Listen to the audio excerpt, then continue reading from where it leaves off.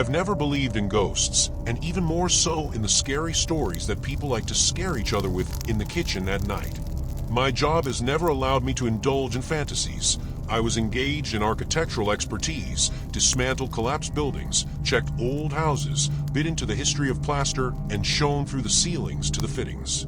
Every crack in a wall, every rustle had an explanation. I was sure of it, until he started a renovation project for an old residential complex on the outskirts. The house stood by the road on a small hill with a good view of the forest belt and the dry channel of the ditch. It was a typical multi-section block built in the 50s with 3 floors, cracked steps, and long dark corridors. The complex was abandoned in the early 2000s, and since then it has stood like a skeleton against the sky. Local teenagers would sneak in there to smoke and throw bottles at the windows, but none of the adults stayed inside for more than a couple of minutes. I needed to conduct an inspection of the structures. The order came from a private developer who bought the site along with the construction. I arrived there early in the morning with a thermal camera, a laptop, a flashlight, and a tablet with BTI plans. I left the car at the barrier, which someone broke down, and threw into a ditch. The air smelled of damp and old metal, as if everything here had been rusting for a long time, not only from the outside, but also from the inside. I entered the first entrance. The ceiling was low, and the stairs were crooked. The walls are peeling green paint, exposing the concrete in places. The smell in the entryway was suffocating, a mixture of mold, cat urine, and something else, elusive, like a musty memory. I moved from floor to floor, taking measurements, photographing, noting cracks. Everything was familiar, but every time I went up the stairs, it seemed to me that someone was quietly walking behind me, not breathing. It was worth stopping. Silence. I chalked it up to echo and paranoia. Old buildings always create the feeling that you're not alone, even though it's just acoustics. On the second floor, I looked into the first apartment on the left. The door was hanging on one hinge, and when I gave it a little push, it creaked and fell off, hitting the floor with a thud. Inside, everything was covered with newspapers. Not windows, but walls. It was like someone was trying to hide from something outside. The newspapers were old, yellowed, and dated 20 years ago. I took off a couple of sheets. There was a layer of foam and plaster under them. Someone deliberately sealed everything up as best they could. There was a worn sofa with burnt upholstery in the corner, and children's shoes were neatly placed next to each other on the windowsill.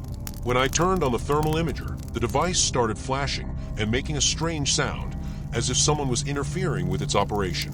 A blur flashed in the camera for a second, like a silhouette, but without a head. I blinked and looked again, but it was empty. I checked the sensors and everything was working. I chalked it up to a glitch, but I still became more attentive. The next apartment was on the corner. When I opened the door, there was a pungent smell of burning, like after a bonfire. In one of the rooms, I found a burnt-out armchair and a bedside table with a notebook on it. The handwriting was neat and printed. I opened it at random and read. I see them every day. They don't look at me. They just stand there. I do not know if they are real, but they appear on stairs, in doors, in the reflections of windows, as if they hadn't left, or they stayed waiting. I closed the notebook. Someone was clearly suffering from paranoia. Still, the words left an unpleasant aftertaste.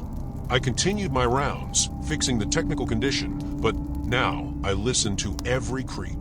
The basement was unexpectedly open. The heavy hatch, rusted at the edges, was simply lifted and pushed aside. It was dark and damp inside. I wasn't going to go in there. The basement wasn't part of the survey plan. But as I stepped back, I noticed footprints by the door. Not just dirt, but fresh boot prints. Someone went down there recently. Very recently. When I returned to the exit, a woman was standing on the landing.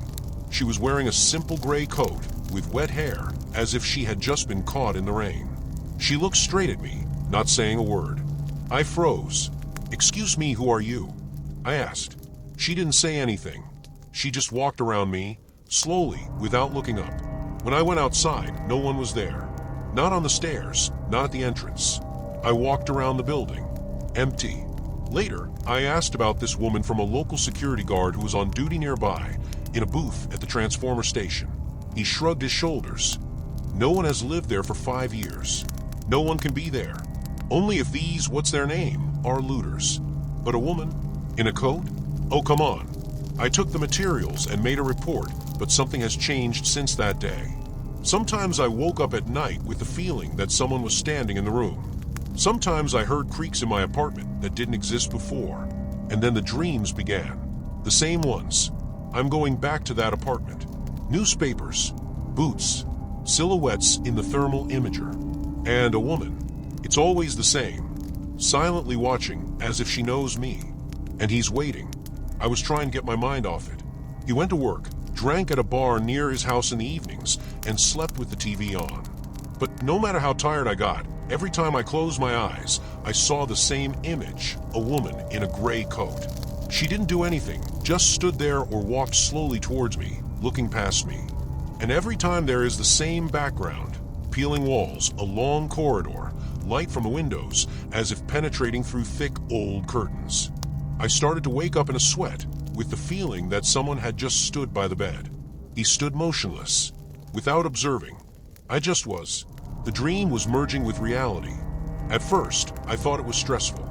This has happened before, hard work, little sleep, nerves. But now I began to notice other oddities. In the car, when driving along the highway, sometimes it seemed that someone was sitting in the back seat. It looks like a silhouette in the rear-view mirror. I immediately turned around, no one. He stopped on the side of the road once, got out, and opened all the doors. Empty, not a trace. No paper, no smell, nothing. One day, returning from a facility, I stopped at a gas station. While I was paying for the coffee, the cashier looked at me and asked, "Are you taking someone with you?" I froze, not knowing what to say. "What do you mean?" I asked. It seemed to me that someone got out of the car with you." She shrugged her shoulders. "A girl, I think. But I could be wrong." I didn't say anything. He got out, quickly got behind the wheel, and drove away. There was movement in the mirror again. I didn't turn around. 2 weeks later, I was called back to the same facility. It was necessary to carry out an additional check of the basement level. The customer was going to use part of the space for a warehouse, and it was necessary to make an assessment. I didn't want to go back there. At all. But he couldn't refuse. It was part of the contract. I arrived a little later than usual, in the early evening, when the sun was already setting. The building still stood in silence, as if it had died out, as if it had been squeezed out from inside. I went to the entrance door, the same smell, the same walls, the same burnt-out steps. When I went down to the basement, the first thing I felt was damp and cold. The air was dense, as if with an admixture of dust, although there was no visible suspension in it. I immediately heard the drops. Rare death. Somewhere behind, to the left, because of the pipe. I turned on the flashlight. The walls were damp and peeling. The electrical wiring has long been cut off. There was an old cupboard in one corner, covered with mold. I got closer and noticed that there was an inscription on the door, scratched with something sharp. The handwriting was uncertain, like that of a man who wrote in a hurry. "Don't hide here. They remember." I recoiled, feeling the skin on my back grow cold. That them again. It's the same as in that notebook. It's like repeating the same scenario, just not made up. The note wasn't old. The edges were fresh. The wood had been scratched recently. I took a couple pictures, quickly checked the overlaps, and made notes. I wanted to leave as soon as possible, but when I turned around, I heard footsteps. Somewhere in the dark, not behind, but to the side, in the far corridor of the basement. Barely audible, as if someone was stepping on a stone, in socks. I froze listening. The light of a lantern jumped from wall to wall. Nothing, but the sound didn't stop. I didn't know what to do. Should I call someone? Check it out? Or just leave? My heart was pounding in my throat, but I took a step forward. Then another one. I needed to know. I had to make sure it was just drops. Just an echo. Just rats. I went out into a side corridor. Pipes hung from the ceiling, and water dripped from one. There's an old fire alarm on the wall that hasn't been working for a long time. And there, at the end of the corridor, there was a flash of movement. Someone slipped from one room to another. I rushed over there. Without thinking, I just walked, feeling the cold squeeze my skin. I ran into the room and saw someone standing at the window. In a gray coat. My hair is wet. You can't see the face. I wasn't breathing. "Who are you?" I asked. She didn't answer.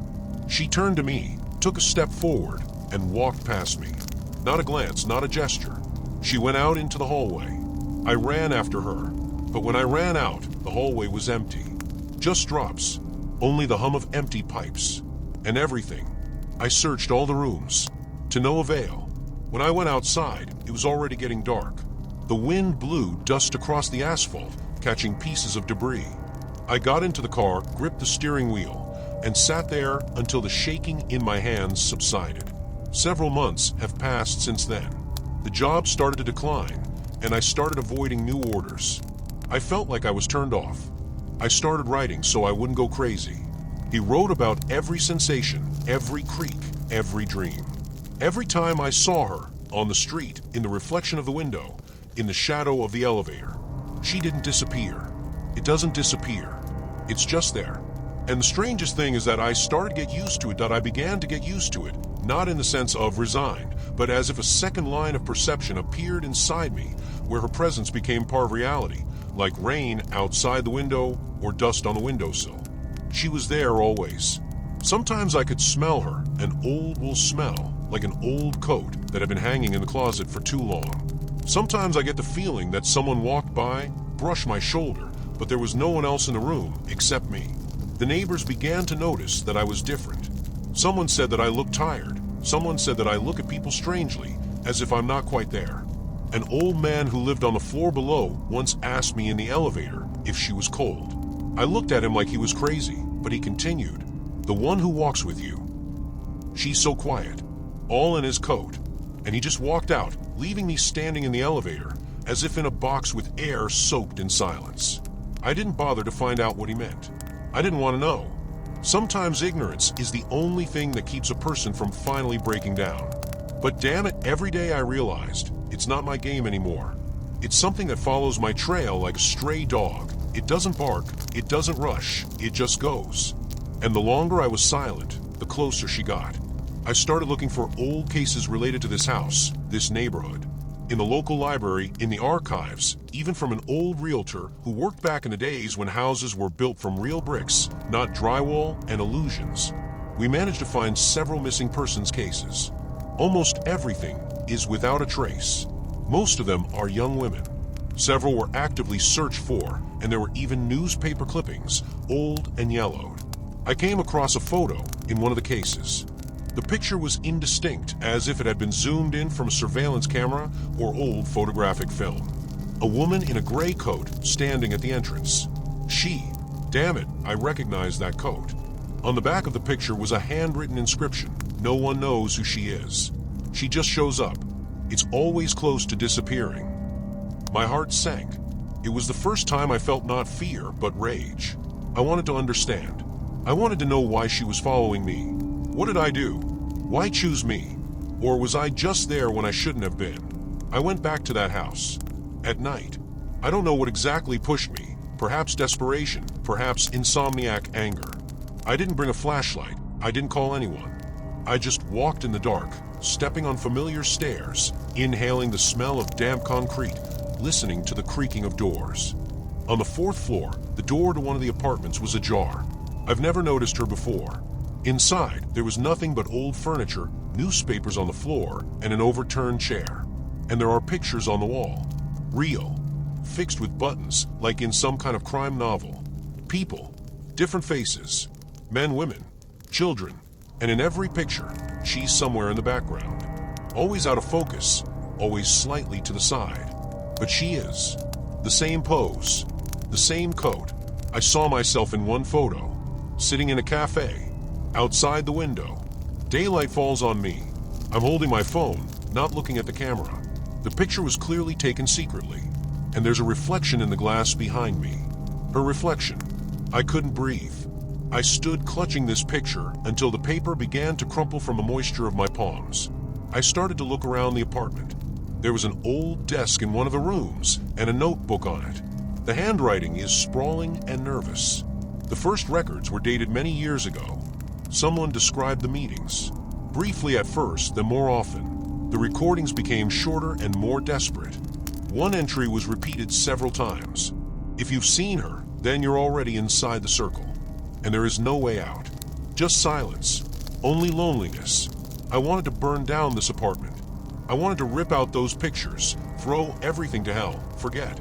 But I realized that I had gone too far. I wasn't looking for the truth. I was just trying to breathe in a room where there was no more air. I didn't turn on the light on the way home.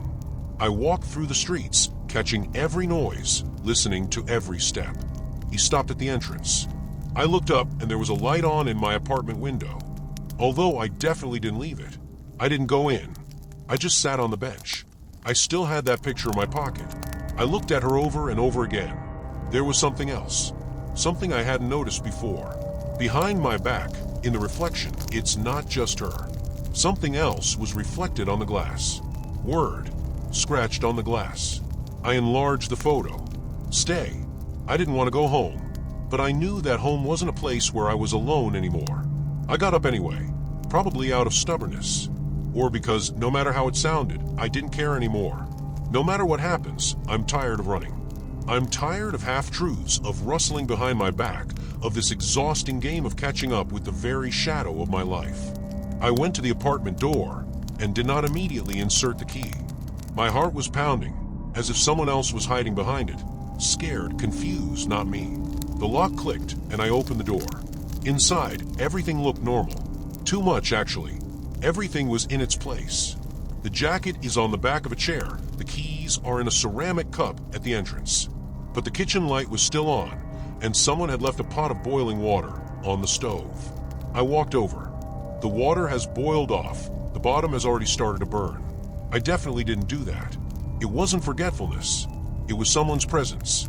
I walked around the apartment, cautiously, silently, checking room by room. But no one, not a sound, no movement. It just feels like I'm not alone in this silence anymore. There was a note on the desk. Plain, crumpled paper. I unwrapped it. His hand was shaking. The handwriting was the same as in the notebook from that apartment. You let me in, then only down. I didn't understand what down meant. I didn't have any stairs or a basement, only the balcony. And I went to him like it was the only logical solution. He opened the door and went out. The cold air hit my face, but everything in my head was electrified. The city below me was familiar and calm, and it seemed as if nothing had changed. Only inside, everything was crumbling, breaking, cracking. In the reflection of the glass door, I saw that I wasn't alone. And he didn't turn around. Not out of fear. Just why? I already knew. It wasn't her. Not the woman with the coat. It was something else much simpler, more real. Something that I have allowed into my life. Loneliness. Loss. The inability to let go. I haven't really talked to anyone for months. He was shutting himself off. I was looking for someone or something that would explain my fears. Instead, I became a part of them myself. Those faces in the photos, maybe they were looking for answers too. Maybe they also thought it was something external. And the truth was simple. We don't die for meeting someone. We're dying of emptiness. I went back into the room, sat down. He stared at the ceiling. There was a noise from below. Someone slammed the door. Someone shouted. Life continued around me, but not in me. I realized that the story I was looking for was my story. The wrong woman, not the disappearances. I'm the one who disappeared. Gradually, quietly, the way it happens to people who are no longer needed even by themselves. And so I'm writing this, not as a warning, and not as a confession. It's just because at some point you have to tell, not out loud, to myself, or the emptiness behind my back, so that there would be at least some kind of line, so that someone would see and understand someday. I didn't plan on going back there. Never. After what happened, I promised myself not to go near those woods anymore. Don't even look in the direction where the road goes deep into the trees and gets lost between the trunks, where the air becomes quieter than it should be, and where even the birds seem afraid to break the silence. I've kept my word for almost 15 years. Almost. My name is Jake. I'm 37 now. I grew up in a small settlement on the edge of the Appalachian Mountains, in an old wooden house that my grandfather built. The house creaked with every step, smelled of old wood and the wind from the hills, but it was cozy. We lived in poverty, like most of the families around us. My father worked at an old sawmill, my mother kept a vegetable garden and sold sunsets. The forest was everywhere. It didn't start somewhere far away, it was behind the house, just outside the property. Sometimes in the morning I went out to get firewood and heard someone moving in the thicket. but it didn't scare me then. It was just a forest, our forest, part of everyday life. My brother Travis and I had a habit. Every summer we would arrange a hike for a few days deep into these very forests. A tent, sleeping bags, some food, a hunting knife, an old map, and off we go. No phones. We were looking for adventures. As children, it seemed to us that we were free in the forest. Everything was new, unexplored. When you're 15, you don't see any threats. You feel like everything is under control. But this is not the case. Our last trip was in 2008. I remember exactly because Travis disappeared a week after him. He left alone, for the first time without me. He said he wanted to be alone with himself. I tried to talk him out of it, not because it was scary, but because we didn't do it that way. It's always just the two of us. It's safer that way. But he insisted. He took his tent and backpack and left. He said he'd be back in 3 days. He didn't come back. We searched the forest with volunteers, with police, with dogs. There are no traces. No backpack, no knife, no clothes, no campfire, no trail, nothing. It was as if he had disappeared. My father broke down. The mother stopped talking. I dreamed about Travis every night. I blamed myself for letting him go alone. That I didn't go with him. That I didn't stop it. Then humility came. Or rather, the dulling of pain. People around said that there were pits in those forests, the mines of old coal mines, where you could fall through. Someone thought that he had gone further than planned, fell, crashed. But no one found any trace. I left. First to the neighboring state, then even further away. I was looking for any reason not to come back. Started a family. Worked. I tried to live as if there was no past. But in every silence of the night, I heard that forest. It's like he's breathing. As if he remembers. My mother died last summer. Stroke. She was buried next to her father. After the funeral, I was left alone in the house. It was necessary to pack up, arrange the paperwork, perhaps put everything up for sale. I thought I could do it in a day or two. But as soon as I opened the attic, everything went to hell. There, in an old chest under dusty rags, I found a map. Our map. With the marks of the places where Travis and I spent the night, fished, and hid cigarettes from my father. But there was something else on it. One bold black mark is old parking lot. July. I didn't remember us putting it on. There is an inscription on the back of the card. His handwriting. If I don't come back, don't look for me. If you do decide, go alone. I sat on the floor with this map until the sun went below the horizon. Everything was turning inside out. I was shaking. Travis never wrote like that. He wouldn't. It was a warning. Either an invitation.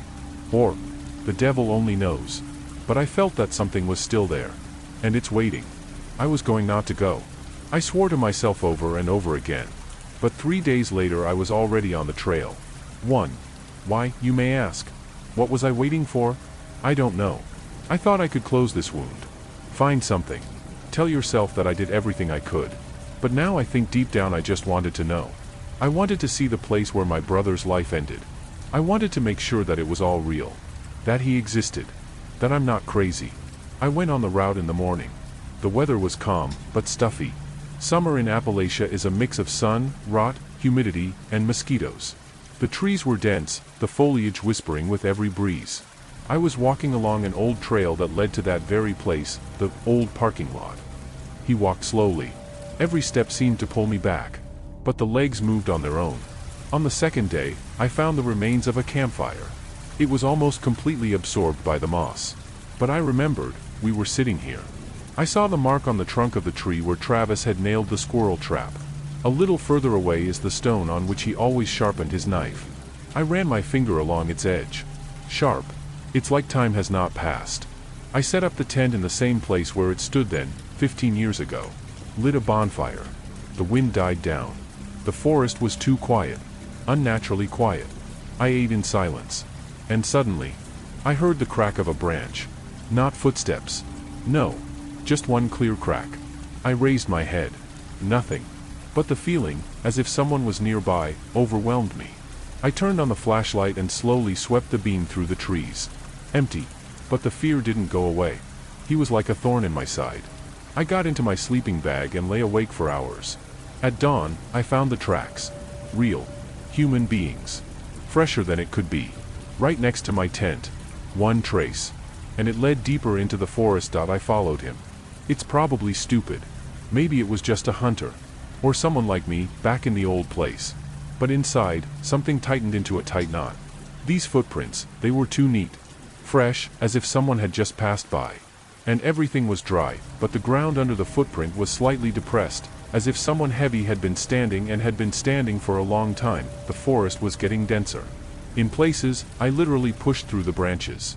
Leaves scratched my face, cobwebs stuck to my hands, but I walked. Deeper and deeper. About an hour later, I came to a clearing. An unusual place. It was round, as if it had been carved out, and smooth, as if someone had deliberately cut everything down at the root. The grass is flattened. In the center are the remains of a campfire, much fresher than I expected. Black, still smelling of burning. Someone was here recently. Very recently. The coals haven't cooled down to the end yet. I stood and watched. It feels like someone is there, but doesn't want me to see them. I didn't call out. Not once did he shout. He just stood there, silently, clutching the knife in his pocket. Then I noticed a sock lying in the grass next to the campfire. One. Dirty, with a hole in the heel. I bent down. I got to know this feeling, which is difficult to explain. It's somewhere between horror and recognition. I knew that sock. He was my brother. The same color, the same pattern. We always joked about his ugly wardrobe. With a stain that I myself once covered with ketchup. The sock is 15 years old. And it was lying there, as if it had been dropped yesterday. I wasn't thinking. He just started rummaging through the grass, in a circle, raking everything with his hands. I found something else, a corner of an old tent tied with a rope. Mold. The fabric broke in my fingers. I peeled back the layer of branches and saw the frame. Metal arcs. They were twisted, as if something had squeezed them, bent them. The remains of a sleeping bag. A plastic spoon. Everything was covered in dust and rot, but it was our camp. It is here, it is this clearing. Which means he was here. He got there. And then I noticed one more thing, the bark on the nearest tree. It had a neckline. Neat, in letters. The letters were crooked, but legible. I'm scared. I can hear someone breathing. And below that, I'm not alone. My whole body froze. As I read, I felt a chill spreading through my chest. The handwriting was illegible, as if the hand was shaking. But it was him. I knew for sure. He was writing, sitting here, and someone was standing next to him. Or he thought he was standing. I sat down on the ground, lost. How long had he been here alone? What did you hear? What did you see? Why didn't you tell me anything if you survived? Or didn't survive? I did not know. I just felt the fear begin to rise, slowly, like water in a closed room. I went back to the campfire. I decided to stay. This time it's for the night. I laid out my sleeping bag and forced myself to eat with difficulty. After dark, the forest began to sound different. Not scarier, but just more persistent. It was as if each sound did not come by itself, but with some kind of meaning. The branches were cracking. The wind was blowing, but not as usual. It did not touch the face, but seemed to seep through the hair, like something alive. I sat by the campfire and stared into the darkness. At about 10 o'clock, when the fire was almost out, I heard the first whistle. Thin, smooth. No animal in the forest whistles like that. It was a man.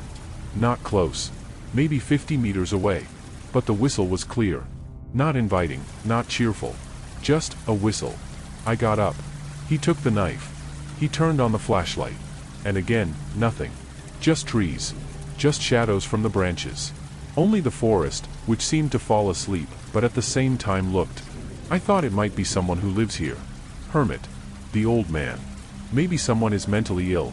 It doesn't matter. But I should have known. I stepped into the darkness, beyond the circle of light. I started walking towards the sound. Every step was difficult, as if the forest was resisting. Branches slapped his face, and the roots beneath his feet grew denser. Then I saw her. Shirt. Hung on a branch. Old, faded, but still holding its shape. I recognized her. It was Travis' shirt. He was wearing it on that very camping trip. I saw the picture.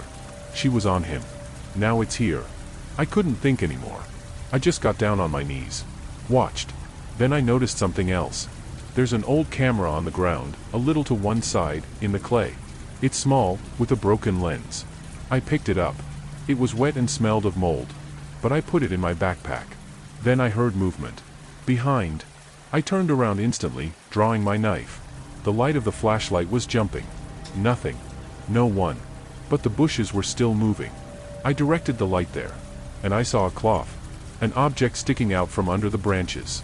I approached slowly. It was a backpack. Old, worn out. He lay there as if he had been abandoned. I recognized him right away. It was his. I slowly opened the zipper. Everything is his inside. Jacket, map, the notebook, and a knife. It's old, with a worn handle. I was holding it in my hands, and noticed how the whole handle was covered in some dark spots. Dried mud? No. It smelled of iron. I didn't check further. I was sitting there in the middle of it all, and I felt a lump rise in my throat. Everything said that he was here. Long something's happened. Something terrible. But that was it, without traces. No bones. No rags like in the movies. Just his stuff. It's like he took them off and left. Or he was forced to. And then I understood. You can't stay here. We have to leave. Tomorrow. The first light. But I couldn't sleep that night. I didn't sleep that night. He was leaning against a tree, with a flashlight in one hand and a knife in the other. The bonfire had long since gone out, but I was afraid to light another one. Too bright a light could attract someone who already knows I'm here.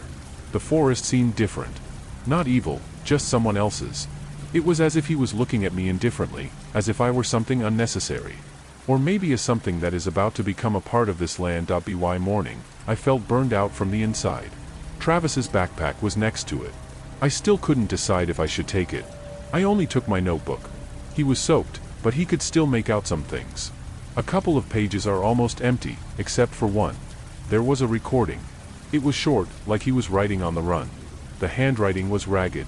I heard someone calling. At first I thought it was Chris. But Chris didn't come. I followed the voice. Then I realized it wasn't him. Someone knew my name. I do not know how to go back. He didn't say he was scared. He didn't ask for help. Just that. Just a statement of fact. Someone knew his name. And he lost his way back. I was walking in the direction where, according to my recollections, there should have been an old hunting trail. We once found her in the depths of the forest. No one marked it on the map, but it led to a clearing, and from there you could get out to civilization. I walked through the branches, feeling the weight on my shoulders getting heavier with every step. At some point, I stopped. There's a clearing underfoot. The tree trunks were lying on the ground. Some are fresh, others are covered with moss. And here's something strange, shoes are among it all. Work boots. They stand in parallel. It was as if the man had taken them off carefully before leaving. And next to it is a helmet. I bent down. It's white, with the logo of some kind of logging company. It's covered in mud and dried blood along the rim. I picked it up and saw on the inside the inscription in felt-tip pen, Randy. A simple name. Probably an ordinary worker. I began to look around more closely. The remains of food wrappers, a can of energy drink, a rusty shovel. And there's something else, red plastic. I walked over. It was a walkie-talkie. It's heavy and old. It's broken. I pressed the silence button. This place was abandoned in a hurry. It was as if someone had interrupted their work. Or they left without finishing. I continued on my way. I walked in silence most of the day. No animals, no birds, nothing. Only the creaking of the trees and his own breathing. In the evening I went out to the old hut. She was standing in the thicket, almost invisible. Darkened wood, faded walls. The door is half open. I stretched, and the creak of hinges echoed through the forest like a gunshot. There's dust and rot inside. The furniture is broken. There are faded newspapers on the walls. One corner was covered with a mat of old jackets. It looks like someone lived here. Recently. I saw a jar. The food inside is canned. The expiration date is not out yet. And that feeling again, someone left shortly before me. Or he just went out for a while. There is a box in the right corner. I lifted the lid. There are photos inside. Yellowed, some with signatures on the back. People sitting around the campfire. Family. A couple of workers. And one photo that paralyzed me. She wasn't old.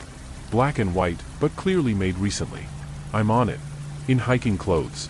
I look away. Travis is next to me. We're in a clearing. I've never seen this picture. No one did it. No one had a camera. Not that night, not later. I don't remember running out of the hut. I just suddenly realized that I was standing in the woods and breathing like I'd run a marathon. The photo was in my hands. I didn't let him go. One thought was spinning in my head: who took this picture? Who was there then? I turned off the trail and just walked. Too fast, almost on the run. I fell a couple of times, tore my pant leg, scratched my shoulder, but I didn't stop. I needed to get out. Until dark. I wasn't going to stay here at night anymore. When the first traces of machinery appeared, a broken cart, pieces of metal, I realized that I was approaching the old logging site. There must be roads here. People. I made my way through the undergrowth and finally saw a clearing. Straight, with a rutted track from a heavy car. That was the way out. I sat down on the ground. I just sat down and didn't move for a long time. It was only now that I noticed how my hands were shaking. I looked at the picture. He looked at the hut disappearing behind the trees. And I thought, how many people have already come here? How many came out? And how many are left? I sat on the ground, clutching the photo in my palm, as if it were the last anchor preventing me from falling into complete madness. The clearing ahead stretched like a lifeline, but I couldn't bring myself to walk right away. My whole body ached with fatigue, but it wasn't the pain. Everything that had happened had left a hole inside that couldn't be patched up. I no longer knew what was safe and what was a trap. I didn't know who to trust. I wasn't even sure if I would find people when I reached the end of this trail. But I went. Not because I was ready, but because if he had stayed, he probably would never have come out. He walked slowly, checking every step. The path seemed endless. There's nothing around every corner. Just a forest, shapeless, identical, without sounds. I walked until almost dark, when I heard the first sound that didn't belong to me. The hum of the engine. Far away. Muffled. I froze. It could have been a logging truck, a hunter, or anyone else, and I was damn ready to hug anyone just to get out. I turned towards the sound, smashing my hands on branches, jumping over ditches. And now, the light. Not daytime. From the headlights. The car was parked at the edge of the forest. A large pickup truck with an open body. A man was sitting inside. He was munching on a sandwich and listening to the radio, while I, in dirty clothes, with dried blood on my face, rushed out to him like a madman. He was scared, but he didn't leave. He gave me some water. He said he was working on a billet. He left to check the equipment and was supposed to come back an hour ago. I asked where the nearest town was. He looked at me sympathetically and said, "Sit down, boy. I'll take you there." On the way, he told me that people often get lost in these places. That the forest here is old, and it happens that even with GPS, someone leaves and does not return. I didn't ask how many there were. One thing was enough for me, Travis. I kept his notebook in my pocket as a memento. When we got to the first gas station, I asked him for his phone. I called my brother. He didn't believe it was me. He shouted that they were looking for me, that they had combed the forest, that they had even found some scraps of clothing. I didn't tell you everything over the phone. He just said he was alive. That I'm coming back. I spent the night in a motel next to the road. Under the hot shower, he almost burst into tears, but restrained himself. I fell asleep in my clothes, with a knife under my pillow. I woke up in the middle of the night when someone walked down the corridor, and only then did I realize that I wasn't in the woods, that the doors weren't creaking in the wind, and that the walls here were real, not made of rotting planks. I left the next day. But not home. First, I went to the sheriff's station, where I told them exactly where I had seen the hut, shoes, footprints, and a hard hat.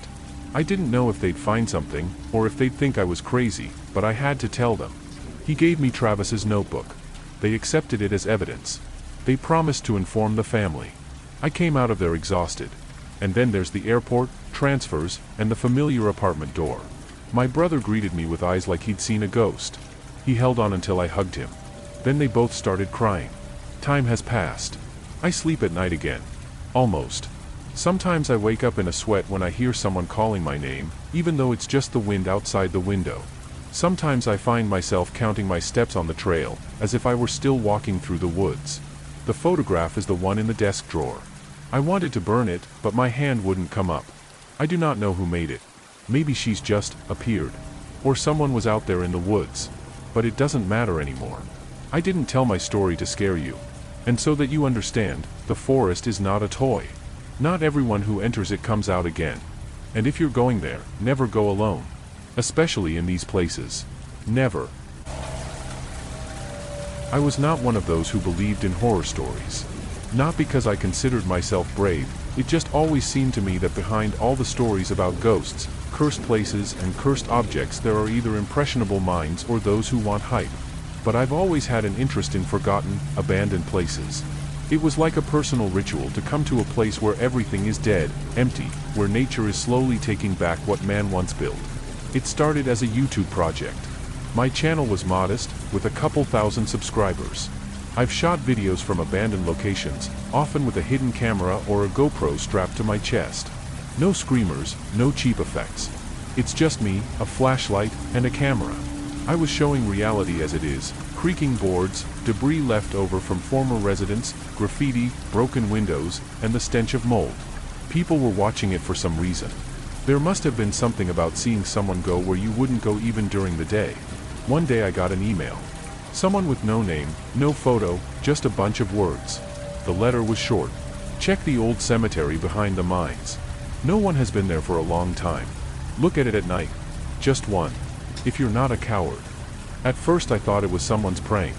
But the coordinates were real. The satellite images actually showed something like a cemetery, overgrown with trees, away from the nearest roads, surrounded by forest and fields. There was no information about him on the internet. Even old mentions. It was as if it existed outside of time, outside of archives. It got me hooked. I didn't believe in ghosts, but I did believe in forgotten stories. A week later, I packed everything I needed. Several cameras, a flashlight with spare batteries, a GPS tracker, food and water for the night, a folding knife, not because I was expecting something terrible, but just in case. I left the car about a kilometer away from the coordinates. Beyond that there was only a country path covered with foliage and littered with fallen trees. I reached the cemetery before sunset. It was real. So real that it took my breath away when I first saw it through the branches. There was no fence, no gate. Just stone tombstones scattered on the slope among sparse trees, and the ground pitted with roots and molehills. The plaques were erased. Some crosses were lying on the ground. It felt like no one had set foot here for a long time. And yet, the grass around some of the graves was flattened. It immediately caught my eye, although I tried not to think about it. I turned on the recording, fixed the GoPro and started shooting. He just described everything he saw in a calm, measured way. The sun was setting fast, and soon everything around was painted in dark blue and gray shades. I settled down by an old tree with a view of the entire slope and unfolded my backpack. The plan was simple: spend the night, record everything that happens, and edit the video in the morning. No more. Everything went fine at first.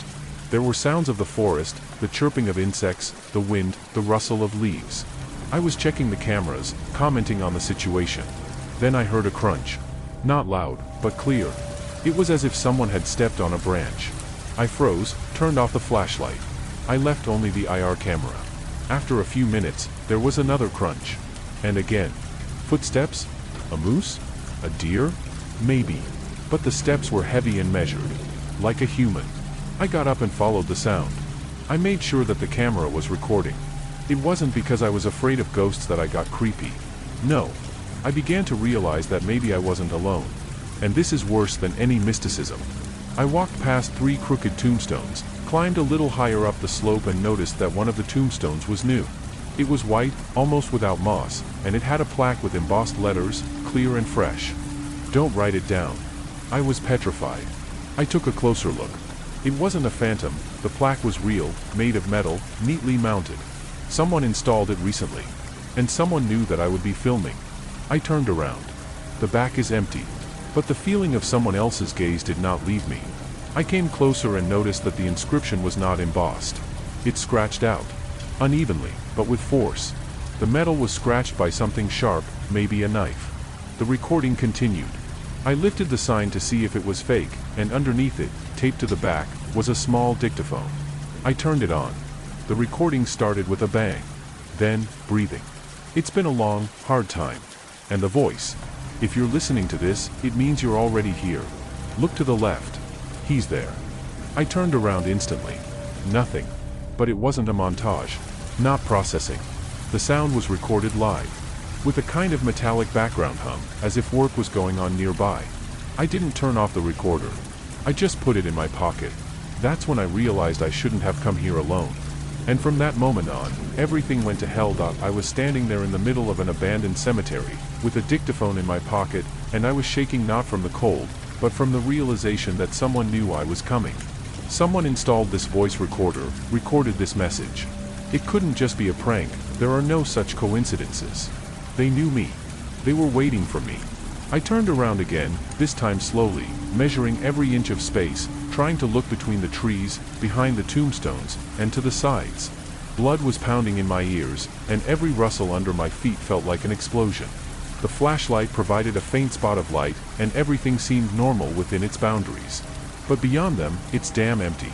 I headed back to my backpack, trying not to make any noise, but every step through the dry branches sounded like I was falling through glass. When I returned to my seat, I immediately started checking the cameras. One stopped writing. The battery? No, the battery was fresh. She just shut down. The second one was recording, but it was twitching as if someone was moving a tripod. I couldn't believe my eyes. The tripod was fixed. No one touched him. I would have heard. Or, he should have heard. I took a deep breath, sat down on the ground, leaning back against a tree. I needed to calm down, turn on my head. They're not ghosts. It's a man.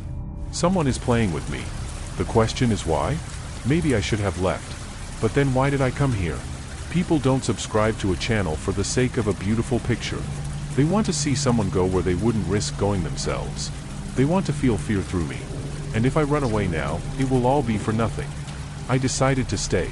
I adjusted my night vision, turned on the camera on my frontal mount, and began filming myself.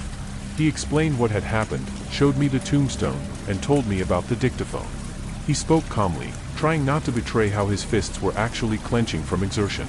Everything was screaming inside, "Go away." But I stayed. It must have been about 20 minutes. Everything was quiet. The forest has become somewhat sticky to the sound. The sounds are muffled, as if someone wrapped cotton wool around the trees. And that's when I noticed the movement. Barely noticeable, at the edge of visibility. The camera caught it. I rewound it. In the video, a figure flashed in the distance, between two tombstones. An ordinary human one. In dark clothes. But that's what bothered me, she didn't move. She just stood there. One frame. There is no next one. Disappeared. I got up. The light of the flashlight was rushing in all directions, and I was walking towards where the figure was visible. Empty. Not a trace, not a sound, not even a hint of someone's presence. Only the grass, flattened in one place, as if someone had been standing there for a long time. I came closer, and I saw it, boot. Simple, old, dirty. Left. There was no second one.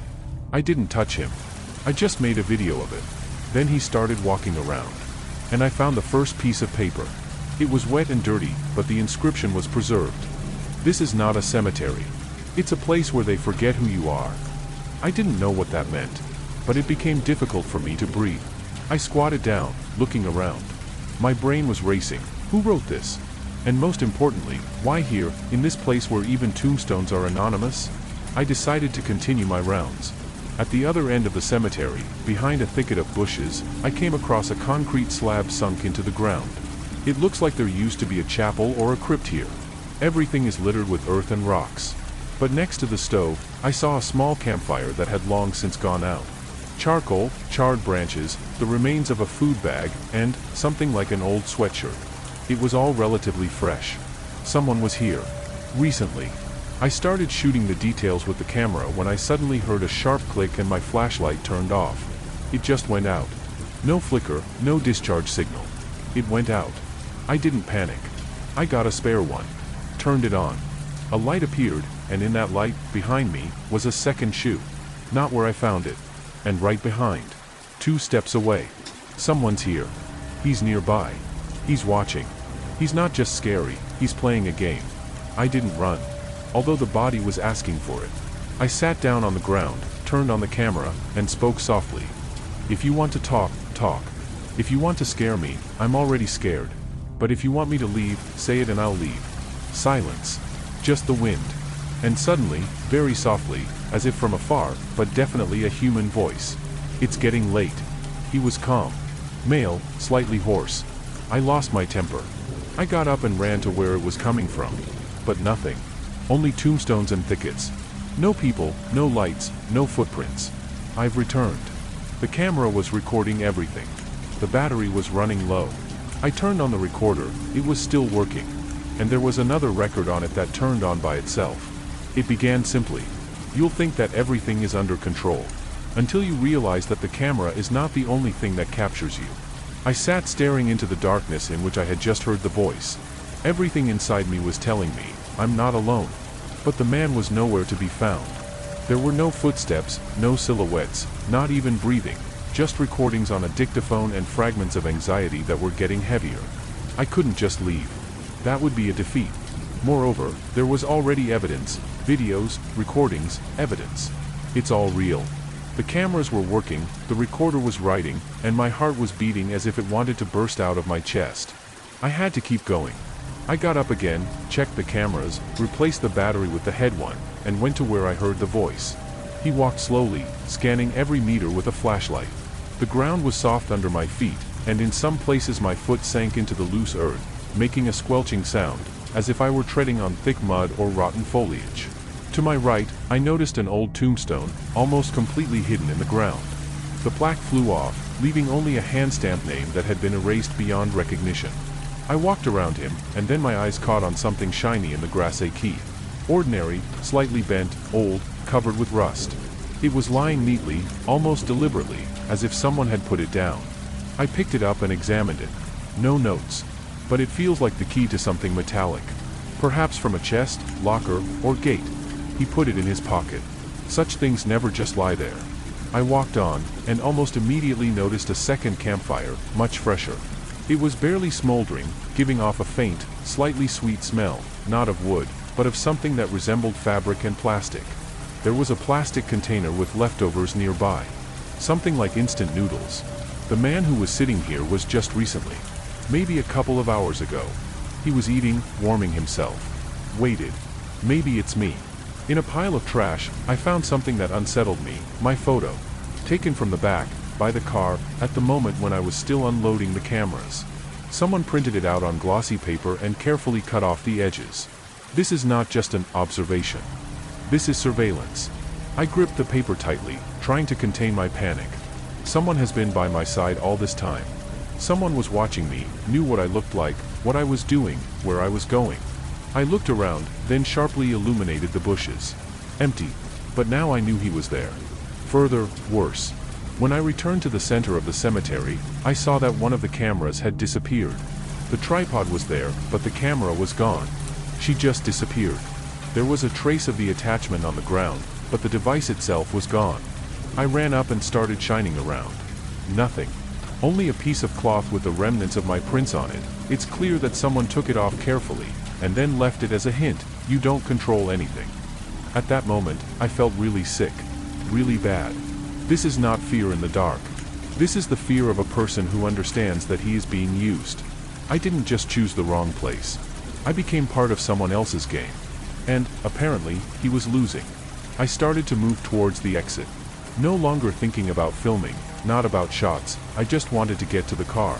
But as soon as I got to the cemetery gate, I saw that the door was locked with a chain that had not been there before. A huge padlock, a fresh bracket. She didn't look old. She was hanged recently. Quite recently. I tried to walk around the cemetery along the fence. There was barbed wire everywhere where it was possible to get through. Pieces of rope, boards with nails, and even primitive traps in some places. One of them almost pierced my leg. Someone has isolated the area. I went back, sat down on the ground and started thinking. And then I heard the beep of a walkie-talkie. Deaf, hoarse. Not mine. I didn't bring a walkie-talkie. But someone took it. And now she was squeaking. I got up. The sound came from behind a row of graves, to the left of the old tree. As I approached, I saw a backpack. Black, worn. There was no new lock on it. Next to it is an empty water bottle and a Polaroid photo. It was me in the picture. Sleeping. In the car. Someone was inside my car, taking pictures of me in my sleep. I didn't just follow, I approached. Very close. I reached for the walkie-talkie, and at that moment something hissed in it, as if someone was breathing directly into the microphone. I froze. And then I heard the phrase, "Do you still think it's just a shoot?" My hand was shaking, clutching the plastic case. I was standing in the middle of the cemetery, surrounded by tombstones, a camera that someone had taken, photos that someone had taken, and a lock that someone had put up so I wouldn't leave. I was trapped. The real one. Without mysticism. No ghosts. Only people. Human. Or several. Someone who had been following me for more than a day or two. Someone who didn't just want to scare. someone who had a plan.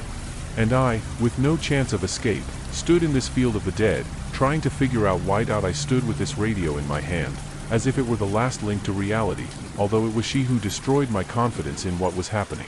The sound of breathing in the speaker was still going on, ragged, heavy, as if the man on the other side had just run. Or maybe he just wanted me to think that. I wanted to say something. Ask a question. Demand an answer. But his mouth was dry, and his voice was stuck in his throat. I just turned off the radio. Not because it was reasonable, but because I couldn't hear that voice anymore. He was too confident. Too close. I looked around slowly. Backpack. Photo. The lock on the gate. The key is in my pocket. Abruptly, as if waking up, I pulled out the key and ran to the gate on the side of the main entrance. Maybe it's her lock. I ran up, inserted the key, but it didn't fit. The discrepancy was obvious. The shape of the teeth was different. At that moment, I began to realize that the key I had found was not here to save me. He's a piece of the puzzle. Some kind of alien game where I'm a pawn and I don't set the rules. Everything I did, everything I found, was thought out in advance. Someone wanted me to take this particular route, in that order, and I've already played their script. I walked back to the center of the cemetery. I went to the place where the missing camera was. He examined the ground, and I found the tracks. Small but obvious are shoe prints leading towards the western part of the cemetery, to where the old brick chapel stood. It had been abandoned for a long time. I knew about that. I saw her myself in the afternoon when I was setting up the equipment. But then she looked like just an old wreck. Now it seemed like the only place anyone who had been following me could hide. I went there. Every movement was deliberate. The flashlight trembled in his hand, as did the hand itself. The chapel door was half open, creaking on its hinges. I pushed it. It gave way with a sharp sound, and I immediately smelled the smell. It was heavy, damp, and smelled of mold, iron, and something else, sweet. It looked like there were old fruits or canned goods lying here. But in the corner, on the floor, I noticed a mattress. Battered, with traces of body oil or sweat. And next to it is another photo. Me again. But now with a face, close up. Made with a long focus. The camera was right in front of me when I was assembling the equipment at the car. It wasn't just a stalker. It was someone who was collecting dossiers. Too methodical. Too accurate. Not crazy, not homeless. Someone who understood what they were doing. Someone who had the equipment, the time, and the purpose. And then I noticed another object. Notepad. Rough, paperback, untitled. Opened. There are records inside. Short, with dates. Here is an example. I arrived at the parking lot at 1910. I unloaded the tripods. The camera on the left was left unattended for 5 minutes. At 1940, the lamp is turned on. It's too bright. Scared of noise. The surveillance continues. And then there are dozens of pages. My actions, my words, even my reactions. Someone was watching me, analyzing me, recording me. There was a dictaphone nearby. I turned it on, and I heard my voice. When I was talking about the camera. When I was laughing at something by the car. Me, when I was swearing under my breath. Someone was recording the sounds when I didn't even know there was anyone nearby. All this is accurate. No passes. Even my breaths were recorded. I stood with this notebook in my hands, listening to myself from the outside, and felt how the line between reality and fear was being lost. It wasn't a haunted house. Not a cemetery. It was a cleverly planned theater, and I was in it, a guest, a spectator, and a victim at the same time. And suddenly there was a sound behind the wall. Easy. It was as if someone had touched a stone. I pulled out the flashlight and illuminated the corners. Empty. But the sound was repeated. It's getting closer. I left the chapel, and then the voice came back on over the speaker of the walkie-talkie, which I still hadn't thrown away. No hissing. Crisp, clear. Have you found enough to understand? Or do you want to know more? I was standing with this radio in my hand, my heart was pounding somewhere in my throat, and the silence around me was so thick, as if time itself had stopped. Have you found enough to understand? Or do you want to know more? That voice was still ringing in my ears, as if it wasn't coming from a speaker, but from inside my head. I slowly lowered the radio and thought about it. Understand? What was I supposed to understand? What kind of game is this, where all the rules are not written by me, but my every move seems to be predicted in advance? It was like someone had been studying me for days. It's like I'm a project that's been watched for a long time. Conclusions have been drawn, reactions have been checked. But the scariest thing is that I began to remember how many little things in recent months in my life seemed strange. Someone erased a car number in the mirror, undelivered parcels, strange calls with beeps in response. At the time, I attributed it to the usual coincidences. Now everything is connected in one line. I picked up my notebook and flipped through the pages again. There were descriptions of my habits. What time do I usually fall asleep? How long do I take a shower? And at what volume is my music playing in the car? Someone was really living my routine. I was watching. But why? And most importantly, who? I decided to leave. Just leave. Quickly, before I started to doubt it.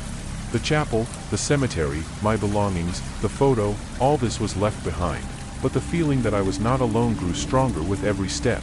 I walked along the overgrown path, going out to the side gate, skirted the cemetery wall and finally saw my car. She was standing just as I had left her. But there's a strange smell in the cabin. Very subtle, almost elusive, but alien. A mixture of tobacco and what looks like cheap cologne. I froze. Then he bent down and looked through the window. There was another photo on the back seat. Right on my backpack. Not sealed, just abandoned. I opened the door and carefully took the picture. I'm on it. At the very moment when I was holding a notebook in the chapel. The photo was taken from behind, through a crack in the wall. It meant that someone was there with me the whole time. Watched. Fixed it. I turned around abruptly, but there was nothing around. No rustling, no footsteps, no flashes of light.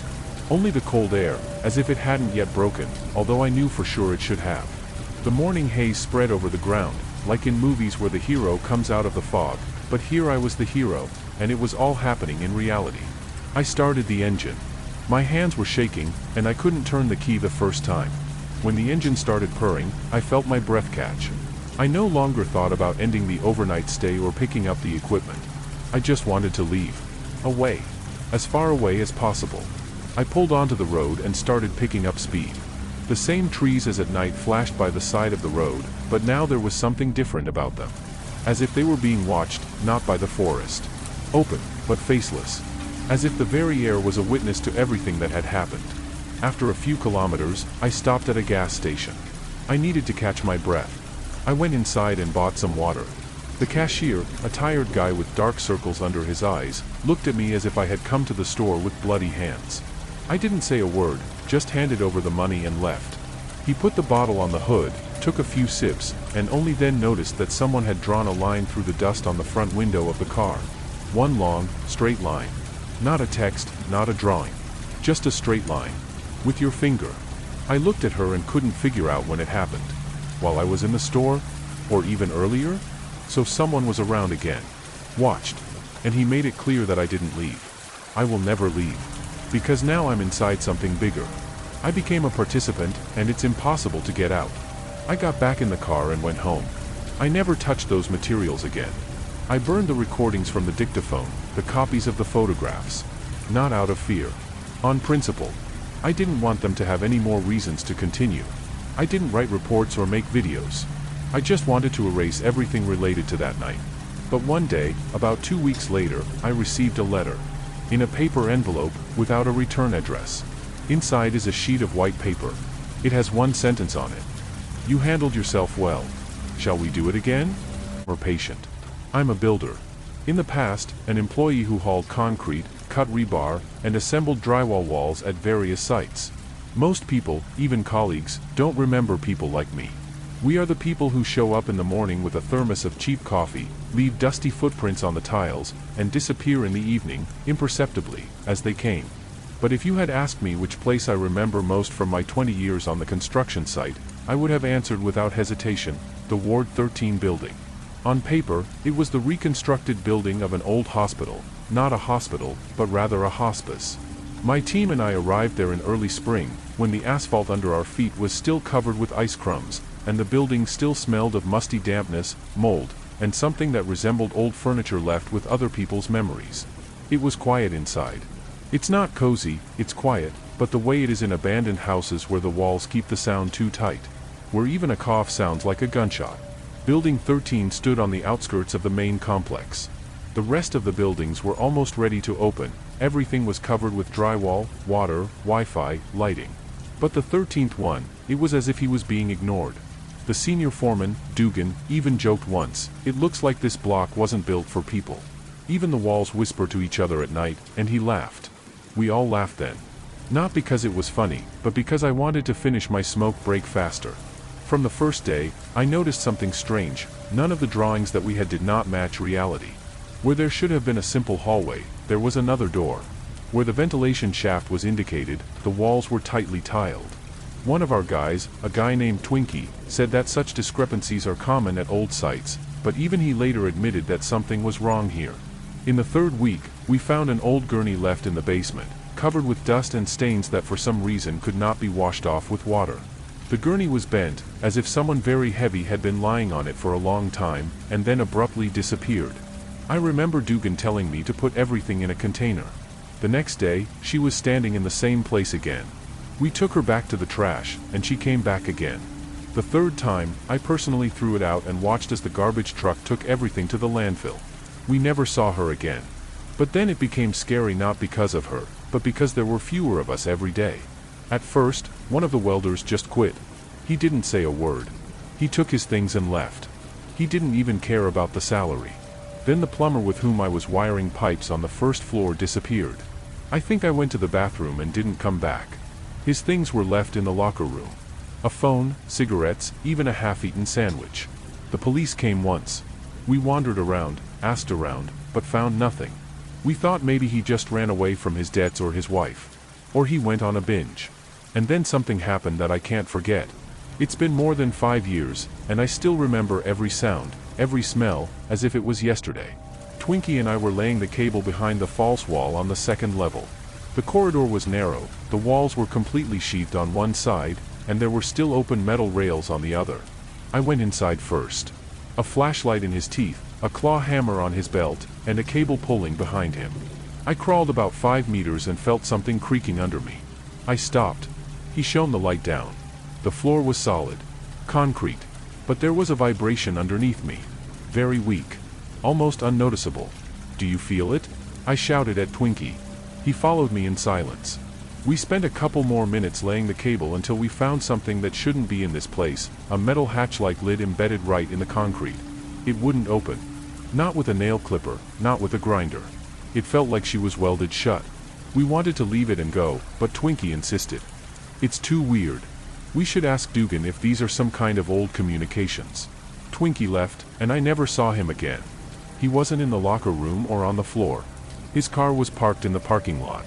His tools are against the wall. But he was nowhere to be found. Dugan said he might just have decided to quit like the others.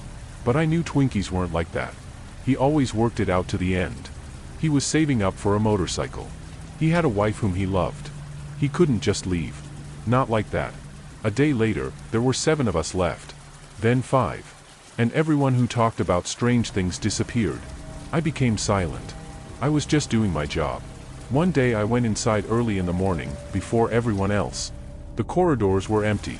On the second floor, in the same area, I noticed open doors that had not been there before. There was an office inside. It was old, with cracked walls and a peeling sign on the door, 13-01. He wasn't on any plane. Not on paper, not in a digital archive. Inside there is dust, scattered paper, an old couch and a metal cabinet. There are records inside the cabinet. Handwritten papers. All of them were dated in the last months before the closure of the building. Here's one of them, I kept it for myself. Patient 0427.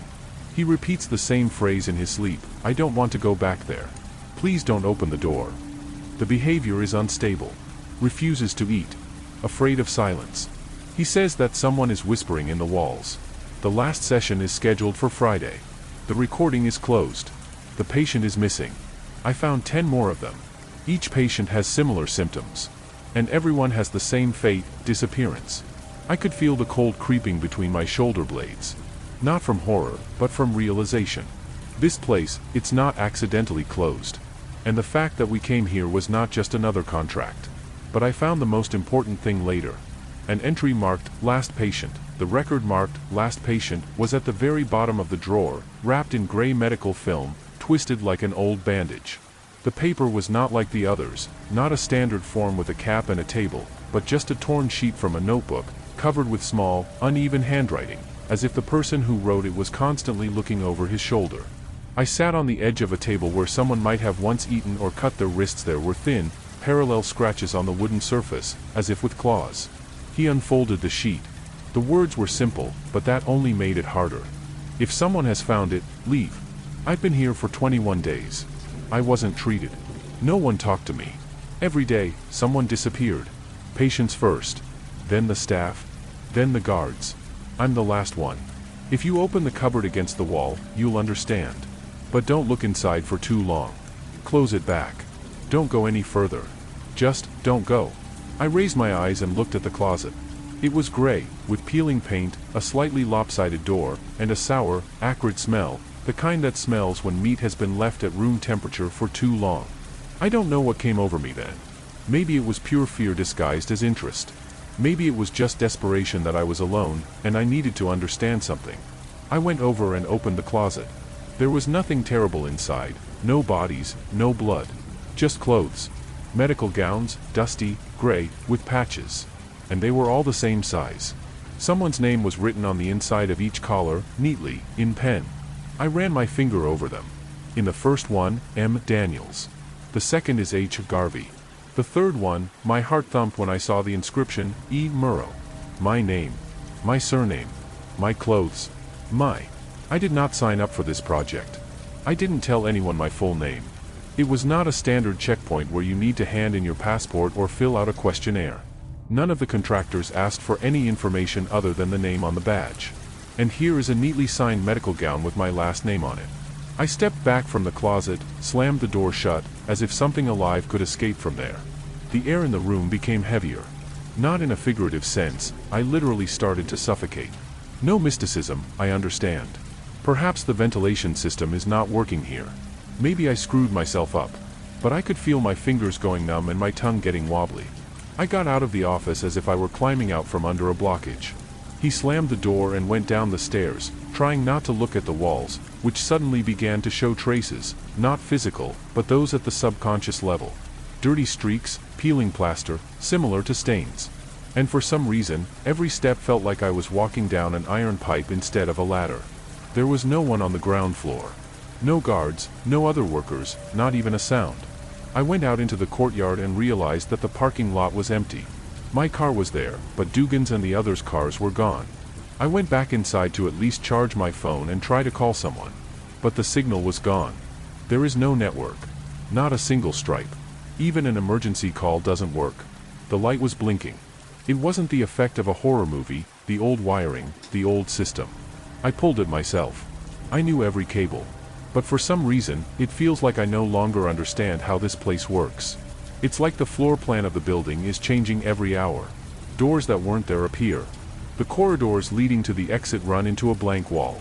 I went to the locker room. Everything that was there was lying as it was left. Twinkie's sweatshirt, Igor's tool case, even the pack of cigarettes that Jim left on the bench. It was as if no one had left. It's like they just disappeared. I noticed that my shoes were sticky from the floor. I bent down and ran my finger over the dust and a sticky, stretchy substance that looked like spilled syrup. But the smell, sharp, almost chemical. It's like they're cleaning a room nearby, but no one has washed anything. I heard footsteps. Quiet ones. Irregular. Somewhere down the hall. I froze. Not from fear, but from instinct. I've been working on construction sites for too long not to distinguish when the sound is foreign. I walked slowly towards the spring. Surprisingly, the footsteps did not stop. They didn't accelerate. They just walked like a metronome. 1, 2, 3. I turned the corner and saw a door. Not a human being. Not a creature. It's just an open door that wasn't there before.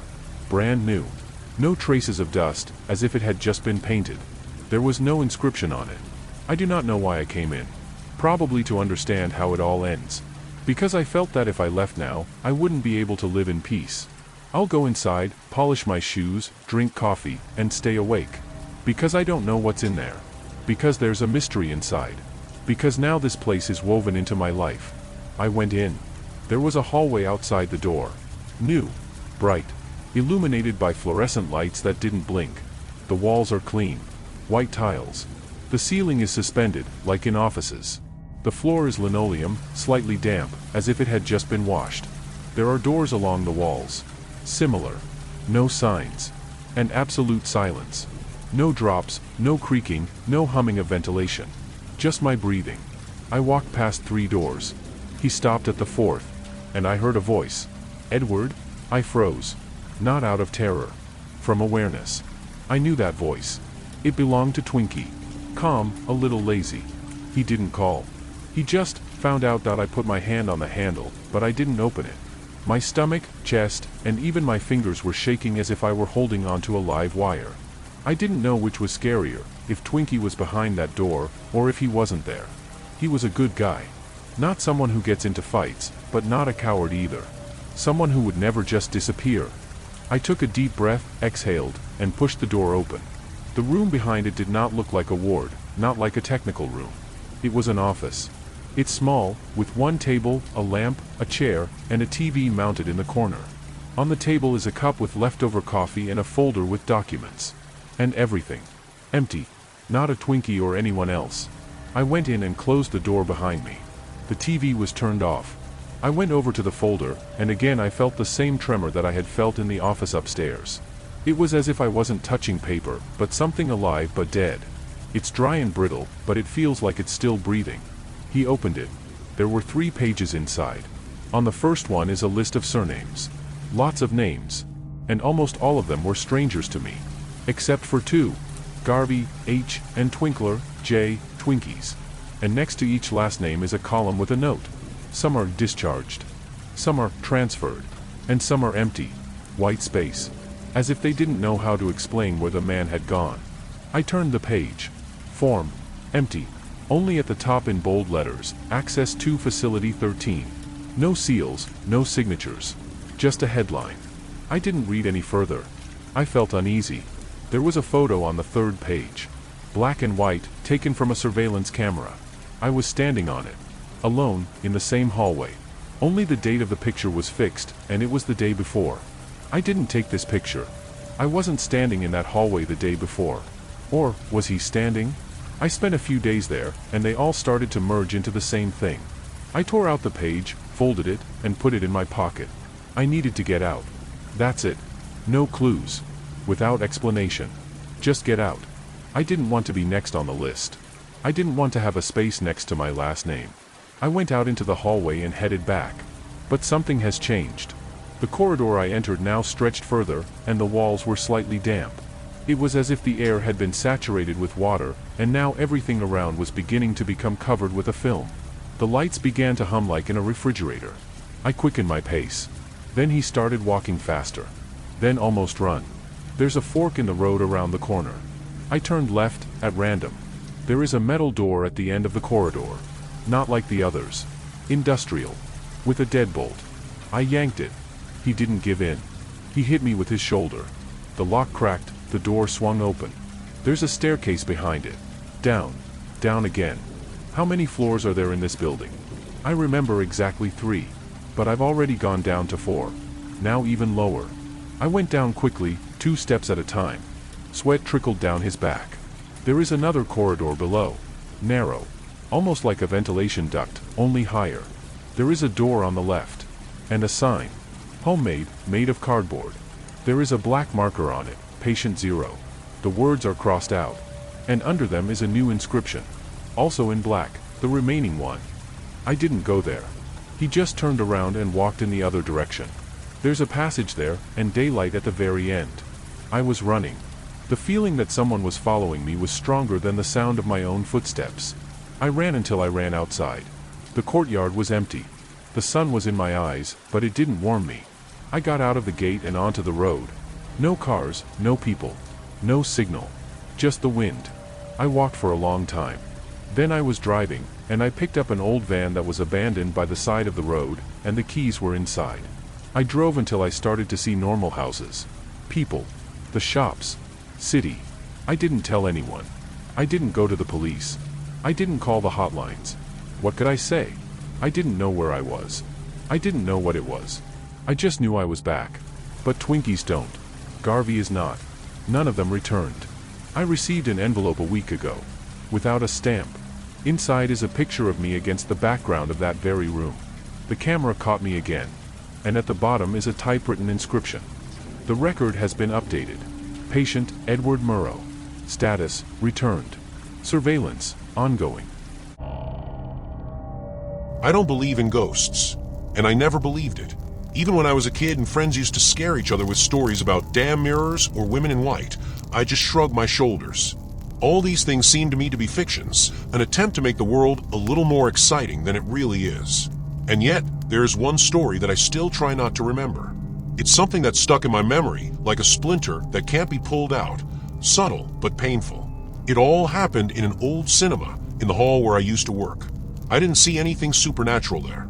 No silhouettes, no rustling behind my back, no cold touches on the back of my head. And yet, that evening still haunts me. The cinema was old, with peeling wooden armrests, long heavy curtains on the sides of the screen, and a complete lack of automation. It was a place where almost no one went anymore. We started the tapes manually, the film sometimes got stuck, the image jumped, the sound lagged behind, but that was the whole soul of the institution. I started working there in my senior year of college. Money was needed, and the schedule of the cashier and the assistant projector was quite flexible. The cinema was run by a man in his 60s named Dan. He didn't say much, but he had a strange respect for the film, for the silence before the start of the session, for the rustle of popcorn packages. He didn't put any new items.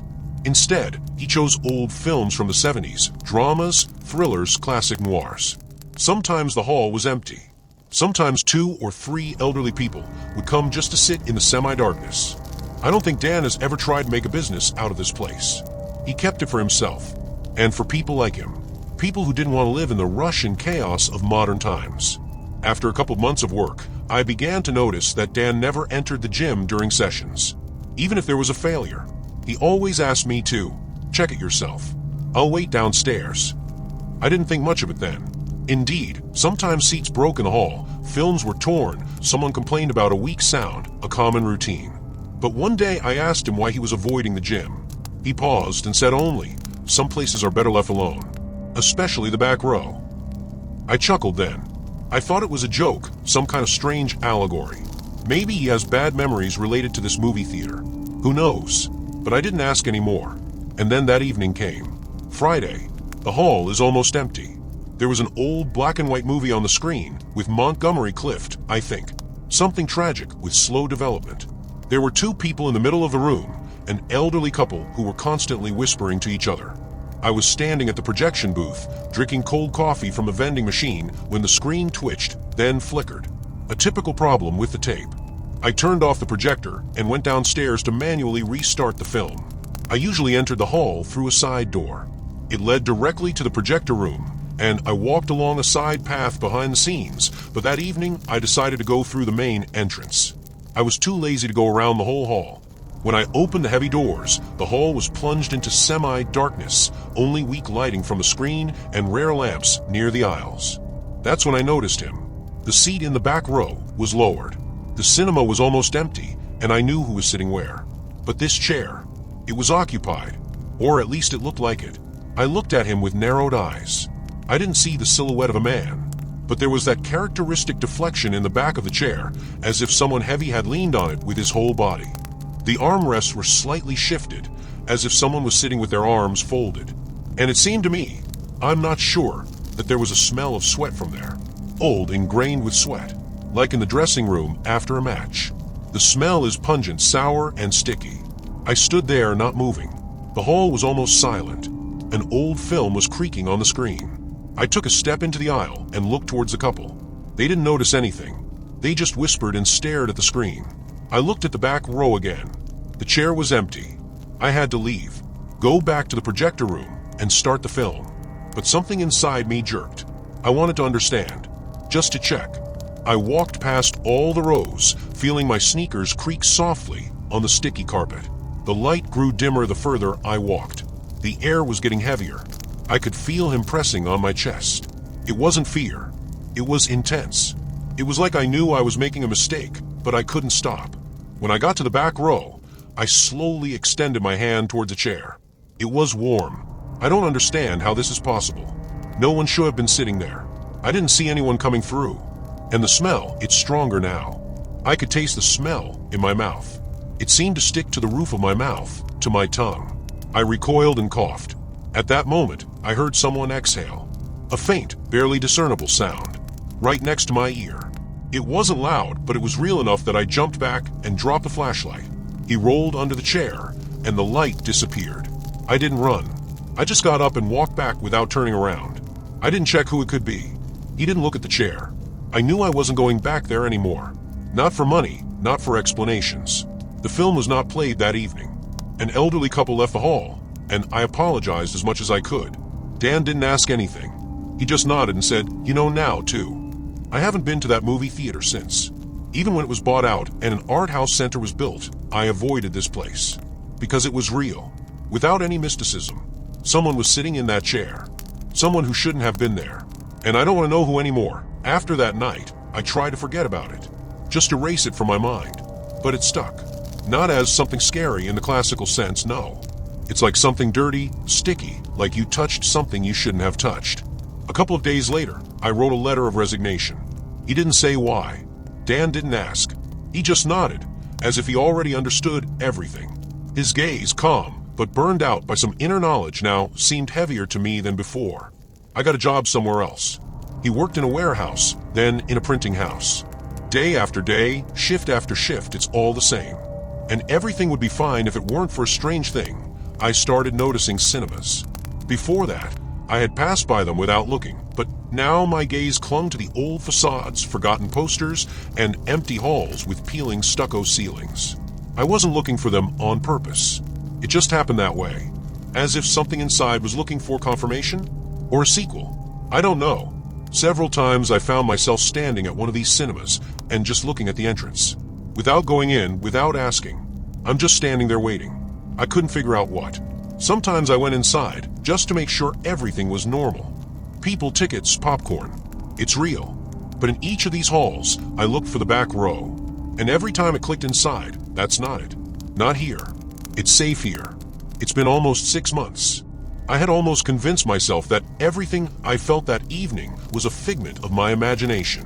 Maybe I just overexerted myself. Perhaps the smell was from the air conditioner, the chair was reclined by someone earlier, and everything coincided at the wrong moment.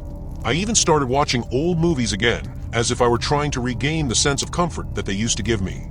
But every time I turned on a black and white frame with a crackle of film, I felt something cold freeze in my body. Not fear, and the expectation. One evening, a friend called me. He knew that I used to work in a cinema and offered to help organize a retrospective screening in another old hall. The theater has just been renovated. It was big and dusty, with chairs that creaked at the slightest movement. I agreed. To be honest, I wanted to make sure everything was okay. I wanted to get rid of the tension that had been building up in me for the past few months. We came the day before the show to check everything out. Stage, screen, projector, sound. Everything was going smoothly. But when I walked through the hall, just to figure out where to put the table with the programs, I noticed it again, the back row. I didn't touch him. Didn't fit. I just looked at it. Everything was fine there. Smooth chairs, everything is clean. But I saw one seat that seemed to have something pressed into it. Quite a bit. Not like then. But it's enough to make something inside me shrink. I wanted to go over and check it out. I really wanted to. But then someone called out to me. The organizer's assistant called for help with carrying the boxes. I looked away and walked away, trying not to turn around. The screening was quiet. People came, sat, laughed in the right places, and froze when the movie got tense. I stood at the side of the entrance, watching, and everything was fine, until the last scene. One man came out of the hall, slowly, with a tense face. I noticed him walking down the row and up the steps, stopping for a second at the back seat. He didn't touch it. I just looked at it, and then he turned around and left. Quickly. After graduation, I found this man on the street. He was standing on the sidelines, smoking. I came over and asked if everything was okay. He looked at me. His eyes were strained, but not scared. He asked me, "You used to work at another movie theater, right? The old one with the leather chairs." I froze. He nodded. He took a drag on his cigarette, held the smoke, and let it out slowly. I was there too. A year ago. At the evening screening. I'll just say that there are things that don't belong among people. Not because they're evil or scary. It's because they are the forgotten ones. And they want to be remembered. He threw away the cigarette and left without saying goodbye. I remained standing in the dark. The noise of the people behind him was fading away. And I realized that everything that happened back then wasn't over. It wasn't an accident. It was the beginning of something. Not supernatural. The real one. Human. Maybe someone died in that chair. Maybe there was someone who was forgotten, and he just stayed. I wasn't looking for movie theaters anymore. I wasn't looking for the back rows. I don't go to old movies anymore. I even threw away my favorite tapes. But when I see a poster with a classic name and a room with vintage chairs on the street, I feel my chest freeze again. Because I know that somewhere, in some room, one chair is still waiting. Not you. Not me. And the attention. And more than anything, I'm afraid one day I won't be able to resist and sit down there. Sometimes it seems to me that all I felt then, that cold in the chair, the crack in the leather upholstery, someone else's presence, was not just a sensation. It was a warning. Not mystical, not supernatural. Present. Like a scar left over from an old wound. You can't see it, but you can feel it every time you pull on your skin. And the further I lived, the more clearly I realized that something was wrong in those halls. And this, not so, is not about the otherworldly. It's about people. One evening, on my way home, I passed a boarded-up movie theater. A huge old building covered with a construction grid. Behind her, the metal frame of the stage stuck out like a skeleton. I slowed down my pace. There was an old poster in the window, faded from the sun. It was almost unreadable, but I noticed the director's name. The same thing that happened in that session when it all started. I do not know what motivated me, but I walked around the perimeter of the building. It was as if something was pushing me to check. I wasn't looking for answers. I just wanted to understand. I saw an open door in a side alley. A small, technical one with a rusty nameplate without an inscription. Maybe someone forgot to close it. Maybe someone wanted me to come in. But there was no pressure, no mysterious force. Just me and my decision. I went in. The interior smelled of mold and old wood. There's almost no light, just a thin strip from a street lamp through a crack in the ceiling. The dust hung in the air like smoke. Step by step, I made my way through the corridors, remembering the layout of the old cinemas. It wasn't just an interest. It was akin to wanting to purify oneself. Go through to the end. I reached the hall. It was full, not by people but by history. There are traces of time in every chair. Dents, cuts, stickers with numbers, peel tags. I didn't know who was sitting here before, but by the way the carpet by the aisle was crumpled, by the stain on the armrest in the 6th row, by the broken handrail, I saw that a lot had happened here once. And not everything was related to the movies. I went to the back row. Gradually, almost without breathing. He was the same as he was then. It seems to be. Only one chair looked different. It was newer. A slightly different shade. It's like he's been replaced. Or not. It was exactly the same, but it was as if no one had touched it. At all. Clean, smooth. No wrinkles or scuff marks. I didn't sit down. I was just watching. And then I noticed there was a piece of paper folded in half under the seat. I bent down and picked it up. The paper was old, yellow at the edges. No labels on the back. Just one paragraph, written with a ballpoint pen and pressure, as if they were writing quickly in a hurry. If you found it, it means you felt it too. We're not crazy. We just know that there are places where other people's actions get stuck. Not ghosts. Not souls. And the moment itself, which was not completed. When you sit down there, you finish for someone. Sometimes you just watch a movie that you haven't watched. Sometimes it's more than that. Then it's empty. No name. No date. No signature. I stood with this note in my hands and realized that everything I had experienced back then had something much more scary than mysticism. This is something understandable. The irreversible. It's like a stuck transmission in a car. It just doesn't let you move forward. And someone has to switch it, even if it costs something real. Suddenly the phone rang. I was startled. Not from fear, but from a sound that suddenly brought me back to reality. A familiar number. My former replacement from that movie theater. We haven't talked for a long time. I replied. His voice was strangled. Hi. You were in the gym back then, too, when did the chair jerk? I froze. What happened? Our boyfriend is missing. He left to close the hall after the last show. The cameras captured him sitting down, in the very last chair. And then that's it. There's no way out. No entrance. Just a shadow, as if someone is passing by the screen. Without a face. I don't believe in ghosts, you know. But this is not normal. I was silent. Because I felt like everything I was trying to forget was coming back. Only now it's not just about me. It's a system. Not magic. Not otherworldly.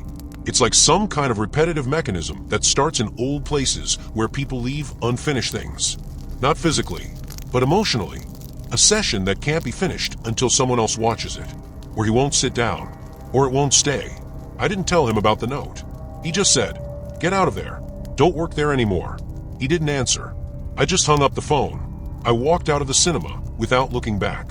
He crumpled up the note and threw it into the trash. I didn't want anyone else to find her. I didn't feel like a hero or a witness. I was just a man who got in the wrong seat one day. One evening, I was walking home through the center and saw a new ad. On an old billboard, still with peeling paint and cracked edges, hung a poster, screening of a unique restored film. Just one evening, only for a select few. No names, no names.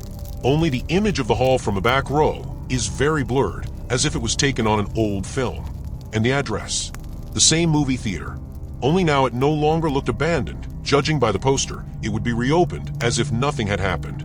I stopped, looking at the poster. I wasn't scared.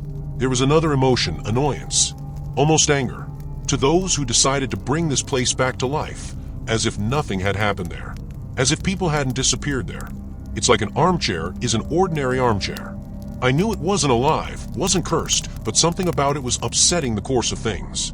Like a splinter stuck under the skin of the past. And if the screenings start again, if people come there, what then? The next day, I returned there in the afternoon. The cinema was not officially open yet, but the doors were already open, and preparations were underway inside. I entered calmly, as if I had been invited here. It smelled of paint, new carpet, and something pungent and technical. The cleaners were busy with the chairs, and someone was fixing the lights. No one stopped me. I went into the hall. All the rows were new, bright red upholstery, metal armrests. Except for the back one. He remained the same, one-on-one, as if it hadn't been touched on purpose. Or they couldn't. I came closer. It's the same chair, with no trace of time, as if isolated from everything else. It even seemed to me that someone had recently been sitting in it. The seat was slightly bent. There was a folder on the floor below him. A standard stationery with a faded tag. I opened it. There are photos inside. Black and white. The old.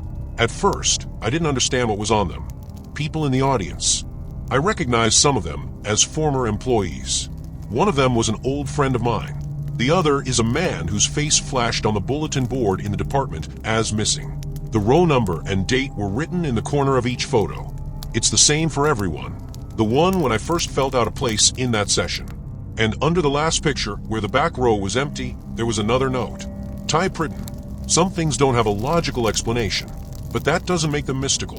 It's just that not everything is recorded by the camera, not everything is logged. Some disappearances are not being investigated because no one is sure that they occurred. But we know. We who were sitting there. I stood up, holding the folder, and felt footsteps behind me. He turned around. The guy in uniform. Probably a security guard. "I'm sorry you can't come here," he said, but without aggression. "Installation is underway here. The opening is coming soon." I showed him the folder. "Who left this?" He shrugged his shoulders. "I have no idea. We found her yesterday. We thought it was the old archives. The director told her to throw out, but she keeps coming back to the same place. We've already cleaned it 3 times. I didn't say anything. I just handed the folder to him. He took it and, without opening it, walked towards the exit. I stayed in the hall for another minute. He was looking at the chair. Then he turned around and left. There was a strange feeling inside, not fear, but some kind of impending decision. It's like the movie hasn't started yet, and you already know the ending. A week has passed. I was walking down the street again and saw a queue at the entrance. People are dressed up, discussing, taking pictures against the background of the poster. No one knows what happened before. No one is interested in who is sitting in that chair before them. And most likely, they won't even notice that one of them is different. I looked at it from afar, from the other side of the street. I don't know why I didn't leave right away. Maybe he wanted to make sure everything went as it should. That everything is simple, restoration, business, entertainment. Nothing else. But when the lights went out in the lobby and everyone came in, I noticed a woman. She left the hall just a minute later. Quickly, without looking back. She walked towards a park with what looked like a piece of paper in her hand. I crossed the street and followed her. Not as a stalker, but as a person who recognized the sign. She sat down on a bench, straightened the sheet with trembling fingers, as if she wanted to make sure that it was real. I came closer and asked, "Did you find him?" She looked up. The lamplight glinted on her cheeks. She nodded. "I just sat down," she whispered. And I felt as if someone was already there. Not nearby. And inside. Not a spirit. Not a voice. Just a memory. But not mine. I sat down next to him. We were silent. Long. Then she got up and left without saying goodbye. The sheet remained on the bench. I didn't take it. I just sat there. And he understood, this is not the end. This is the beginning of a new version of an old story. Only now it's not just one person. And all those who will sit there after. I sat on that bench until the concrete started to get cold under my feet. People were passing by, some with coffee, some with children, some hurrying to an evening session, not knowing that the hall they were heading to held more than just a movie. I didn't want to go back there anymore, not because I was afraid, but because I knew that every time someone sits in that chair, they leave something invisible behind. And if enough of these footprints gather, they will overflow the space. It won't hold up. And then not only people will start disappearing. It's been a few days since then. I didn't follow the news. There was no need. I already knew everything I needed to know. But one morning, out of habit, I opened my mail and saw an email with no subject. There was no sender. Inside is a short message. "You were in the last row. You stayed. That's enough." And below is the attachment, a scan of the photo. A snapshot of the hall. Completely empty. All the chairs are new.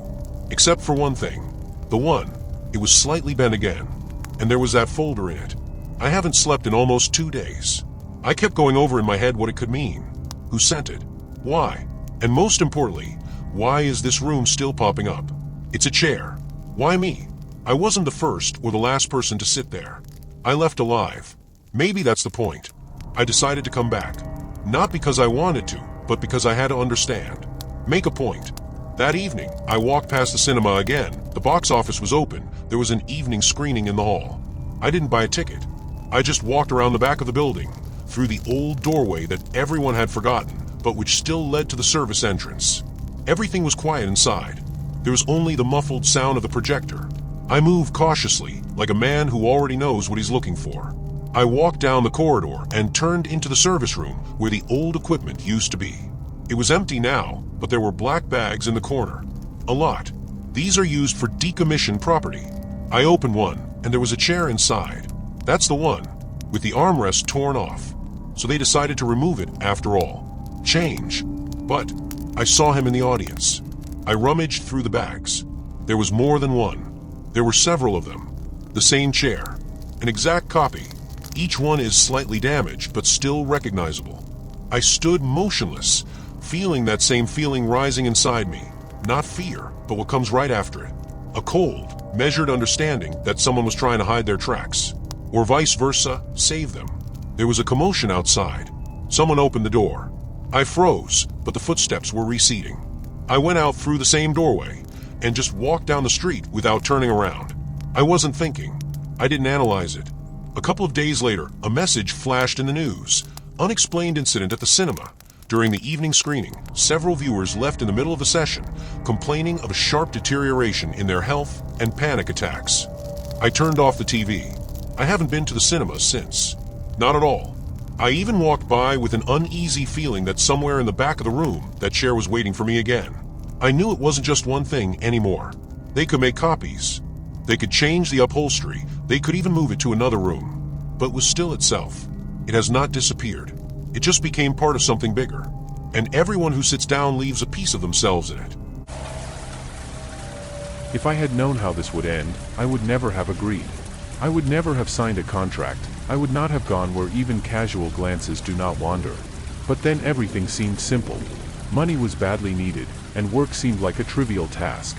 Now I remember the details every day, the smells, the sounds, the trembling in my bones. It all started with one call. I was hired by a private contractor.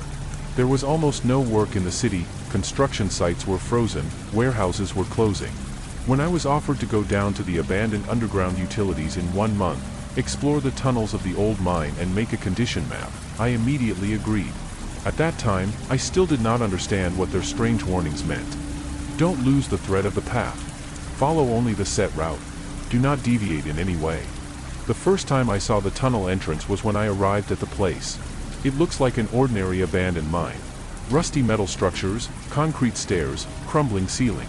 However, there was one caveat. The territory was surrounded by a new fence, and guards in expensive equipment patrolled the perimeter, as if they were guarding not a mine, but a secret bunker. No one really explained what exactly I was looking for. They only said, to note what is intact, what is destroyed, and return. Before the descent, I received a backpack with instructions. In addition to the map, there were several short handwritten notes on the sheet. Do not enter the water. Don't try to open closed doors. Do not pick up found items. Is it strange? Yes. But then I just grinned. They say they're paranoid. The usual safety net for legal purposes. As I stepped down, the iron stairs creaked under my boots. The light of the lantern cut through the thick dust in the air, and every breath tasted metallic in my mouth. It smelled of wet stone, old oil stains, and something else strange, either rotten wood or mold, but much heavier, sticky. The tunnel stretched in different directions, but the route was clearly marked on the map. Go down to level -3, bypass the ring tunnel, take photos of the main intersections and return. Simple? That's what I thought at the time. On the first level, everything was pretty ordinary. Dusty corridors, rotten beams, cracked concrete walls. On the way, I took a few pictures with my camera and started descending to the second level. The temperature dropped significantly there. His breath was already coming in clouds of steam. The lantern began to catch something strange, as if patterns scratched out by claws were running along the walls. No, there's nothing supernatural. Just traces of time, corrosion, possibly remnants of old supporting structures. But they seemed to be walking purposefully along the entire tunnel, merging into strange curves. On the third level, the strangest thing began. The mine was supposed to be dry. But somewhere deep inside, I heard the sound of water. It was not loud, but monotonous, as if droplets were running down something metallic. After a couple of minutes, I came out to the area where the tunnel was half flooded. The water stood like a black mirror all the way to the archway. I remembered the warning, do not enter the water. After walking around the dry stones, I noticed strange signs on the wall. They didn't look like ordinary building markers. Scratched deep into the concrete, the patterns ran in long loops, like children's doodles, only more purposeful. I took a picture of them and moved on. I walked for maybe 20 minutes. The mine branched off, but I strictly followed the map. The only thing that knocked me out was the silence. There were no sounds, no drops, no creaking metal, no howling drafts. Just footsteps. And my heavy breathing. I found the first note at one of the stops. Attached to the wall with a piece of rusty nail. Don't listen. Keep walking. Don't stop. The note was old and faded, but it was clearly written by someone who had not left it for entertainment. The handwriting was shaky, like someone who wrote in a hurry. I looked around, but there was no one. Just an endless corridor stretching into the darkness. With the lantern in my hand, I continued on my way. Then there were the old iron doors. Some were sealed shut. I noticed an old keychain on the floor of one of them. But remembering the instructions, I didn't even try to pick them up. He hurried past, even though his heart told him to stop and look at it. At the turn of the tunnel, I smelled a smell. Sharp, suffocating, like a mixture of rotten fish and ammonia. Huge stalactites of frozen rust and mold hung from the ceiling. A viscous, cloudy liquid dripped from above. I pulled up my hood and quickened my pace. But the deeper I went, the more it seemed like a mine. It's changing. The walls seemed to narrow. The ceiling was coming down. The air was getting heavier. Sometimes I found myself walking in circles, even though the map showed a straight route. Half an hour later, I saw her. Room. Old. Concrete. There's a faded box in the corner. There was something stuck inside, pieces of paper, scraps of old photographs. Curiosity got the better of him. I carefully, without stepping over the threshold of the room, took out one of the photographs with a long stick. It showed a man in an old protective helmet. His face was contorted with horror. It was as if they were filming the moment when he realized that his last hour had come. I squeezed the photo in my fingers, feeling it crackle from the humidity, and abruptly shoved it into my pocket. My heart was pounding in my chest with a strange jerkiness, as if telling me to leave. We need to turn around right now and leave while we still can. But I didn't leave. Stupid stubbornness, pride, or just the fear of looking like a coward in front of myself, I don't know. I forced myself to keep going, each step being harder than the previous one. The passage was getting narrower. Sometimes I had to squeeze almost sideways between the walls, clinging with my backpack to the protruding pieces of reinforcement. The light of the lantern floated across the gray slabs, picking out scenes of desolation, cracked slabs, pipes embedded in the wall, patches of strange rust, as if they were not just corrosion, but traces of someone's desperate attempts to claw their way out. There was a dull metallic sound somewhere ahead. It was like someone had dropped a heavy piece of metal. I stopped, frozen in place, holding my breath. Silence again. It was so thick that it seemed that if you shouted, the sound would not even spread, but would simply drown somewhere in the concrete mouth of these tunnels. I walked on, turning around every couple of minutes. The feeling that someone was following me clung to my mind, even though my mind told me it was just nerves. Only fatigue and isolation do their job. I do not know how long it took before I came across the second piece of paper. He was lying right on the floor, in the dry dust. It was written in pencil, the handwriting was uneven, the lines were distorted. If you hear water where there is no water, don't go there. I raised my head. Ahead, the tunnel forked. There was a light sound of water coming from the right, drops, murmuring, as if there was a stream there. There is complete silence on the left. I squeezed the map, my route led to the left. As I turned, I noticed that the left passage looked much more ruined. Chunks of concrete slabs hung at an angle, and every step echoed in the void. Somewhere high above the ceiling, rusty fittings creaked. As I walked forward, I could almost feel myself being crushed down by this lump of earth and concrete. Somewhere in the back of my mind, I thought, if there's a landslide now, no one will find me here. No one will even look for it. I walked another 30 meters, and the tunnel led me into a narrow, low gallery. There were old wooden crates along the wall. Some were broken, and there were remnants of tools, rags, and what looked like old miners' uniforms inside. Everything is covered with a thick layer of gray dust. I also found a helmet on the floor. It was split in two. There were streaks of something dark and dried on the inside. I didn't look closely. Nearby, under one of the drawers, a third piece of paper was peeking out. Don't try to understand. Just get out. I hid the note with the others and turned to go on, but suddenly I noticed a metal hatch in the corner of the room. It was open, leading down to another level, shrouded in thick darkness. I shouldn't have gone down there. The map told him to stick to the main route, but he was on top. But it was as if I was drawn there. Curiosity burned everything inside. Something was forcing me to take this step. And I did. I went down the slippery iron stairs. Down to where the air was so thick that you had to literally swallow it. It smelled worse downstairs than anywhere else. A mixture of rotten water, mold, and something else. Like the smell of old graves. The passage was narrower, so much so that sometimes I had to duck. The walls here were smooth, as if they had been worked by hand. I walked at random, the flashlight picking out more and more oddities from the darkness, the remains of some kind of machinery, dilapidated carts, twisted rails.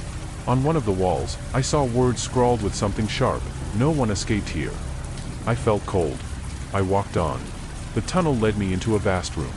Vaulted ceilings stretched away into the darkness. Small rivulets of water flowed across the floor, reflecting the glare of my flashlight. Nails could be seen hammered into the walls, as if someone had hung some objects here or someone. There were deep scratches on the walls in places, as if someone was trying to get out of this stone trap. I stood in the middle of the room. My heart was pounding in my temples. And then I saw something. On the other side of the room, barely illuminated by a dim beam, was an old notebook. The leaves were swollen from the dampness, but the cover was still holding. I approached slowly, feeling sweat break out on my back. When I opened my notebook, I saw the notes. Not just notes. It was a diary. A real diary of someone who was here. Pages full of despair. The first lines were neat, but then the handwriting turned into almost unreadable scribbles. We went down by order. There were 5 of us. The water was knee-deep. It smelled strange. There was something in the air. 2 days later, the first one disappeared. We heard his screams at night. But when we went to look, we found only his helmet. There is no connection.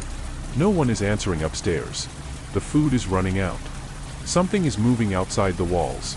I can hear it scratching. I'm alone. If anyone finds it, leave. Don't try to find the bodies.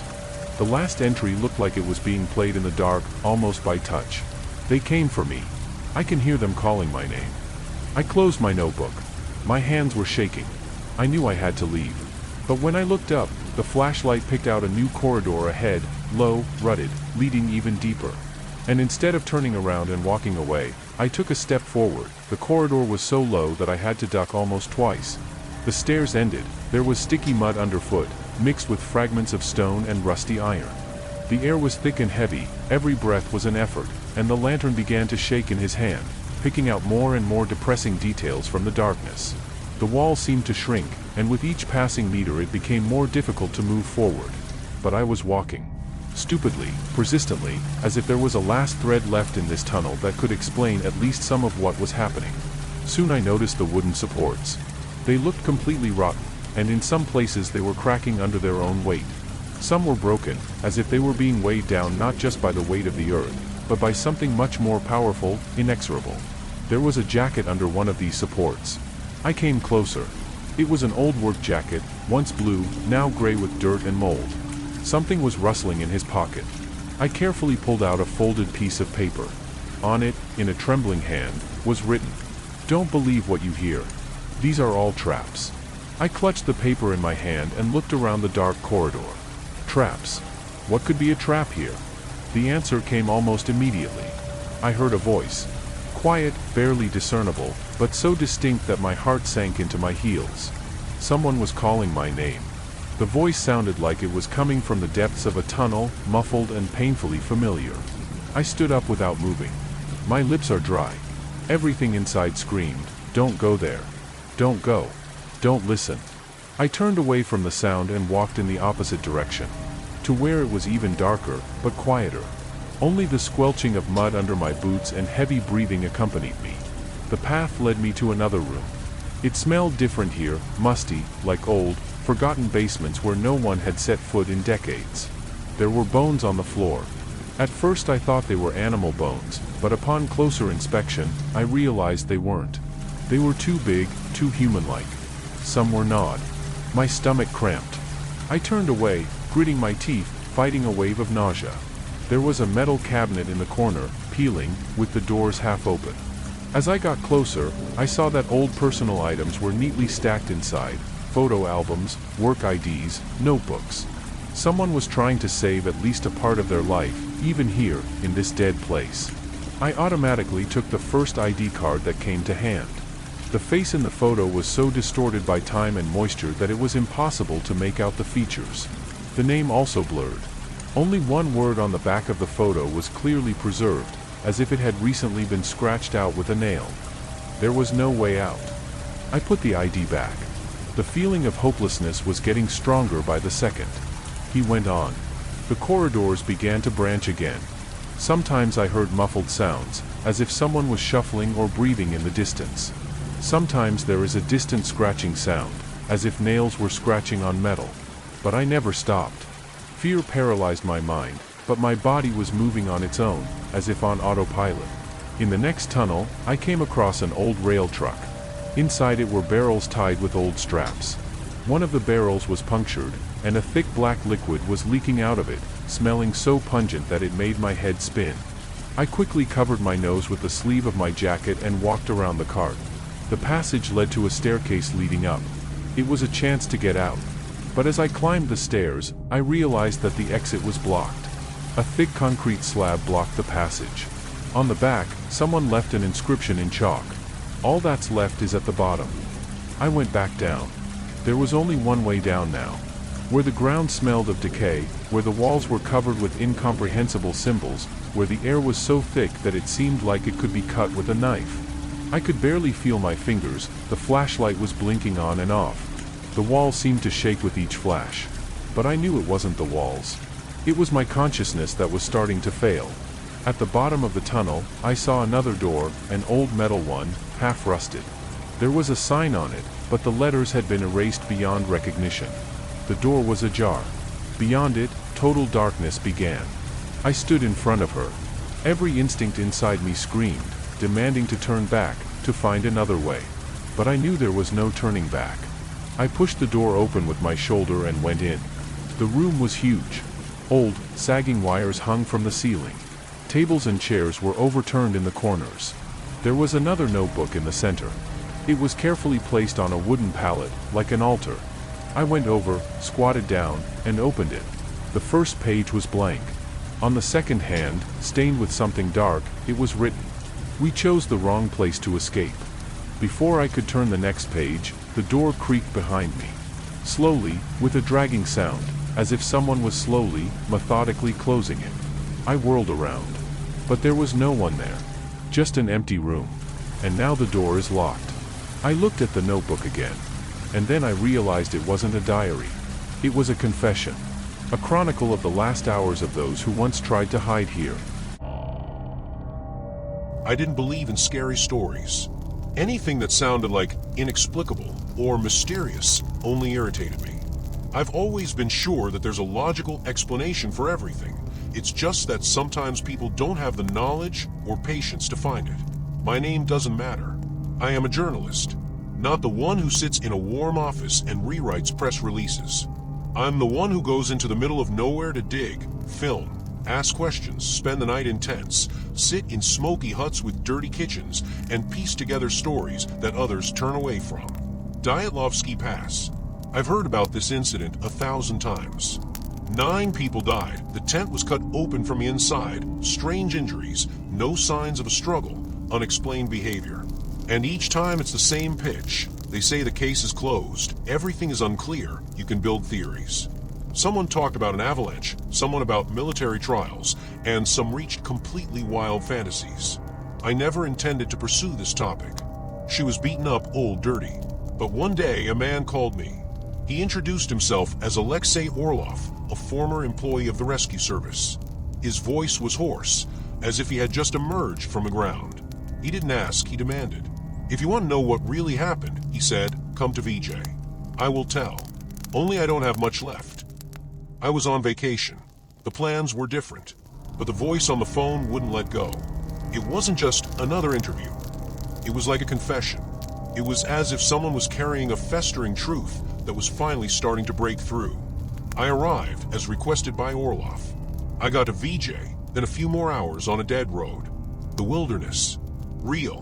Where the forest stands like a wall and there is no cellular connection after the second turn. The village, if you can even call it that, consisted of 6 houses and one shop that sold more moonshine than bread. Alexei lived in a house with a peeling roof. The entire interior seemed frozen in the 80s. A dirty stove, a stack of newspapers, photographs on the wall, among which I recognized the faces from the Dyatlov case. He silently poured me a glass of vodka, and only after I drank it did he start talking. He didn't tell me, he just spat it out. In parts. Scraps. Like a man who has been silent for too long and now can't find the right words. But I listened, recorded, clarified. He didn't believe in mysticism. He didn't believe in secret organizations. He saw everything for himself. He was very young in 1959. He was only 23. He was included in the search group after the coordinates of the last tourist camp became known. He got there with other rescuers. He was one of the first people to see what they had found. First there was a tent. Cut up. Yes, indeed, from inside. But the reason? Alexei said it didn't look like panic, but like a rush. They knew they were being followed. They weren't running from something scary. They were trying to get away from someone. And this someone was not a snowman. They were people. You know, he said, they weren't alone. That night, someone was following them. With lanterns. Without shouting. No shots fired. They were just walking. Slowly. And those in a panic left in the snow, barefoot, nowhere. He told me how the bodies were found. And the way everything was framed in official papers is not at all what he saw. A girl without a tongue is not torn apart by an animal. She was tortured. Do you understand? Her neck muscles were damaged, but not like a lacerated bite. It's like pressure. The system won. Human. I didn't know whether to believe him or not, but he spoke with such confidence and pain that I didn't have the strength to doubt. One of our people, he continued, found a note. It was then immediately withdrawn. I managed to rewrite a piece. He took out an old sheet on which were handwritten uneven words. They don't talk. They just stand there. Along the line. One of them is holding something like a radio. We tried to leave, but they have no fear. There is no fatigue. It's not the military. It's worse. I asked him to keep the sheet, but he just nodded. I don't care anymore. I won't live to see it anyway. A week after this conversation, Alexei died. It is not known from what. His body was found in the barn. No signs of violence. He just lay down and died. But it didn't end there. When I returned home and started sorting through the materials, I had the feeling that I was not alone. Someone called in the middle of the night. Silence on the phone. The photo folder on the computer has disappeared. Couldn't be restored.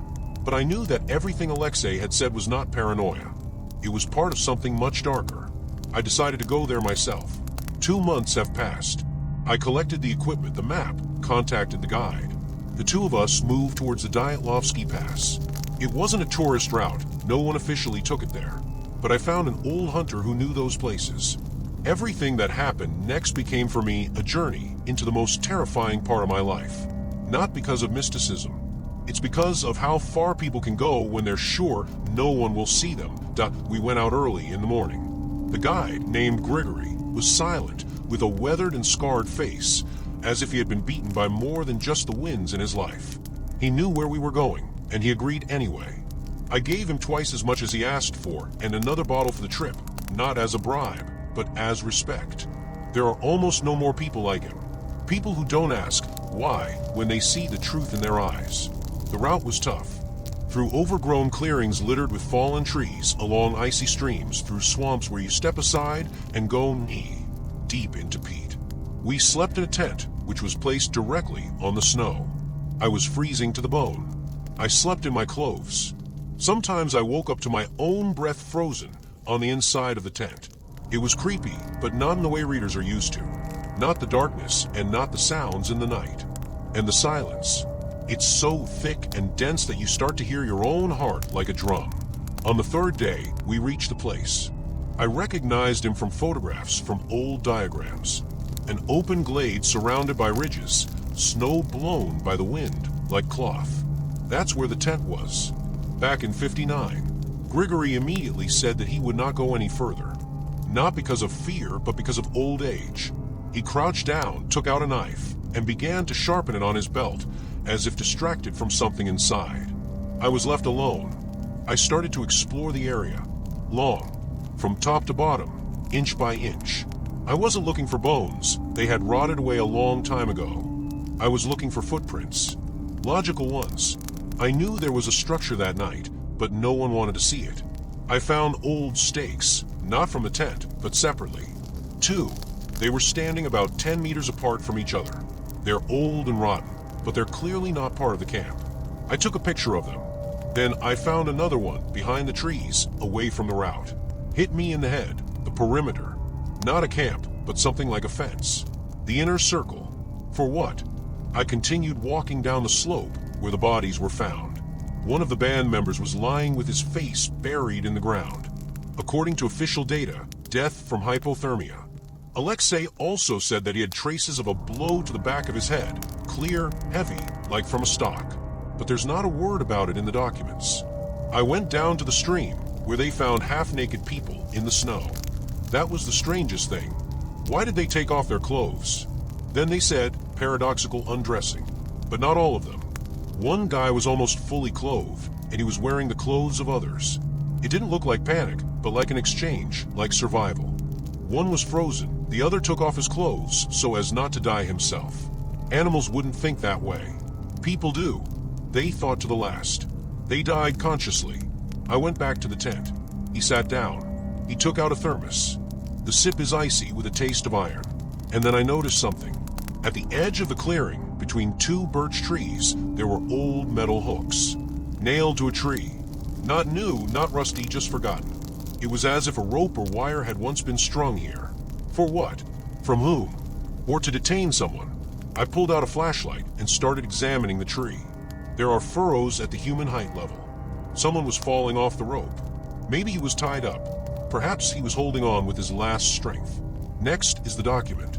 In a metal case. Dug under a stone. A piece of clay, rust, almost unreadable text. But what I managed to read froze in my eyes. There was no order. They came by themselves. Without explanation. We were just guarding. When it became clear that they would not leave, we were told to hush it up. Everyone. Without traces. No extra stuff. They dug them out later, but I didn't sleep. Can't. Until now. The signature was unreadable. Just the initials. But it was clear. Someone from the service who was there and then wrote everything off. I froze. Everything fell into place. They were killed. Not animals. Not cold. People. Professionally. Clear. Without weapons. There's snow and fear under my hands. Without witnesses. No noise. When I returned to Gregory, he was already assembled. He didn't ask anything. He just said, "You got it. Now leave." We went down in silence. A few days through the ice, the slopes, overnight stays under the buzzing wind. I didn't say a word. Him too. I could see it in his eyes. "You have lived. Now be quiet, or you'll die like them." I returned home. I kept everything on my hard drive. Not in the cloud. Not at the post office. Only in myself. I knew that if I told them, I would be gone. This is not a theory. It's a system. And you don't fight her with words. You can only wait. Memorize. And at the right moment, tell them. So that would be too late to stop. And now I'm writing this. Because I feel that the moment has come. There are too many coincidences, too much silence. If you're reading this, you should know. It's not a mystery. This is not a myth. This is murder. Cold-blooded. Planned. And covered at the highest level. They weren't killed because they were bad, but because they were the wrong ones. At the wrong time. In the wrong place. I thought I could move on just knowing the truth. Not telling, not sharing, just carrying her inside, like something heavy, like a brick in my chest. But that was naive, because the truth is not a burden. It's a virus. It seeps into thoughts, into everyday life, into conversations with loved ones. You talk about the weather, and you remember how a man, whom no one called a murderer, described the moment when he broke another man's jaw with his bare hands. And it's not a guess. You've seen the skin around your eyes fade with tension when you remember something you've been silent about for too long. After returning, I tried to live as usual. I deleted myself from all social networks, disabled geolocation, changed my phone number, and changed my apartment. I didn't want to be found anymore, especially those who were behind what happened there. They are not in books. They're real. You don't need proof when you've seen it. When I heard their cold, measured voice on a tape that I found in an old archive in the basement of the Technical Institute, where they used to store reels of recorded radio broadcasts. They were discussing the route there. Not his own. The group's route. They mentioned call signs, time, coordinates. One of them said, "Contact is not needed. The main thing is isolation. Without witnesses. Make it clean." These were not military terms. That was the terminology of elimination. I knew that these recordings couldn't be endured. I was just listening, writing in a notebook. Not from a screen, not copying. With a pen. So that there is no digital footprint. A week after that, I noticed that I was being followed. At first I thought it was paranoia. Then there's the coincidence. But when the same man with a neat short haircut appeared first at the store, then at the subway, and then at my new apartment, I understood they know. Or they're starting to guess.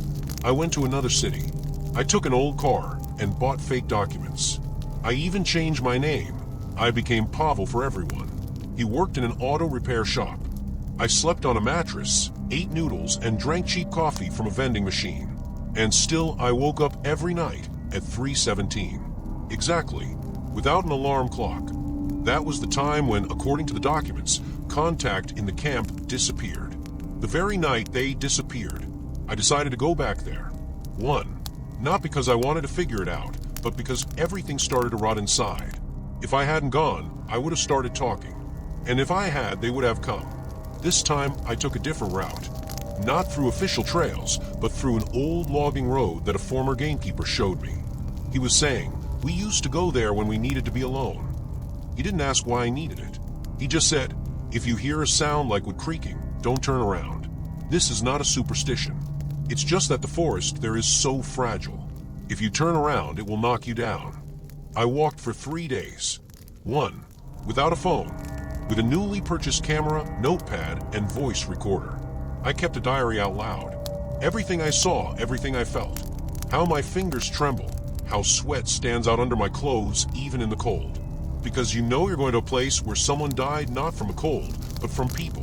From those who no longer exist in the papers, but who still exist in the system.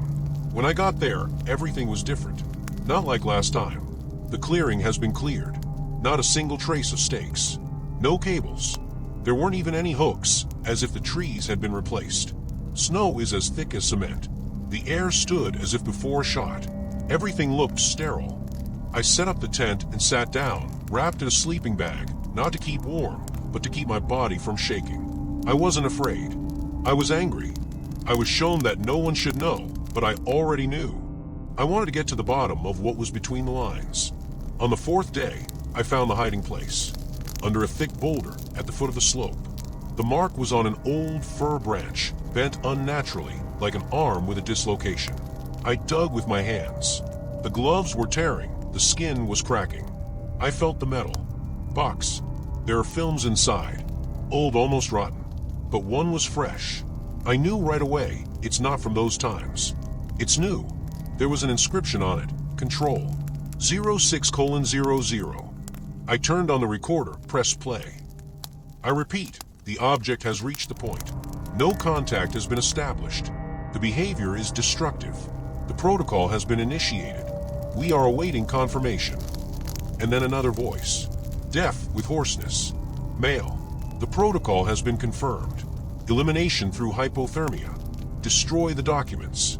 Notify families on Form 4B. It wasn't about that band. It was about someone else. And it was said recently. This means that they continue. And then I realized the main thing. The Diatlovites were not the first, and not the last. It wasn't a one-time thing. It was an operation, mechanism, and the one who went there became either a participant or a body in the snow. I burned the tape. Burying it is not an option. To take it away is suicide. I realized that I didn't need proof, but story, so that those who will read will not look for magic and shadows. To let them know that the danger is not in the otherworldly. She's in reality, in people, in their silence, in their shoulder straps, in their instructions.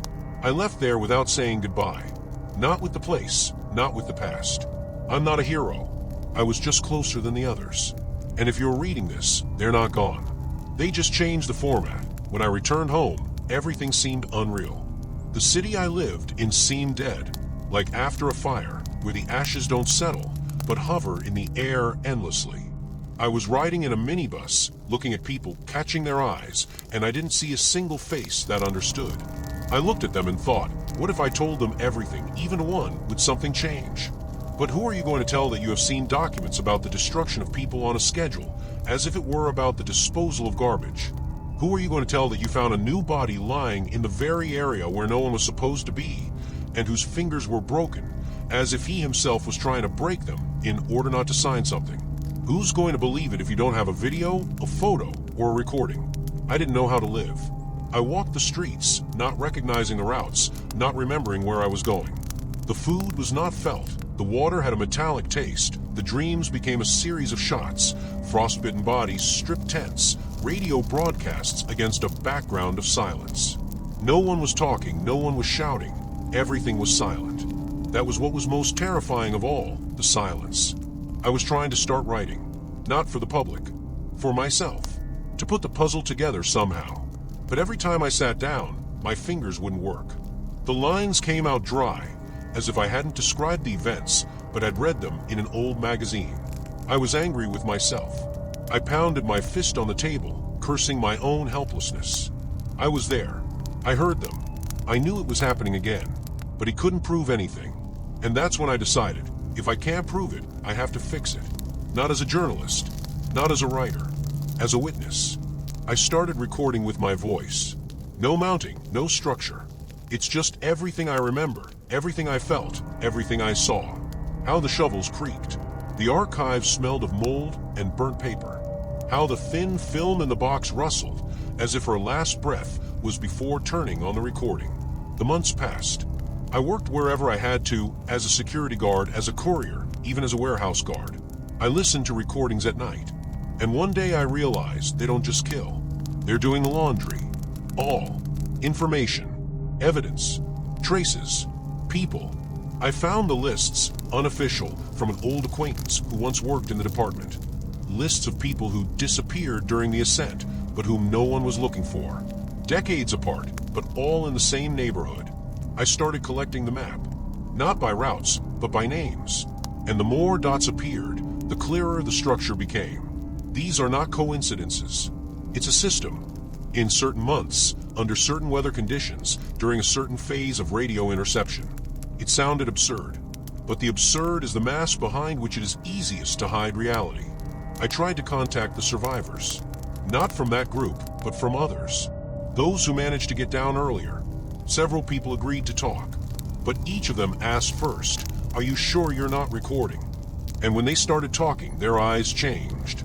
Deep bags, trembling lips, nervous tics. One of them, an old man who could barely stand on his feet, told me there was something, but not in the sky, not in the forest. In us. We were being checked, like a dog snaps when it smells a stranger. They were watching to see who would flinch first. Another one showed me a scar on his back. Long, thin, like a surgical knife, but with no history. He didn't remember where he was from. He said he didn't remember who he was for 3 days after the descent. I just sat in the room and chewed breadcrumbs like an automaton.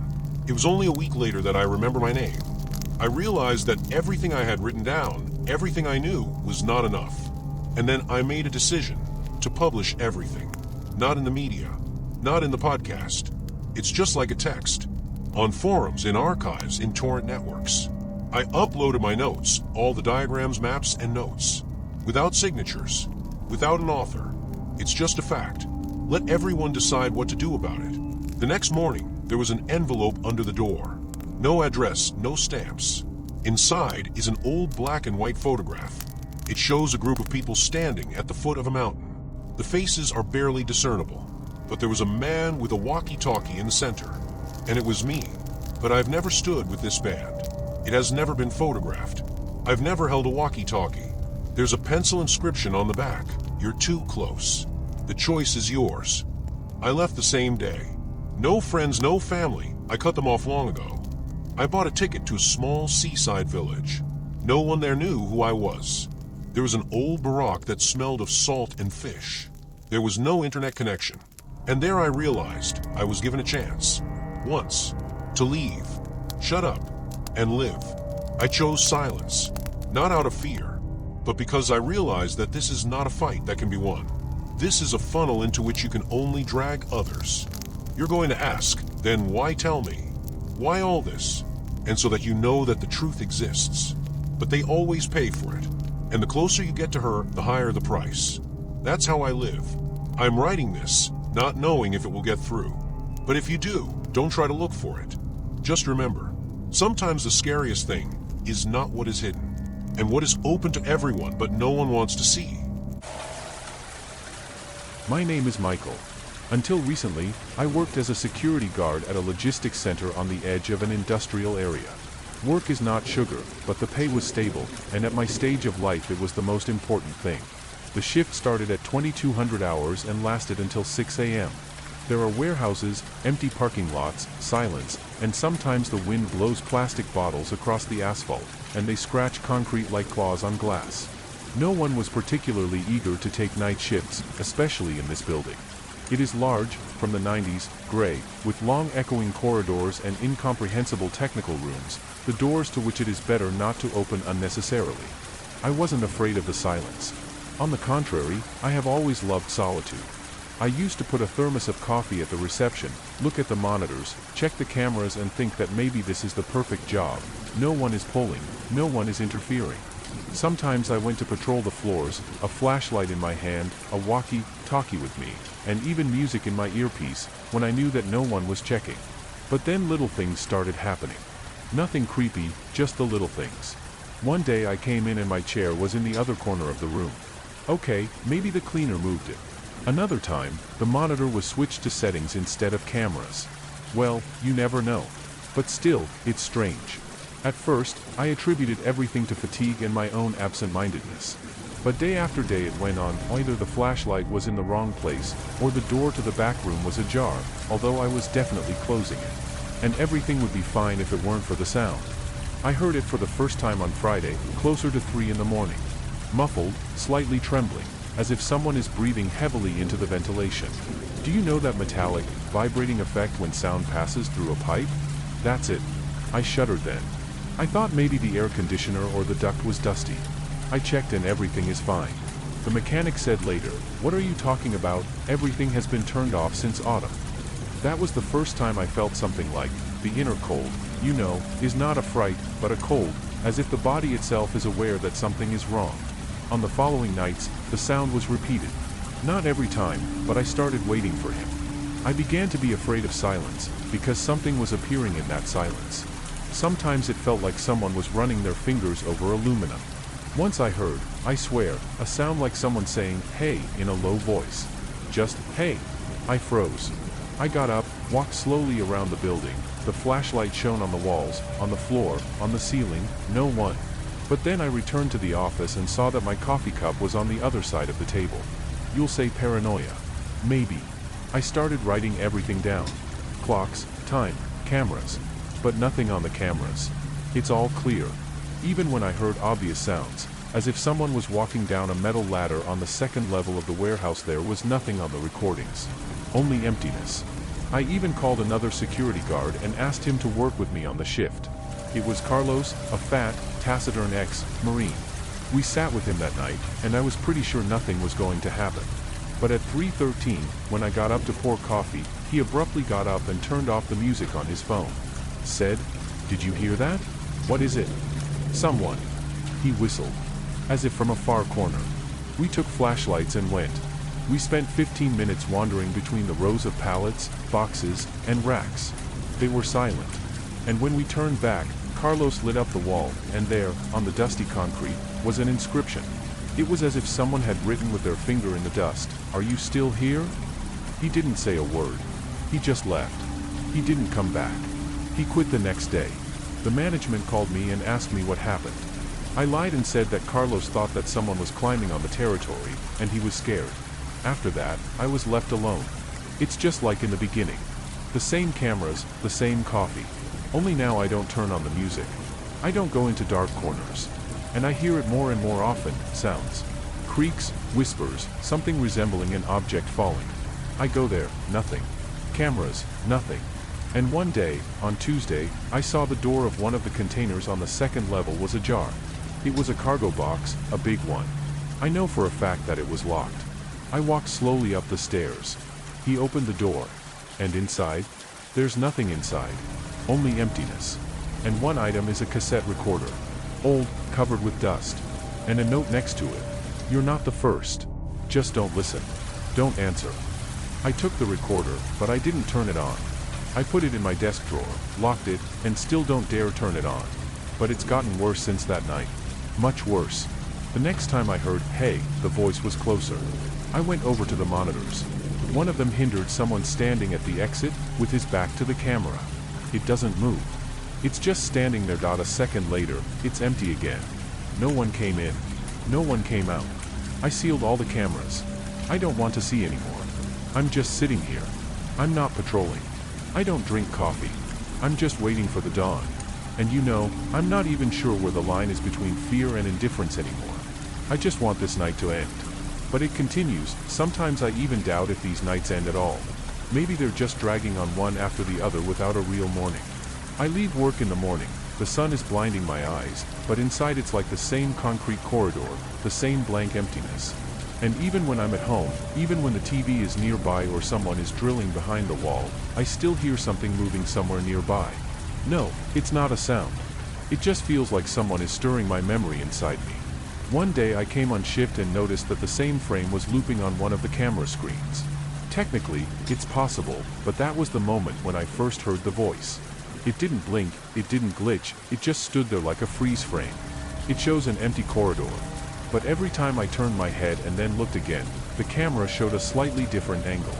It was as if someone had turned it literally by a millimeter. I recorded everything, even tried to film it on my phone, but there was nothing on the video afterwards. Just an ordinary hallway, empty. At one point, I realized that I was starting to lose my temper. I started talking to myself, out loud. Not really talking, just short phrases. "Quiet, what was that? Are you okay? Just a little more." One day I said, "Don't be afraid," and in response, "I'm not kidding," I heard someone repeat with a slight echo, "Don't be afraid." But it was my voice. I froze. He looked around. No one. I ran to the cameras, but nothing happened. And that was the first time I thought, what if I'm just going crazy? But then I remembered Carlos. And a voice recorder. And a note. I'm not alone. I wasn't alone. The next night, I decided to bring a small tape recorder with me. It's an old one, powered by batteries. Just to record what's going on. I sat down, put it on the table next to me, pressed record, and just waited for the sounds. There is silence in the headphones. Almost an hour, nothing. And then I heard someone snapping their fingers slowly, uncertainly. Quietly. Somewhere in the far corridor. Click, pause, click. I got up slowly, took a flashlight, and walked in that direction. My legs felt like lead. Every step rang in my ears. As I walked past the locker room, I heard the door open a crack. I froze. He was breathing noisily, his lips were dry. The flashlight was shaking slightly in his hand. I pushed the door open with my foot, and there was no one there. Only someone's badge was lying on the floor. The name on it was wiped, erased. Just the word, shift. I went back to the table. I checked the recorder. I rewound it. Nothing on the record. Not my footsteps, not my clicks. Just my voice. Don't be afraid. Silence. And then there was the same voice, my voice, but as if it had been recorded in advance. You shouldn't have come back. I threw the recorder away. It hit the floor and split. Not immediately, not with an explosion, but as if he had collapsed from old age. The spring flew out, and the film unwound from the cassette as if by itself. I stared at her for about 10 minutes. He even stopped breathing. I haven't recorded anything since. One day I came earlier than usual and saw someone standing at the entrance. I decided that this was my replacement.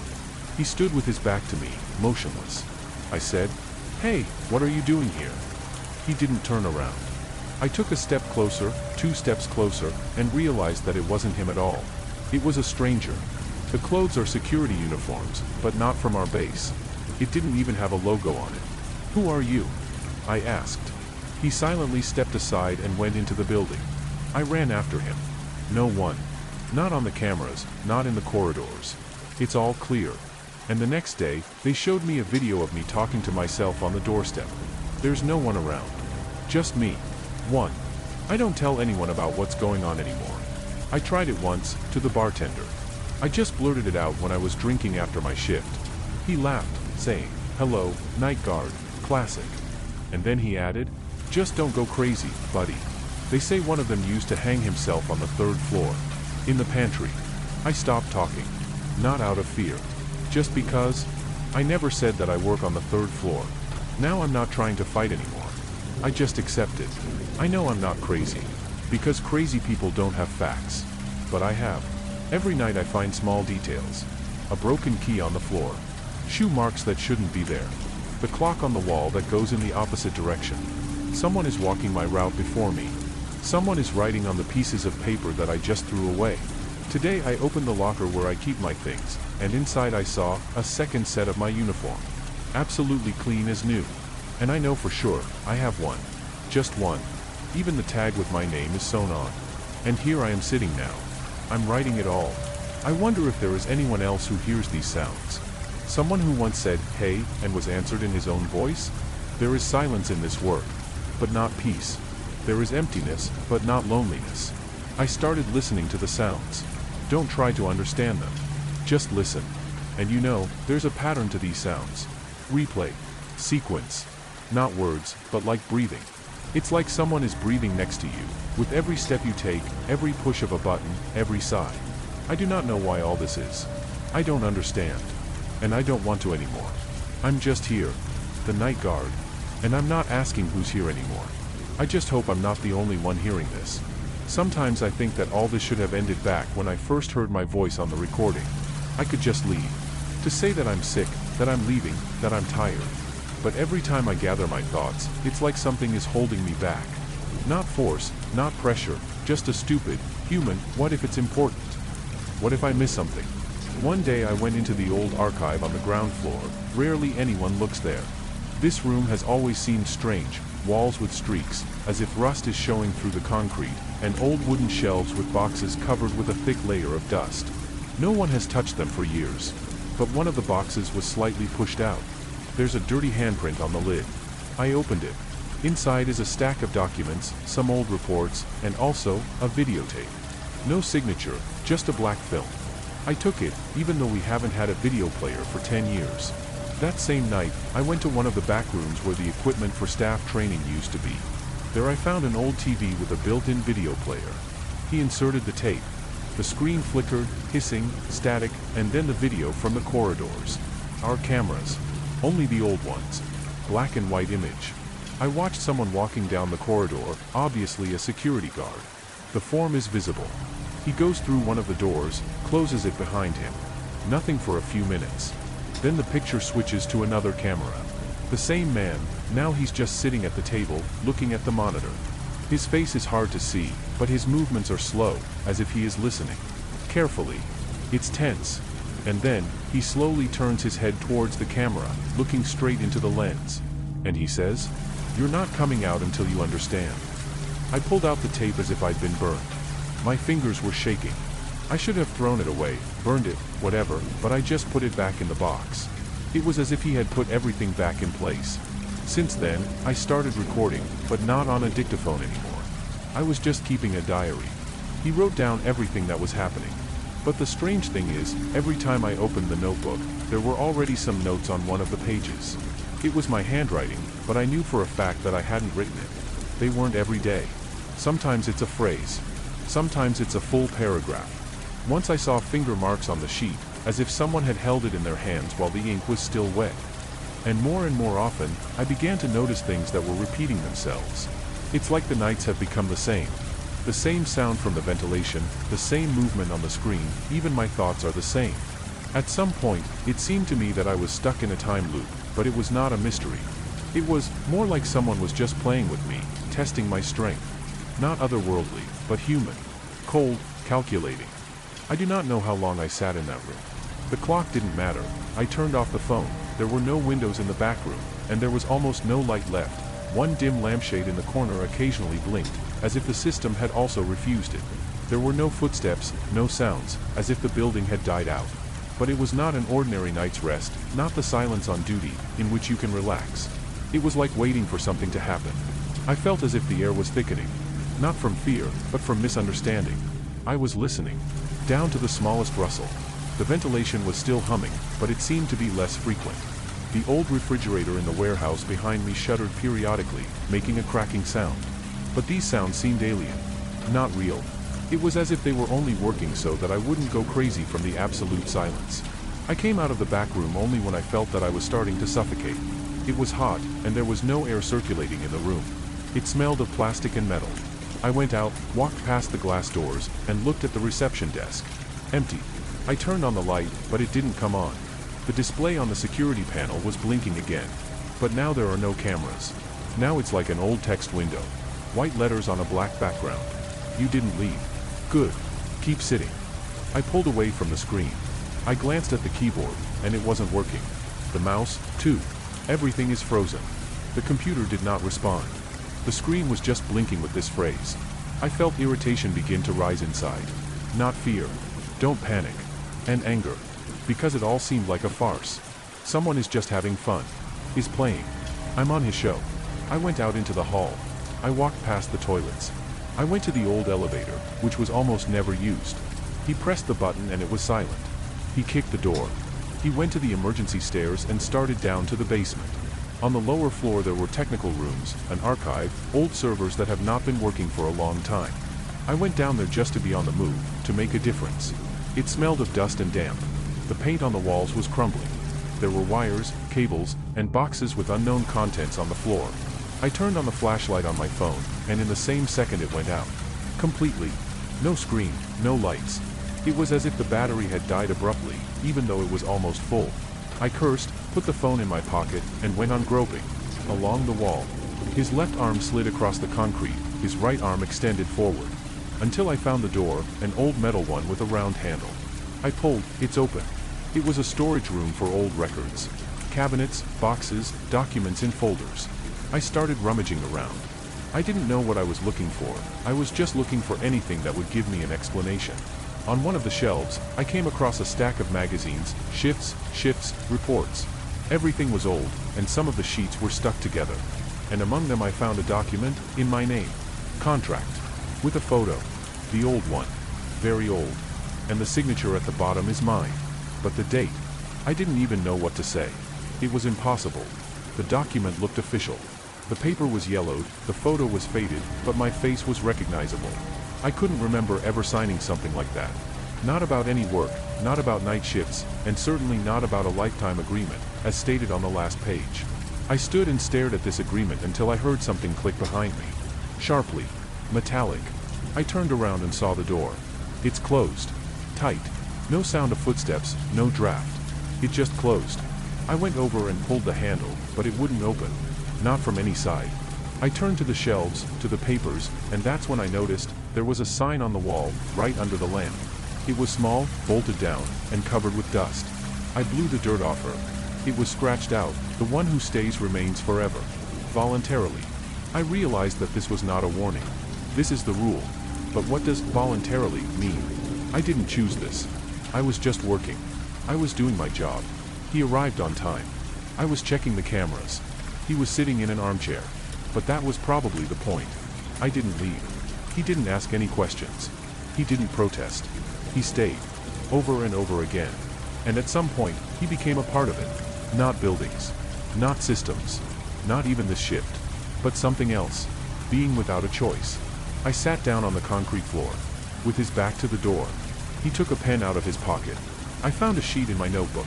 And he began to write. Not a note, but a confession. To myself. You're not here because you couldn't leave. But because he didn't leave when he could. This is not the place that holds you. You're the one holding on to him. And now it holds you. I do not know if anyone will find this record. I don't know if anyone will return the cameras. But if you're reading, it means you're on shift. So you've already started hearing the chair creak, even when you're not moving. So you've already seen how the cameras are showing you, not reality. So you've already begun to realize that you've stayed too long. You'll figure it out when it's too late. Just don't react. Pretend that everything is fine. Look at the monitor. Keep working. Live on. Don't ask questions. When I first found out about this place, I didn't think it would turn my life around. I've always been attracted to architecture, old, gloomy, with peeling plaster, rusty window grills, and a silence that seemed to whisper something from the past to you. My name is Jake, and I document abandoned buildings. I take pictures, write articles, and sometimes shoot videos for the channel. No romance, just a job. There are enough such places in my city, but when I came across photos of an old private psychiatric hospital, my interest intersected with something more personal. This building, apparently, was closed in the late 90s, for economic reasons, according to reports. However, none of my sources could remember the name of the head physician, no interviews with the staff, and certainly not a single patient who had ever commented to the press. Everything seemed to disappear with the last exhalation of the institution. From the outside, the building looked like hundreds of others, a 3-story brick building wrapped in ivy, in the center of which rusty letters hung above the main entrance, barely visible under the layer of time. There was a phone booth nearby, knocked out from the inside. It was all surrounded by a metal fence, which I climbed over without any problems. But it's not about the fence, or the main entrance. It all started with a map that I found in the archive of the local municipality. It was a technical diagram of the building, which clearly indicated a descent below ground level, 2 floors underground, according to legend. But there's nothing in the official papers about the underground levels. I didn't go there right away. First, I took off the outer perimeter, went into the main hall, walked through the floors. Everything was as expected: broken chairs, scraps of old magazines, remnants of beds in the wards. The standard set.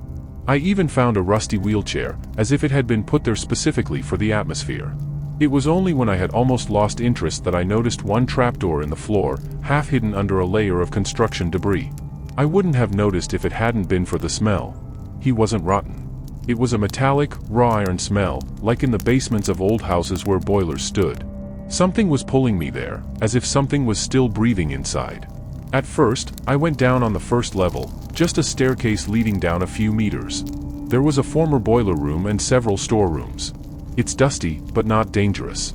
I was almost disappointed when I saw a wall in the far corner, behind which, by the sound, there was an empty volume. I hit the brick a couple of times, and one of the blocks moved inwards with a slight creak. There was a passage behind it, narrow as a ventilation shaft, and damn dusty. At first I thought it was another maintenance tunnel, but then I noticed wiring hanging along the wall and switches, one of which was handwritten, "lower level, light." When I pressed the button, one lamp lit up. The second blinked and went out. That was enough to see that I was in the hallway. Not concrete, like in bunkers, but brick, like the old basements of the 19th century. The walls were covered with white tiles, some cracked, some stained with something dark. There are staggered tiles underfoot, dirty and sticky. But there was something wrong in this basement. It didn't seem like just a technical room. This place looked like an operating area, or an isolation zone. But all this was in a psychiatric hospital, which no one wanted to talk about. I walked slowly, turning on the camera on my chest. There were massive iron doors along the corridor, like prison doors. Each one had a plaque with faintly erased names or numbers. Behind one door is a bed fastened to the floor with chains. In the other is a table with 3 handcuffs bolted to the surface.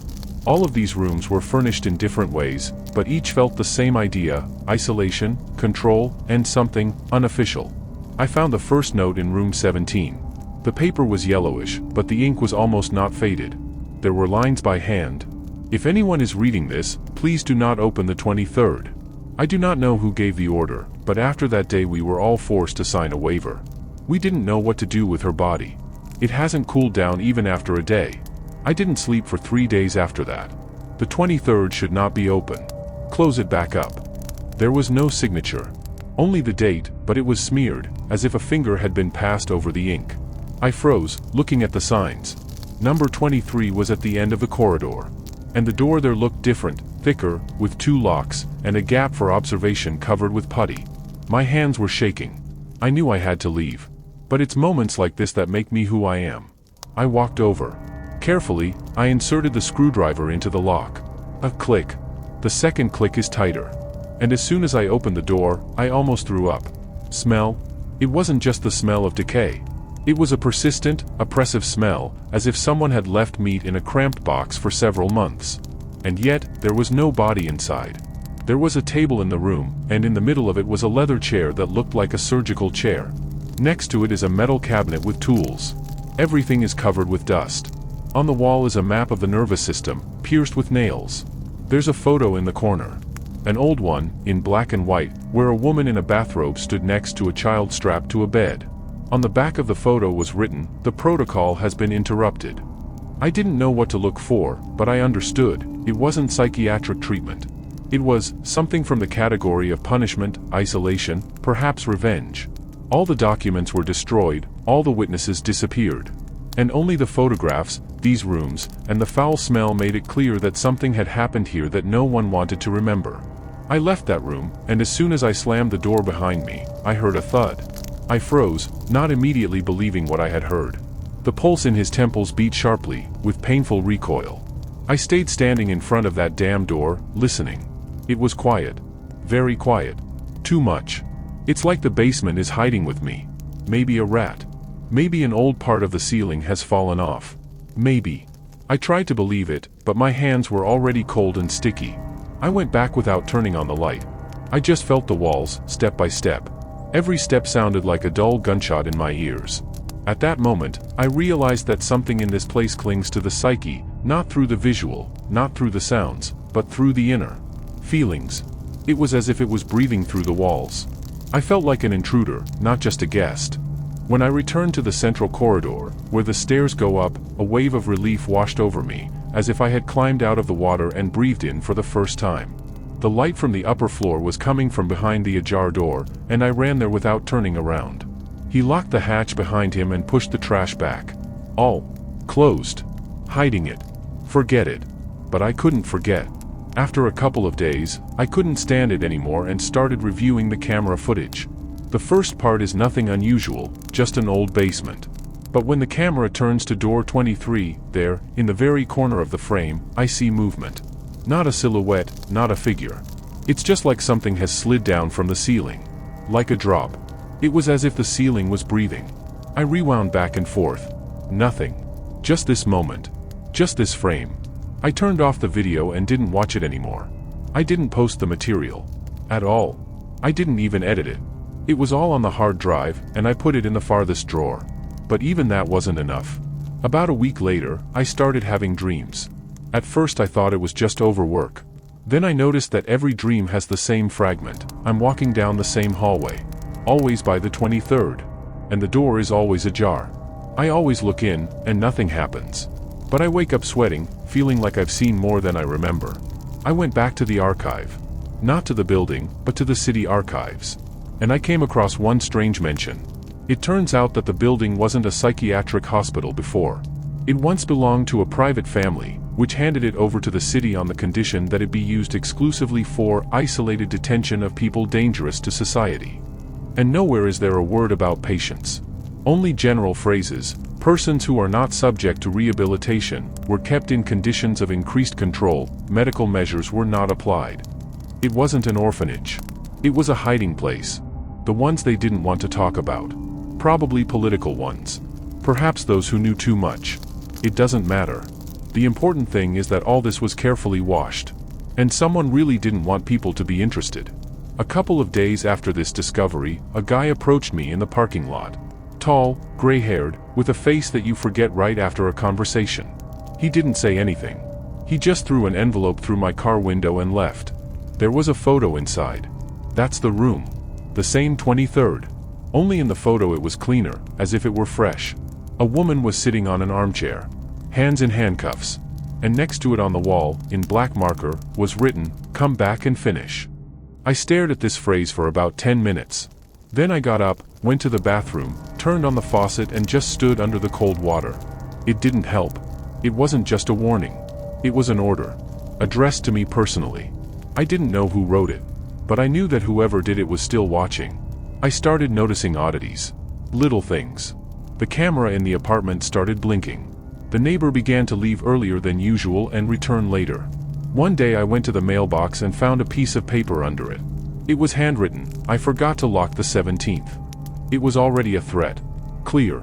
Without mysticism, without noise. Just a message from someone who knows where I've been, what I've seen, and what I shouldn't have touched. I've moved to a rented place. I turned off the internet. I burned all the copies of the video, except for one. It's in a safe place, but I won't tell you where. So I'm sitting here writing this. Not to complain. Not to scare. But to leave. So that at least someone would know that I haven't left the house for 3 days. I just sat there, staring at the laptop screen, where the cursor was slowly blinking in an empty document. I was trying to start writing a statement, trying to document everything that was happening. But every time I got to the description of the 23rd room, my fingers seemed to freeze on the keys. It wasn't fear that got in the way, but a feeling of utter meaninglessness. No one will believe it. No one's going to get in there. Even if I show you a photo. Even if I take you there by the hand, people will just see an old door and a dusty basement. And I've seen more behind it. I had to leave. To escape. At least for a couple of days. I packed my things, turned off my phone, and drove out of town to the house I rented before the whole story started. An ordinary wooden building near the forest, without neighbors, without cameras. I wanted to be alone there. Rethink everything. But on the evening of the same day, when I sat on the veranda for the first time with a cup of cheap coffee, an email arrived on my laptop. Without the sender. Without a theme. One file is a video. I didn't open it right away. I was just looking at the screen. My hands were shaking. Inside, everything already knew that this was not just an accident. This is it again. I looked out into the night, listened to the wind stirring the trees, and a dog howling in the distance, and I felt that they had found me even here. Opened. The video lasted 17 seconds. The camera was shaking. I recognized the hallway. The same dirty tile. The same peeling walls. Someone was walking, filming, but there were no footsteps. Just heavy breathing. At the 14th second, the camera turned to the left. Door 23 was wide open. And beyond it, the void. No furniture, no stains, no wallpaper. Just concrete and chains hanging from the ceiling. At the 17th second, someone whispered, "You're back." The video turned off. And immediately after that, the screen went black. Forever. I tried restarting the laptop, pulling out the battery, plugging it into another monitor, nothing. It burned down. He just died, like it was his last case. I spent the night on the floor without turning on the lights. Every curtain, every rustle outside the window, everything reminded me that I was not alone. I could feel my back all the time. It's like someone standing there. If he doesn't look, he's worth it. Like security. Like silent control. It was no longer a place. It has become a system. Invisible, but real. In the morning I went to the city. I stopped by to see an old friend, a journalist, whom I hadn't seen in years.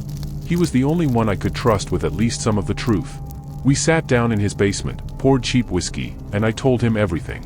He listened in silence. Only at the end he asked, "Do you even realize that this is not a plot? This is not an article. This is a black mark. Where are you going, huh?" I showed him a photo of a woman in handcuffs. He was silent for a long time, then said, "Her name was Linda. She disappeared 15 years ago. She worked in the Department of Social Protection. I knew too much. I wrote too much down. She had a dictaphone. He was never found. It was new. I didn't even know why I had saved this photo, but now it was the key. We spent 2 days trying to find references to her cases, calls, and complaints. And in one entry, in a single certificate kept in the old police archive, it said, the last location is an object of temporary isolation, not subject to disclosure. It wasn't just a basement. It was a place where the inconvenient were taken. And they did it without a trial. Without protocols. No cameras. They just cleaned it up. So that no one else interferes. It wasn't conspiracy theory. It was a banal, sinister, and completely real scheme. It was like an incinerator, but instead of garbage, people went there. We drove back to the building. At night. This time with a camera, with lights, with a plan. Just me and him. Everything was as before. No one was guarding. No one approached. We went down to the basement. I didn't stop this time. We've reached the 23rd. It was closed. But there was a tape recorder on the floor in front of the door. Old. Worn out. The plastic peeled off. I picked it up. It was turned on. The red light was blinking. I clicked play. A woman's voice. "If you're listening to this, then I'm already dead. They come at night. Without a form, without signs. They take it away and cut it out. Not organs. Stories." The recording stopped. We didn't listen to anything else. They just went out. Silently. Quickly. They left in complete silence. He left town the next morning. He said, "Forget it. Just forget it. Hide yourself." But I can't. All this does not let go. It's not a mystery. It's not a secret. It doesn't need to be solved. It needs to be lived through. And if you're reading this, you should know.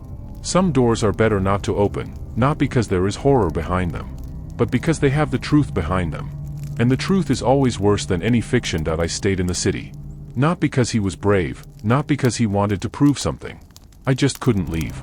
I couldn't go on living knowing that all this would just remain in my memory, like an unfortunate episode, like a dream that needs to be forgotten. But it wasn't a dream. It was part of the present. And I felt that if I closed my eyes now, if I ran away, then it was all for nothing. So I'm just another one who didn't say anything. I started collecting everything I knew. Photo. Audio recordings. Screenshots of emails. Fragments of the video. I created duplicates. I recorded everything on external hard drives. I hid one of them in the ventilation of a rented apartment. I took the other one to the library and put it between the pages of an old encyclopedia. I didn't know how long I would live. But I wanted at least something left. At least some truth. The paranoia didn't come immediately. At first, I just noticed familiar faces too often. The same man in a blue jacket on the subway, then at my house. A woman with a child who looked in my direction for too long. Then there are silent calls. Then there was the feeling that someone was in the apartment when I wasn't there. There's a book on the table that wasn't there this morning. An open tab in the browser, which I definitely did not open. I didn't tell any more reporters or acquaintances. I just started recording everything on a dictaphone. My thoughts. Dates. Places. Everything in a row. Sometimes it's your feelings. I even recorded my own fear.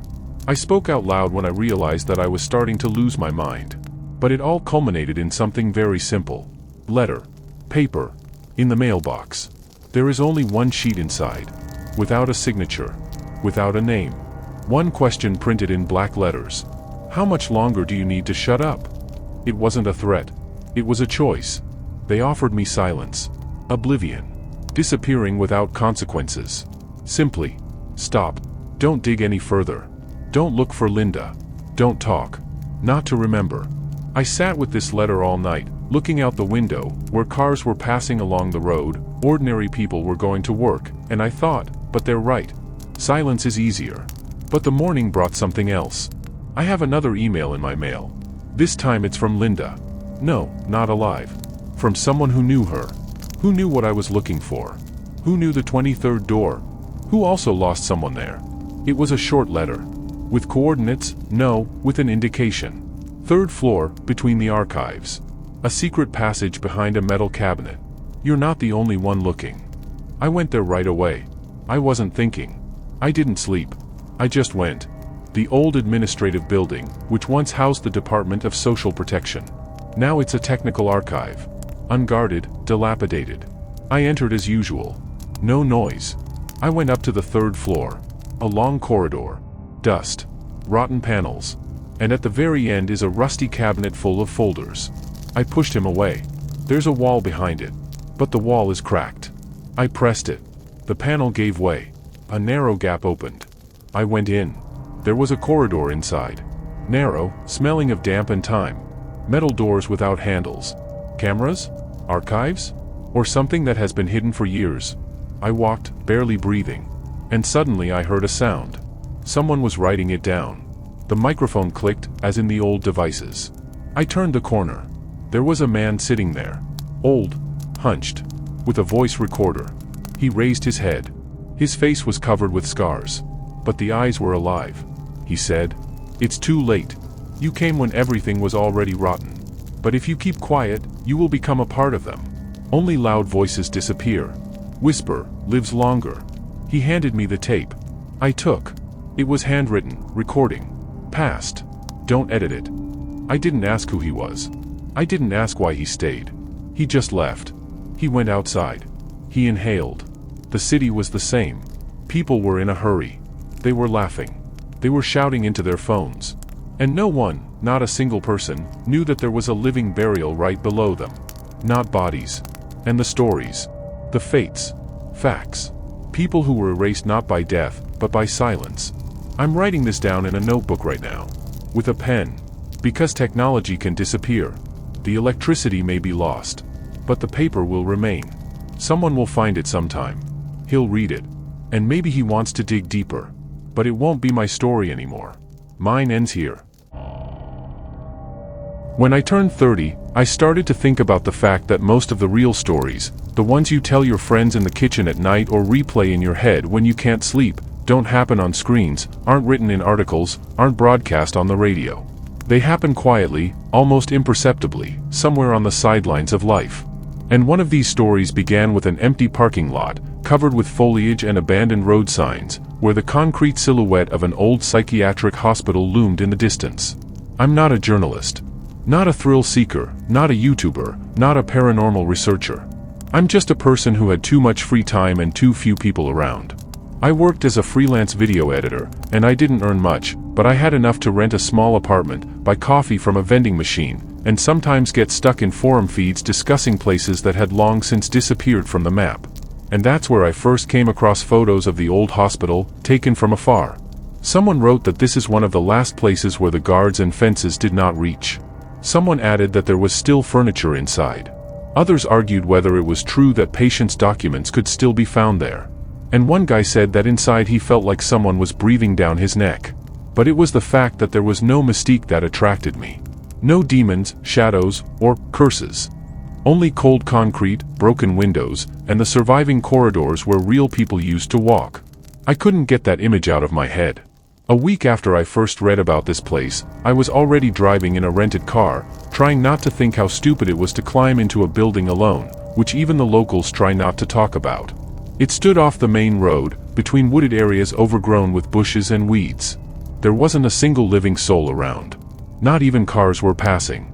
I parked further away, at the edge of a country road, so that no one would notice. It was October.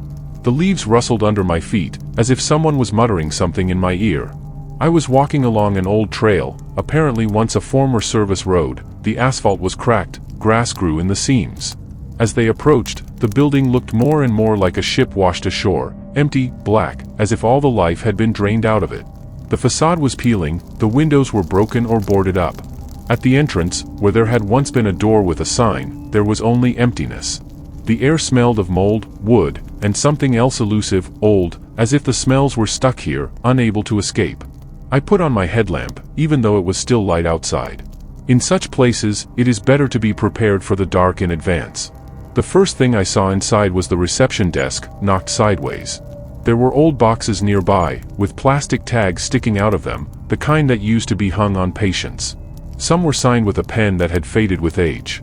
None of the names were legible. Only numbers. I moved slowly, checking every step. The floor sagged in places, there were water stains, debris, pieces of plaster. But it was real. Here's the couch in the reception room. Here is a peeling board with instructions, wash your hands before entering the ward. Here is the old clock, frozen at 12:38. Every detail was a reminder that people had lived, worked, screamed, and possibly died here. It wasn't something abstract. I saw streaks on the floor where the bunks once stood, and the frames were without mattresses, rusty and creaking. One of the cupboards was open, and inside was a stack of neatly folded robes. There were abandoned shoes on the floor, a woman's slipper, lonely, dusty, as if it had been forgotten in a hurry. I took the camera off my shoulder, but I didn't take any pictures. Everything inside seemed to demand respect. I didn't want to turn it into content. I just wanted to understand why it looked like everyone had been kicked out of here a second before my walk. Then there was a corridor with numbers on the doors, 108, 110, 112. Some were ajar. I looked inside, monotonous rooms, sometimes with remnants of furniture, sometimes empty. I found an old notebook in one of the rooms. It was covered with dust, but the pages inside were still holding. The notebook began with a list. Just names. Then there are short notes. Richard S. refused to eat again. She says the food is poisoned. Mabel G. sang all night. She asked to call her father. My father died in 1972. Harold M. threatened the staff, took away the pencils. Nothing mystical. It's just routine. Terrible, but mundane. The everyday life of those who worked here. Or those who were stuck in the system. When I reached the main staircase leading to the second floor, I heard a sound. The rattle. Not footsteps, not a voice, just something metallic that had fallen somewhere ahead. I froze. My insides clenched. Not out of fear of something supernatural, no. I remembered all the stories where people ran into homeless people, security guards, and psychos who hid in such buildings. I regretted that I hadn't brought anything with me except a flashlight and a camera. But I went on anyway. Every step on the stairs echoed hollowly in my chest. The metal bounced under my feet, as if it was resisting. The air was thicker on the second floor. I could feel it on my skin, like a fog soaked in dust, fear, and old memories. The light of the lantern revealed sagging doorways, peeling walls, and cracks that stretched like veins across the ceiling. Everything here said, stay a little longer and you'll be a part of it. I found myself in a long hallway with closed doors on both sides. On the right is a glass window with a grate. Behind it is a small treatment room, judging by the preserved poster of instructions for staff. The poster was covered with someone's notes, hastily written words with a pen. They went in a column, as if the person wanted to repeat something. I won't forget. I won't forget. I won't forget. Over and over again. The last lines went obliquely, the letters slid down, and at the end there was just a meaningless alternation of letters, as if the writer's hand had given up before consciousness. I moved on. One of the doors, under the number barely hanging on a nail, was ajar. I pushed her with my finger. Crackling. Behind the door is a small, narrow former ward. There is an armchair by the window. And there was a doll sitting on it. Not intimidating. It's not terrible. Just an old, childish, faded one. Someone had obviously put her there. What for? Has anyone been back here? Or were the employees or patients of that time trying to arrange their lives somehow? The thought sent a chill down my spine. I felt uneasy. I went out and closed the door. Another screech. It's getting closer. Leftward. I didn't run, but I quickened my pace. There are no pretentious solutions in such moments. There is no heroism. There is only an instinct, to leave. Find a way out. But I felt like if I just ran away, I'd never stop thinking about what was out there. And it will eat me up slowly, like rust eats metal. So I turned aside, to a room where there had clearly been an archive before. The door to the archive was unlocked, but it jammed. I had to push it with my shoulder. It gave way with a dull crunch. It was damp and stuffy inside. Shelves, cards, dust, old folders. Some are wet and caked, others are whole. I pulled one offhand. Transfer of patients. Internal orders. Opened, inside memos. Patient X has been transferred to the department without the right to walk. Isolation is required due to aggression towards the staff. Remove scissors and sharp objects. I put the folder back, but my eyes caught on the box under the shelf. It contains a bundle of old letters. Handwritten. The letters themselves weren't scary, but the tone, it cut in. Here is an excerpt. Mom, I'm better off here than I was. But they say I can't go home because I'm unsafe. I don't feel dangerous. I just miss you. Please come over. Or something else. My roommate said he could hear the walls breathing. I was laughing. But yesterday I didn't sleep, and it seemed to me too. Not sounds, but as if the walls were alive. Not in a mystical way. They're just moving. It's like the building remembers. I threw the letter away. The feeling of anxiety became sticky. It didn't go away. I heard the sound again. Definitely not from the wind. Not from time to time. Someone was walking. Not for me. Somewhere down there, maybe. Or vice versa, higher. It wasn't clear. But it was a man. The sound of a heel. Sharp, uncertain, as if someone had stumbled. I turned off the flashlight. I just stood there in the dark. And he listened. Silence. When I turned on the light again, everything seemed quieter. It was as if the building itself had held its breath. I knew I had to leave. That's enough already. But one thought wouldn't let go. Who left the letters? Who put the doll on the chair? Whoever came here after closing? I decided to go to the 3rd floor. I went up another staircase, a narrower one, obviously a service one. It smelled rotten. At the top there is a large door with the inscription, restricted access. Locked, of course. But the door to the next room was ajar. I went in. It was a locker room. It's old and shabby. The lockers had their doors open. One was covered with medical clothes. There was a stretcher on the floor, a twisted bandage, and a puddle of dried moisture. And also a plastic badge. With a photo. A man with glasses, about 40 years old. No smile, no sadness. Just a tired look in my eyes. The caption on the back reads, Roger. Night shift. It became physically difficult for me. I felt that I was not in an abandoned building, not in urban ruins, but in a place where people lived, where they left everything, letters, clothes, things, even a doll. I was standing in this dead locker room, holding a plastic badge to my palm, as if it could explain something.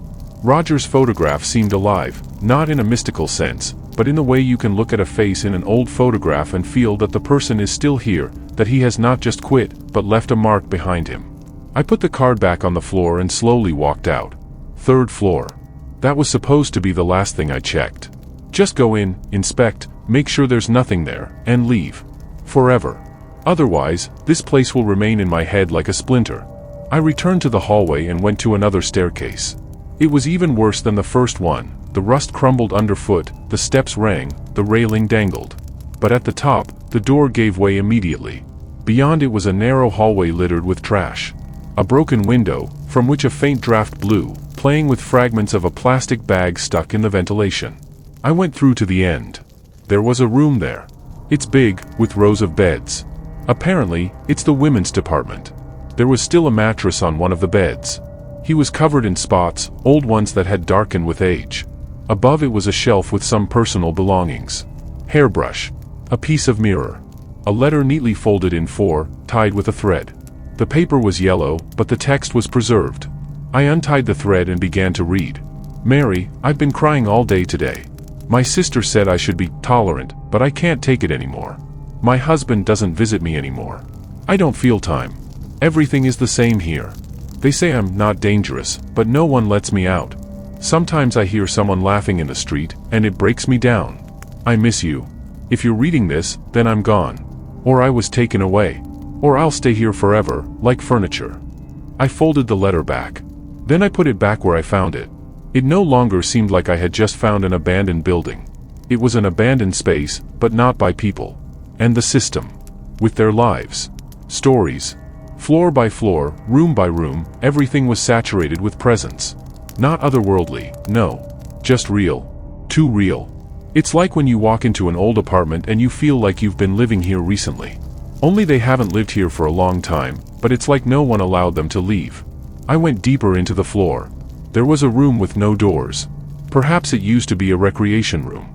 Now it's just a dusty empty room with broken windows and one battered sofa in the center. I came closer. Someone had written something on the wall with a black marker. They're not sick. They just broke down. And no one wanted to fix them. That phrase stuck in my head. I suddenly realized how reversible everything is. How easy it was not to bring it to this. Don't abandon these people. Not to turn them into ghosts without mysticism, but into forgotten creatures left behind concrete walls. I turned around, and I heard footsteps in the hallway again. Fast ones. No, not running. Exactly the gate. But too determined. I froze. Again. The light is off. Only the dim light from the broken window. The footsteps stopped. A second of silence. Then there was a sound like something metallic falling to the floor. I left the room and walked slowly in that direction. There were keys on the floor in the hallway. A bunch, a big one. I picked it up. They were old, with a metal plaque with something like a code scratched on it. I didn't look into it. I just put it in my pocket. Someone dropped them just now. It wasn't trash. Not a trace of the past. This is the real thing. Someone was here just now. I quickened my pace. I decided, that's enough. I don't want to know anymore. I don't want to search. Down. Faster. But not running. It's too dangerous. The old stairs might not hold up. On the second floor, I heard, for sure, a rustle outside the treatment room door. Not the wind. Not rodents. Clear, confident sound. I didn't stop. Straight down. Past the doll in the ward. Past the archive room. Past the cracks in the floor and broken furniture. The first floor, and now the exit. I went to the door. And I realized that it wouldn't open. The handle was turning, but the door seemed to be jammed. Or, someone locked it from the outside. I wasn't panicking. He just stopped. He took a couple of deep breaths. He looked around. And then I noticed a white sheet on the wall next to the entrance. He definitely wasn't there when I came in. I walked over. On it is written in ballpoint pen. If you're here, then you've been looking. If you found it, then you know. Now choose, either you leave and never come back. Or you can stay and find out what really happened here. No signature. No instructions. It doesn't make sense. But the point was different. I wasn't making it up. I wasn't going crazy. Someone was definitely watching me the whole time. And I made a decision that I squeezed the paper in my hand, and it trembled along with my fingers. Everything was very clear. I was being followed. From the very beginning. This is not mysticism. Not a curse. Just an observation. Someone in this building didn't leave like the others. Someone stayed. Willingly or unwillingly, it doesn't matter. And that someone knew I was coming. Maybe he was even waiting. I stepped away from the door and sat down on the dusty floor. I had to get ready. My heart was beating fast, but I felt no fear. It was closer to panic, mixed with the realization that there was no turning back. Someone locked the door. And now, apparently, I'm not a guest, but a part of this place.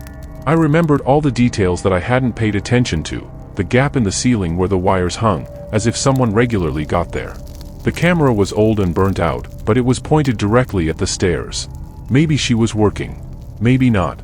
I didn't check it. Roger's badge. Who left him in the solitary locker room? And why was the door closed instead of locked? I got up and walked slowly back. There was no way out anyway. There is only one way to go deep. He walked past the dining room and froze. Where there had been an empty table, there were now traces of food. Someone was eating here. Quite recently. Leftover bread. A metal bowl. And a plastic water bottle, half empty. I came closer. There's a name on the bottle. By hand. With a marker. Sam. Who is Sam? Another patient? An employee? The guard? Or the one who never left? I heard a door slam on the second floor. Clearly. As if someone wanted me to know he was here. I went. Not because he was brave. But because there was no choice. The stairs creaked again. Second floor. It's still quiet, but now it's deliberate. The space seemed to have changed. Every room is a possible trap. I went to one of them, the treatment room. I looked inside. And froze. There was a man sitting on the couch. He looks about 50 years old. His face was shaved, and his hair was cropped short. He is wearing an old shirt with the emblem of this institution. He stared at the floor and rocked back and forth. I didn't know how to behave. "Do you live here?" I asked. He slowly raised his head. The eyes are empty. His gaze was not focused. But he had heard. Understood. He just didn't answer. I took a step closer. And he spoke. "They forgot about us. Everyone. I was here when it started. I'm the last one. The others left or were taken away. But I stayed.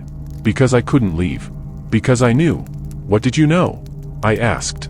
That everything was more real than they wanted to admit. That not everyone here was sick. And those who really were, they weren't treated like people. We weren't patients. We were isolated. Circumcised from the world. Superfluous ones.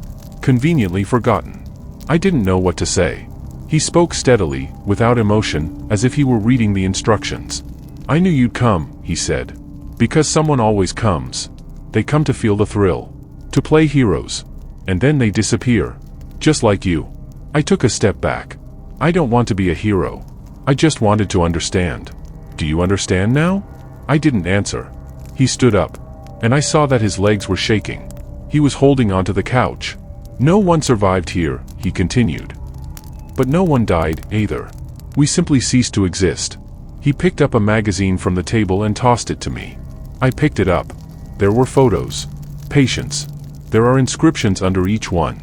Comments. Names crossed out in ink. Someone was keeping records. Unofficial. Next to one picture, I saw the caption, "Not subject to rehabilitation." He does not perceive reality. Does not answer questions. Self-isolated. Refusal of treatment. It was under the photo of the man who stood in front of me. He started laughing. Quiet, muffled. And now you know how it was. And you have to make a choice. Because there is no way out. Just a door that will be opened by someone who wants you to come out. I stepped back and ran out of the room. He didn't listen any further. Stairs down.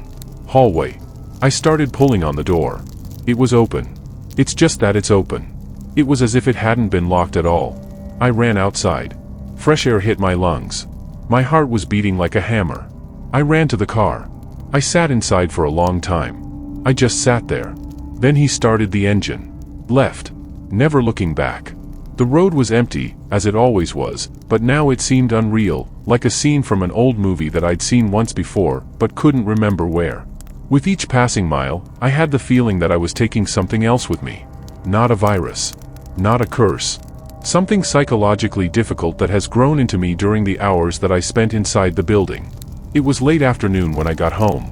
I went in, turned on the light in the hallway, and immediately turned it off. It felt like the light bulb was shining too brightly. I felt naked, as if the walls could see me now. I shut the windows, locked the door, and turned off my phone. And he sat on the floor, leaning against the wall. 3 days have passed since then. I haven't talked to anyone. He didn't go out. Every time I closed my eyes, I saw him, that man with the empty eyes who said, "We just stopped existing." That expression stuck in my head like a splinter. They didn't die. They didn't survive. They stopped being. I took out the magazine I'd picked up by accident again, in a panic. There were other people there. Dozens. Signatures. Some are crossed out, others are highlighted. And suddenly, I saw another photo. A new one. She wasn't there when I looked at the magazine for the first time. My face. Caption, arrived. Surveillance has begun. He is prone to disorientation. Self-isolation is possible. I dropped the magazine, but it fell next to me, open to this page. As if he didn't want to disappear. Like he wanted me to watch. I closed my eyes again. I began to wonder if I had ever left that building. Maybe I'm still there. Perhaps all of this is just a form of isolation that I've been placed in. Without bars. Without syringes. No hallucinations. With just one thought, you're not part of the world anymore. The 4th day. I found a camera in my apartment. A small one, mounted in a ceiling lamp. I don't remember installing it. I don't remember her being there before. I stood on a stool and took it out. The connection was made using the old wire, which is no longer used. Someone obviously did it a long time ago. Or recently. But definitely not me. I went out on the balcony and threw out the camera. There was a thud from below, and someone screamed. I looked out. A woman was picking something up from the ground. She looked at me. Long. For a very long time. And then she left. I wasn't scared. She wasn't indignant. She just left. The 5th day. I started noticing people at the entrance. The same faces. Every day. They stand as if waiting. Sometimes they look at the windows. Once, someone knocked on the door. 1 punch first. Then 2. Then alone again. I didn't open it. The 6th day. I found another magazine on the kitchen table. New. With new photos. All of them are shots of my apartment. I'm like I'm sleeping. How I'm sitting. It's like looking in a mirror. The last page is empty. Only the inscription, assessment completed. The decision has been made. The time has come. I do not know what this decision means, and who accepted it, but I feel like my body is getting heavier by the hour. Thoughts are viscous. I can hear the rattling behind the walls. Not mysticism. Not footsteps. A real, metallic screech. It's like a mechanism is starting. I don't sleep anymore. I don't eat. I'm sitting here writing this. To leave a mark. So that someone might find it. To make someone understand, there is no escape from this. Because they don't lock. They're watching. Until the end. And then you disappear. Without a body. No noise. Without the fact. My name is Ethan. Or at least that's what I thought until one meeting that changed everything I knew about myself. Until that day, my life was simple, even boring to be honest. I lived in a small rented house on the outskirts of the city and worked in a warehouse for a large logistics company. Every day was like a carbon copy. I got up at 6:45, poured myself strong black coffee, turned on the radio, listened to the weather forecast, drove to work through the same streets, passed the same gas stations and bakeries, greeted the same people and loaded, unloaded, signed papers, listened to the elevators buzzing and metal rails clank. I returned home, ate, watched TV, and went to bed. I wasn't a loner, but I wasn't looking for company either. I had acquaintances, a couple friends from work, with whom I could go for a beer on Fridays. But in general, I was comfortable alone. I loved silence, order, and routine. The house I rented was old. It was built, apparently, in the middle of the last century. From the outside, it looked like an ordinary building. One floor, a facade of darkened wooden planks, a faded roof. Inside, there are wooden floors, sagging door jambs, and a slight smell of old paper and dust that has soaked into the wallpaper. I liked this atmosphere. There was something reliable and well-established about her. I didn't know who had lived here before me, and I wasn't particularly interested. The house was on the edge of the street, and the nearest neighbor was 50 meters away, a couple of pensioners who hardly went outside. In short, everything was quiet. Until one morning. It was Monday. I remember it clearly because the day before I drank wine alone and watched an old movie, fell asleep late, and woke up later than usual in the morning. It was about 8 o'clock. I rushed into the bathroom, hastily washed my face, combed my hair, and was just walking out the door when I heard someone say my name. It was quiet like a whisper, but clearly, Ethan. I stopped. He looked around. There was a feeling that the voice sounded very close in the room. I even went back to the hallway and checked, but there was no one there. The windows are closed. I thought it was my imagination. Maybe it was on the radio or just a mind game. I turned off the light, got out, and went to work. The next incident occurred in the evening. I was returning home. It was already dark outside. When I got to the house, I noticed that the door wasn't fully closed. I definitely remembered that I had slammed it shut in the morning. The door in my house is heavy, it has a characteristic creak, and in order not to close it, it was necessary to leave it ajar. I entered cautiously. The hallway was dark. I didn't turn on the light, just stood there and listened. Absolute silence. Then slowly, trying not to creak the floor, he walked through the rooms. Everything was in its place. Nothing is missing. I even checked the drawer where I kept some cash. Everything was there. I tried to put it down to forgetfulness again. Maybe it was a messy morning. I just didn't close the door. But I was already worried inside. I started locking the door with 2 locks, and I started looking around more often on the way home. I still felt like someone was watching me. A couple of days later, something strange happened. I found a note under the door. On a piece of paper, torn out as if from an old notebook, it was neatly written. I remember you falling off your bike. You were 7. You had a blue jacket and you were crying a lot. I was standing nearby, but you didn't notice me. I've read it over and over again. I shuddered. I really fell off my bike when I was 7 years old. It was some kind of park or playground, I couldn't remember exactly. But there was a blue jacket. I hurt my knee badly, and then my mom took me home in her arms. Who could have known that? I looked around the street, but there was no one there. No car, no passerby, not even a cat. I held the paper in my hand and felt it tremble. I couldn't figure out if this was a prank. Is someone watching me? I called Rich, a friend from work. He arrived, we had a beer, and I told him about the note. He laughed, of course, and said it was probably one of the locals joking. Maybe someone from old acquaintances recognized me. He didn't pay attention, but I felt like it wasn't just a joke. Someone really knew details from my past that I barely remember myself. The next day, I went to my parents' house. I haven't been to them for a long time. I tried to ask my mom if she remembered the bike incident. She nodded, but couldn't remember any details, except that the jacket was indeed blue. I didn't show the note. He just said that he remembered his childhood. When I got home, I found a new note. She was lying right on the kitchen table. I haven't been home all day. The locks were intact, the window was closed. I didn't understand how she could be here. You always like to hide under the table when you were angry. Even when everyone thought you were gone, you were there. Always there. I was standing in the middle of the kitchen, holding a piece of paper in my hands, and I could feel the floor sinking under my feet. Whoever it was knew me. He didn't just know, but remembered things that no one else knew. Even I wouldn't have remembered it myself if it hadn't been for the note. I actually hid under the table when I was angry. It was at a very young age, when I was 4 or 5. Only Mom remembered that, but she never told anyone about it. I didn't sleep that night. I sat with the light on and a knife in my hand, listening to every rustle. It felt like someone was right outside the door, or under the window, or already inside. That night, the first time, I seriously thought about moving out. Up to this point, I tried to explain all the disturbing details by logic, by chance forgetfulness, perhaps by someone from the past who for some reason decided to make a joke or play on memories. But the fact that someone broke into my house and left a note on the kitchen table while I was at my parents' place was beyond explicable. I checked the locks, and there were no signs of forced entry. Not on the door, not on the windows. Everything was closed just as I left it. I even went to the neighbors, the pensioners 2 houses down, to ask if they had seen anyone near my house. They said no one was coming. They hardly saw anyone at all, except the postman. I looked at the cameras at the nearest intersection. I stood at a pole for about 10 minutes, but noticed that one of them had not been working for a long time. The lens was cracked. The streets were too empty to rely on a bystander. For a few days, I lived on the machine. I got up, went to work, and returned home. I didn't really talk to anyone.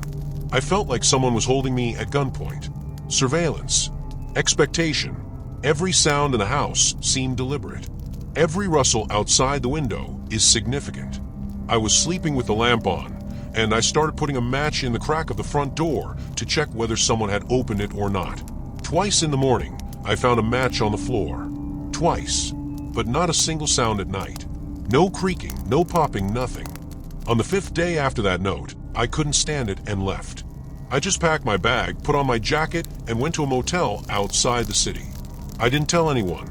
I turned off my phone so they wouldn't track me. The motel was old, with a peeling sign, but with a proper lock and thick curtains. I rented a room that smelled of dust and chemicals from a cheap air freshener.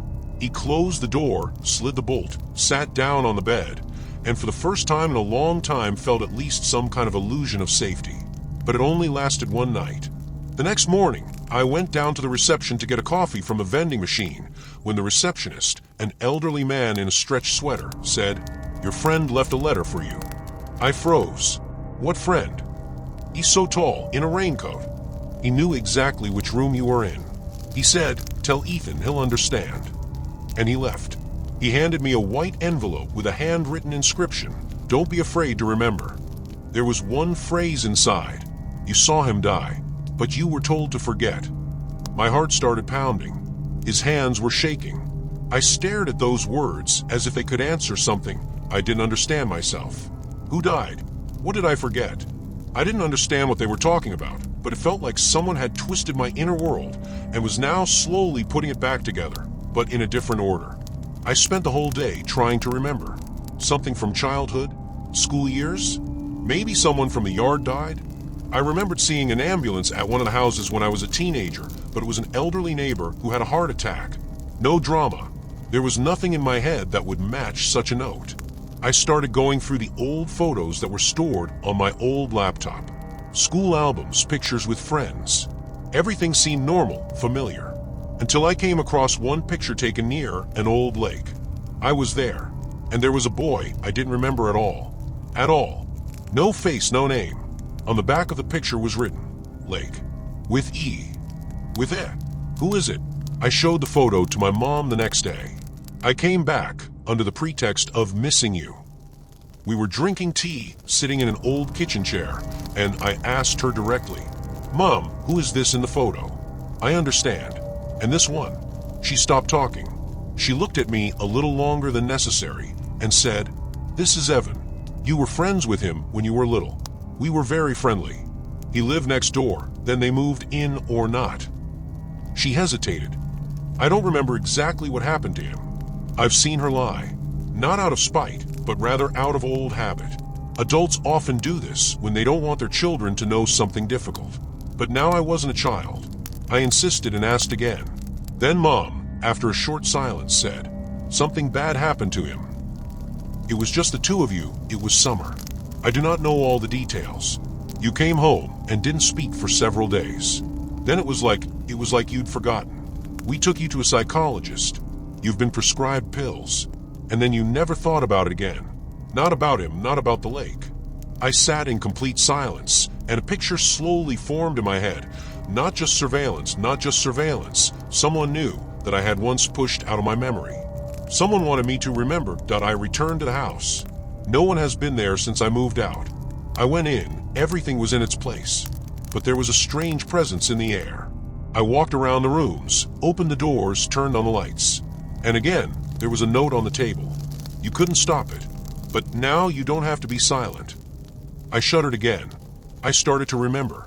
Lake, water, a summer day, me standing on the pier and someone nearby. Laughter. Then the noise. Scream. Someone is falling. Water. And I'm standing there not moving. Someone is calling for help. But I'm not moving. Years later, it became just an echo in my head. A blurred spot. But now, someone was giving me every detail back. And he knew more about it than I did. I sat down at the table, put all the notes in front of me, the envelope from motel, the picture. I didn't know who this man was, but he knew my name. He knew where I lived. I knew that I had forgotten. And it seems he was sure that it was time to remember everything. I do not know how he found out, or why you chose it now, but I felt that this was not the end. This is just the beginning, and that someone was there. I always have been. I hardly slept that night. I was just sitting on the floor in my living room, leaning against the wall with an open notebook where I wrote down every detail that I remembered. I was trying to sort everything out, who Evan was, what happened at the lake, why I didn't remember anything all these years. But the more I thought about it, the more I felt that someone had already built this route for me. It was as if I was following the footprints that someone had left in advance, knowing exactly when I would stumble upon them. And one morning, when I was already getting used to this feeling, a letter arrived. Present, the post office. No stamp, no sender. Inside was an ordinary paper, yellowish from time to time, folded in half. On it, in a neat, slightly trembling handwriting, was written, "You didn't drown. You just left." I was sitting with this letter in the kitchen, leaning over the table, and I could feel my hands shaking. I remembered exactly the water, the splash, the scream, and the silence. And then there's the emptiness. Did I not help? Didn't throw himself into the water? Just left? Why? I found an old folder with newspaper clippings from the days when Grandma collected articles as a keepsake. Among the cooking recipes and gardening tips was a thin, faded clipping. A teenager was found dead on the shore of a lake. The cause of death was drowning. The police consider the accident to be an accident. No name, no photo. Just a small note, but I realized it was him. Evan. And if someone writes to me that he didn't drown, but I left, then there was something more. And if I don't remember, someone remembers it perfectly for me. I went back to that lake. After all these years, it was still there, overgrown with reeds, muddy, surrounded by dead trees. The pier has long since rotted away, leaving only the concrete foundations. I stood by the water, looked at the murky surface, and at some point I seemed to hear inside myself, "You were standing here." Evan was calling, and you watched and didn't say anything. I found an old piece of a broken plaque on the shore. Once there must have been a warning about the depth. A rusty chain, entwined with grass, lay nearby. I squatted down and started shoveling the ground. I don't know why. I just felt that there was something underneath. After a couple minutes, I found a rusty tin compressed into the ground, and inside there was a sheet folded in half. There was a picture on it. Me and Evan, but not the one I saw at home. This one was shot from a different angle. It was as if someone was photographing us from behind the bushes. It was handwritten at the bottom. You knew he couldn't swim. My heart sank. I remembered. He asked me not to go too deep. We were arguing. He was on the pier. I was standing in the water. He stumbled and fell. I was just watching, measuring, as if in a stupor. I heard him calling, but I didn't move. Not because he didn't want to help, but because he couldn't. Fear paralyzed me. I just watched as his head disappeared under the water, as he tried to come up, as he waved his arms. And then silence. I went home. I didn't tell anyone, even for myself. It was like my memory had created a new layer that didn't have that. I convinced myself that nothing had happened. But someone knew. Someone was watching. Someone has been living with this truth all this time. And now he wanted me to feel everything he felt. Impotence, guilt, and maybe fear. When I returned home, I discovered that the door was not just closed. The latch, which I always left outside, was latched from inside. I broke it open with a crowbar. Everything was intact inside, but someone had written on the bathroom mirror with their finger, "Now, say it out loud." Tell me what? I stood in front of the mirror. He looked into his own eyes. Long. I saw him drown, I gasped. And I didn't help. Those words seemed to shift something inside. I felt sick. I got down on my knees, and for the first time in all this time, I burst into tears. Not out of fear, out of shame. It wasn't just a memory recall. It was a blow. I relived that day, only now as an adult who understood what my silence meant, and my inaction. A few days have passed. No one else came. There were no notes. The cameras didn't show anything. The mobile phone was silent. I didn't know if this story was over, or if it was just a respite, but there was only one thought in my head. Someone has been waiting all this time for me to name what I was afraid to remember. And now that I've done that, that very man, can finally appear. I didn't know it yet, but I felt there would be a meeting ahead. Real. Personal. The one who started it all, though it's been 3 days since I said that out loud in front of the mirror. The words sounded like a sentence, but there was something else inside them. Liberation. I realized that all this time I was hiding not from the truth, but from myself. But the realization did not bring peace. It only opened a door that hid other memories. For the first time in a long time, I decided to leave home. Just to walk down the street, get some air, feel like I'm alive, that the world around me still exists. But even in this walk, there was no ordinariness. I began to notice details that had previously escaped me. There was an old newspaper stand on the corner of our block, and it was there that I first heard Evan's name from a stranger. The seller was new, about 40 years old, with a neatly trimmed beard, wearing a shirt 2 sizes too big. When I handed him the money for the bottle of water, he looked at me and said calmly, "You were with him by the lake." Then, I looked up sharply. "With whom?" He smiled a little crookedly. "With the boy who didn't come back." I froze. I didn't know what to say. "Who are you?" He didn't answer. He just turned around and went into the back room. I stood there for a few seconds, then slowly went outside. I felt something swirling around me, invisibly, quietly, but precisely and intentionally. People knew, or at least one of them. I knew a long time ago. I was just starting to remember. When I returned home, I started sorting through things from my childhood. Cardboard boxes, old notebooks, videotapes, even cassettes. I turned on one of the old VHS tapes. It had a birthday record on it. Me and Evan. We were standing by the cake. They were laughing. Someone was filming us, holding the camera at shoulder height. And at some point, she shifted to the side, as if on purpose. A man I didn't recognize appeared in the frame. He stood in the shadow of the house, watching. Even then, even at this moment, I rewound it, stopped, slowed down, increased it. I didn't recognize the face anyway. But there was something familiar about his gaze, not his face, but the way he watched. It was as if he was waiting for me to look in his direction. But I didn't look. I was a kid. I didn't understand anything yet. The landline phone rang from behind. I jumped in surprise. No one used it nowadays. I forgot I had one myself. He picked up the phone. "Admit it to your parents," said the voice. And he quit. I was standing with a pipe in my hand, as if I were holding a grenade. Parents.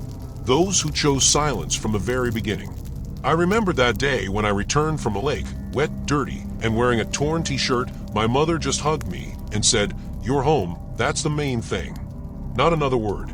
No questions, no interrogations, no attempts to find out what happened. And from that moment on, silence. For years. As if they only cared that I was alive. I called my dad. I asked if he could come by. He arrived in the evening, brought a bag of groceries, as always. I invited him into the kitchen and put the kettle on.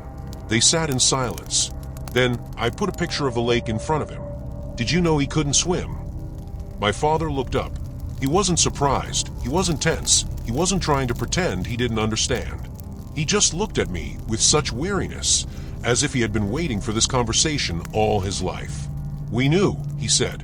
"Your mother found your clothes on the bathroom floor, saw that you were wet. Then the police came. They said they found a body. We decided that you shouldn't remember that. They took you to stay with your grandmother for the whole summer. And then you just didn't talk about him anymore. Why didn't you tell me?" "Because you woke up screaming every night. And because at some point he stopped. We thought that if you could forget, then it would be better."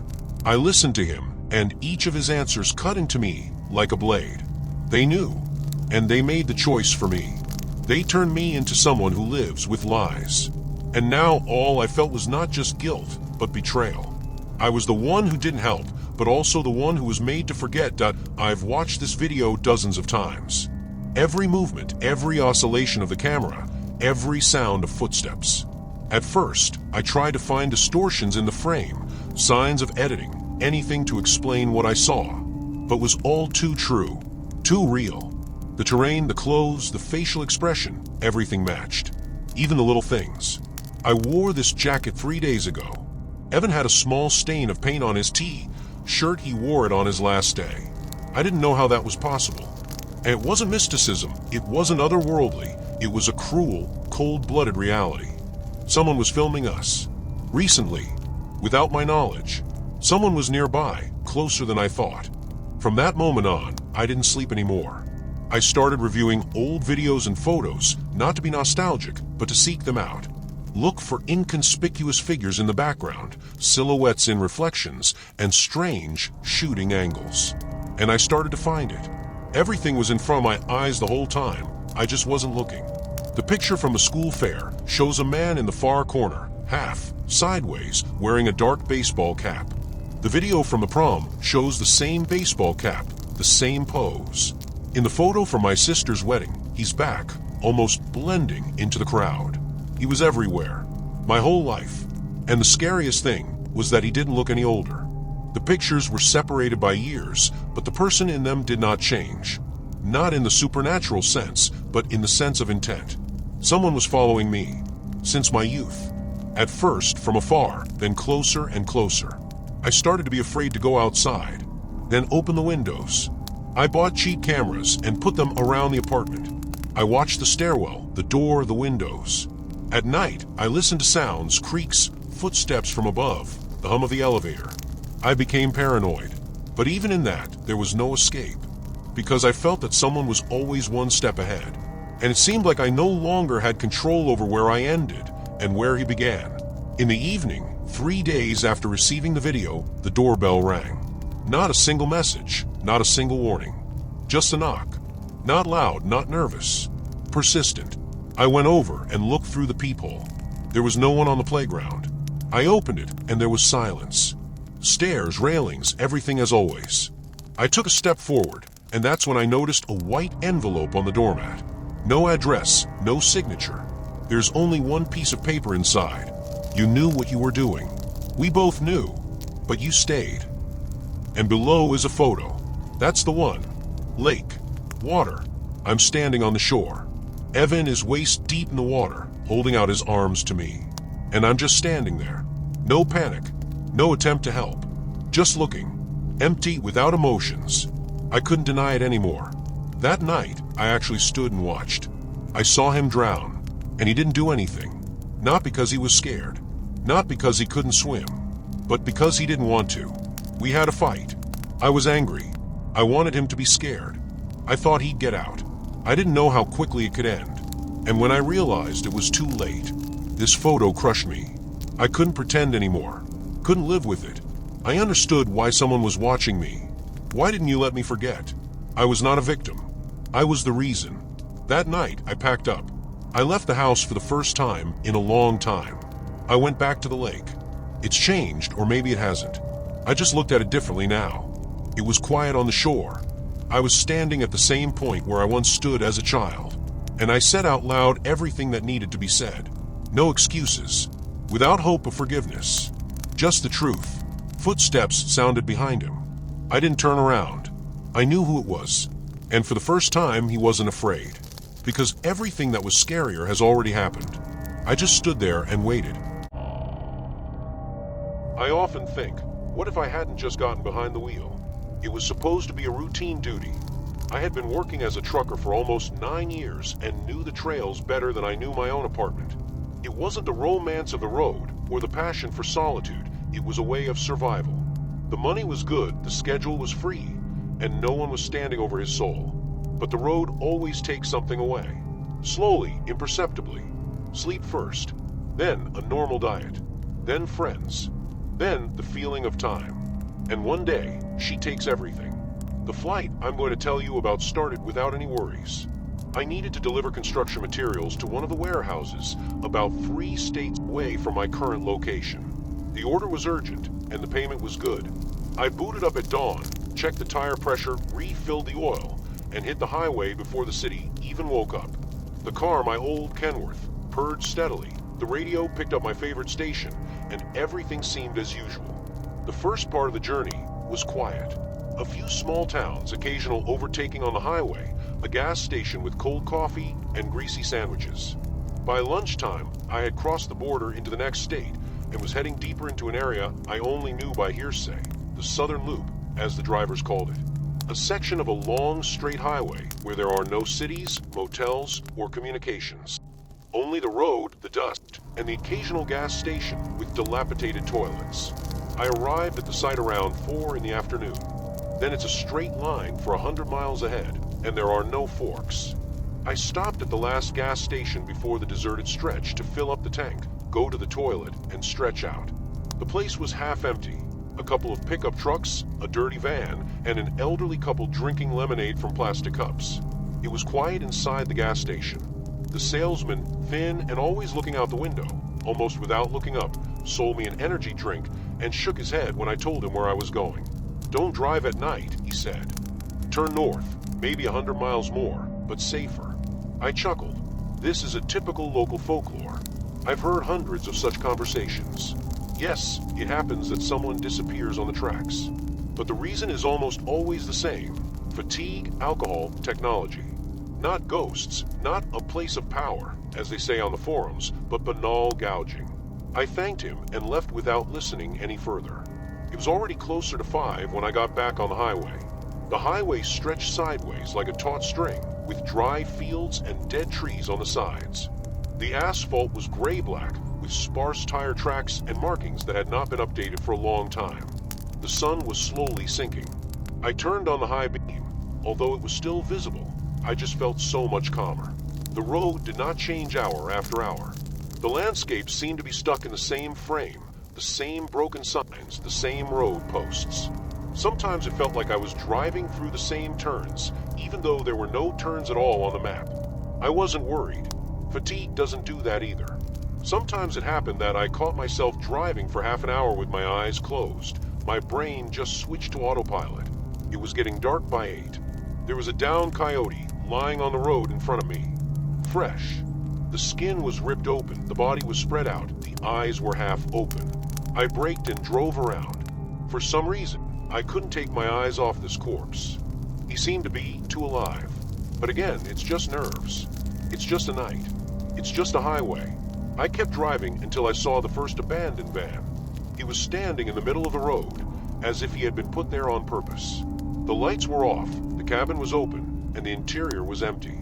I stopped, got out, and looked around, as if people had just walked out and left, abandoning everything. There was an old cap and a pack of cigarettes on the seat. There are 2 cigarette butts in the ashtray. The cigarettes were warm. I checked the hood. The engine was already cold. It was weird. I got back in the cab, backed up a bit, drove around and drove on. There's another one a mile away. An abandoned sedan with the door torn out. There are documents scattered on the asphalt, a backpack, and I almost didn't believe it, a child's doll with a severed arm. I didn't touch anything. I just drove slower. His hands began to shake. I checked the GPS. He hung up. I've been showing the same point for the last 20 minutes. I rebooted it, but the signal never recovered. There was no connection either. I turned on the emergency beacon and tried to catch at least one radio station. Zero. Just a hiss. I decided to stop, exhale, and put my thoughts in order. I stopped at a roadside exit, the only one that had been there in recent hours. There was an untitled, lopsided, rusty sign on the side of the road. I turned off the engine, turned off the headlights. The darkness squeezed the cabin like concrete. 10 minutes passed. I heard something click in the trailer. It was as if someone had pulled the door. I took the flashlight and went out. He walked over to the trailer. No one. Everything is closed. The seal is in place, but there were footprints on the ground. Not animals. Footwear. It's ordinary but very small. It's like a nursery. I walked along the highway with a flashlight, examining the curb. In the distance, in the dust, I noticed a tiny note stapled to a post. The paper was yellowed, but the text was clear. If you're reading this, you've already made a mistake. Don't stop. Never slow down. No one is coming home here. I froze, staring at this note, feeling my heart pounding in my chest no longer from fatigue, but from something else, something that had not yet been named. The paper was shaking in my hand from the faint wind, but I myself stood rooted to the spot. It could have been someone's stupid prank. It could have been. But those footprints by the trailer, the scattered things on the road, the dead coyote, and the cars, everything formed a chain that I absolutely did not like. I took a look at the highway. Absolute silence, not a single headlight, not a single sound. Only my truck stood, as if frozen in the moment. I felt a strange, nasty feeling, as if someone was watching from afar. I didn't move, didn't look back, just walked slowly back, trying not to make any sudden movements. The flashlight was shaking in his hand.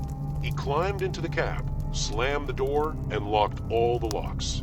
The engine started the first time, as if he also felt that he needed to get out. I stepped on the gas and drove back to the highway. I was driving fast, even too fast. The trailer rocked, the wheels caught every pothole, but I didn't slow down. I didn't even turn on the headlights, not because I'd forgotten, but because the light suddenly seemed superfluous, as if it let me know where I was. After a couple miles, the road got weird again. The same turn 3 times.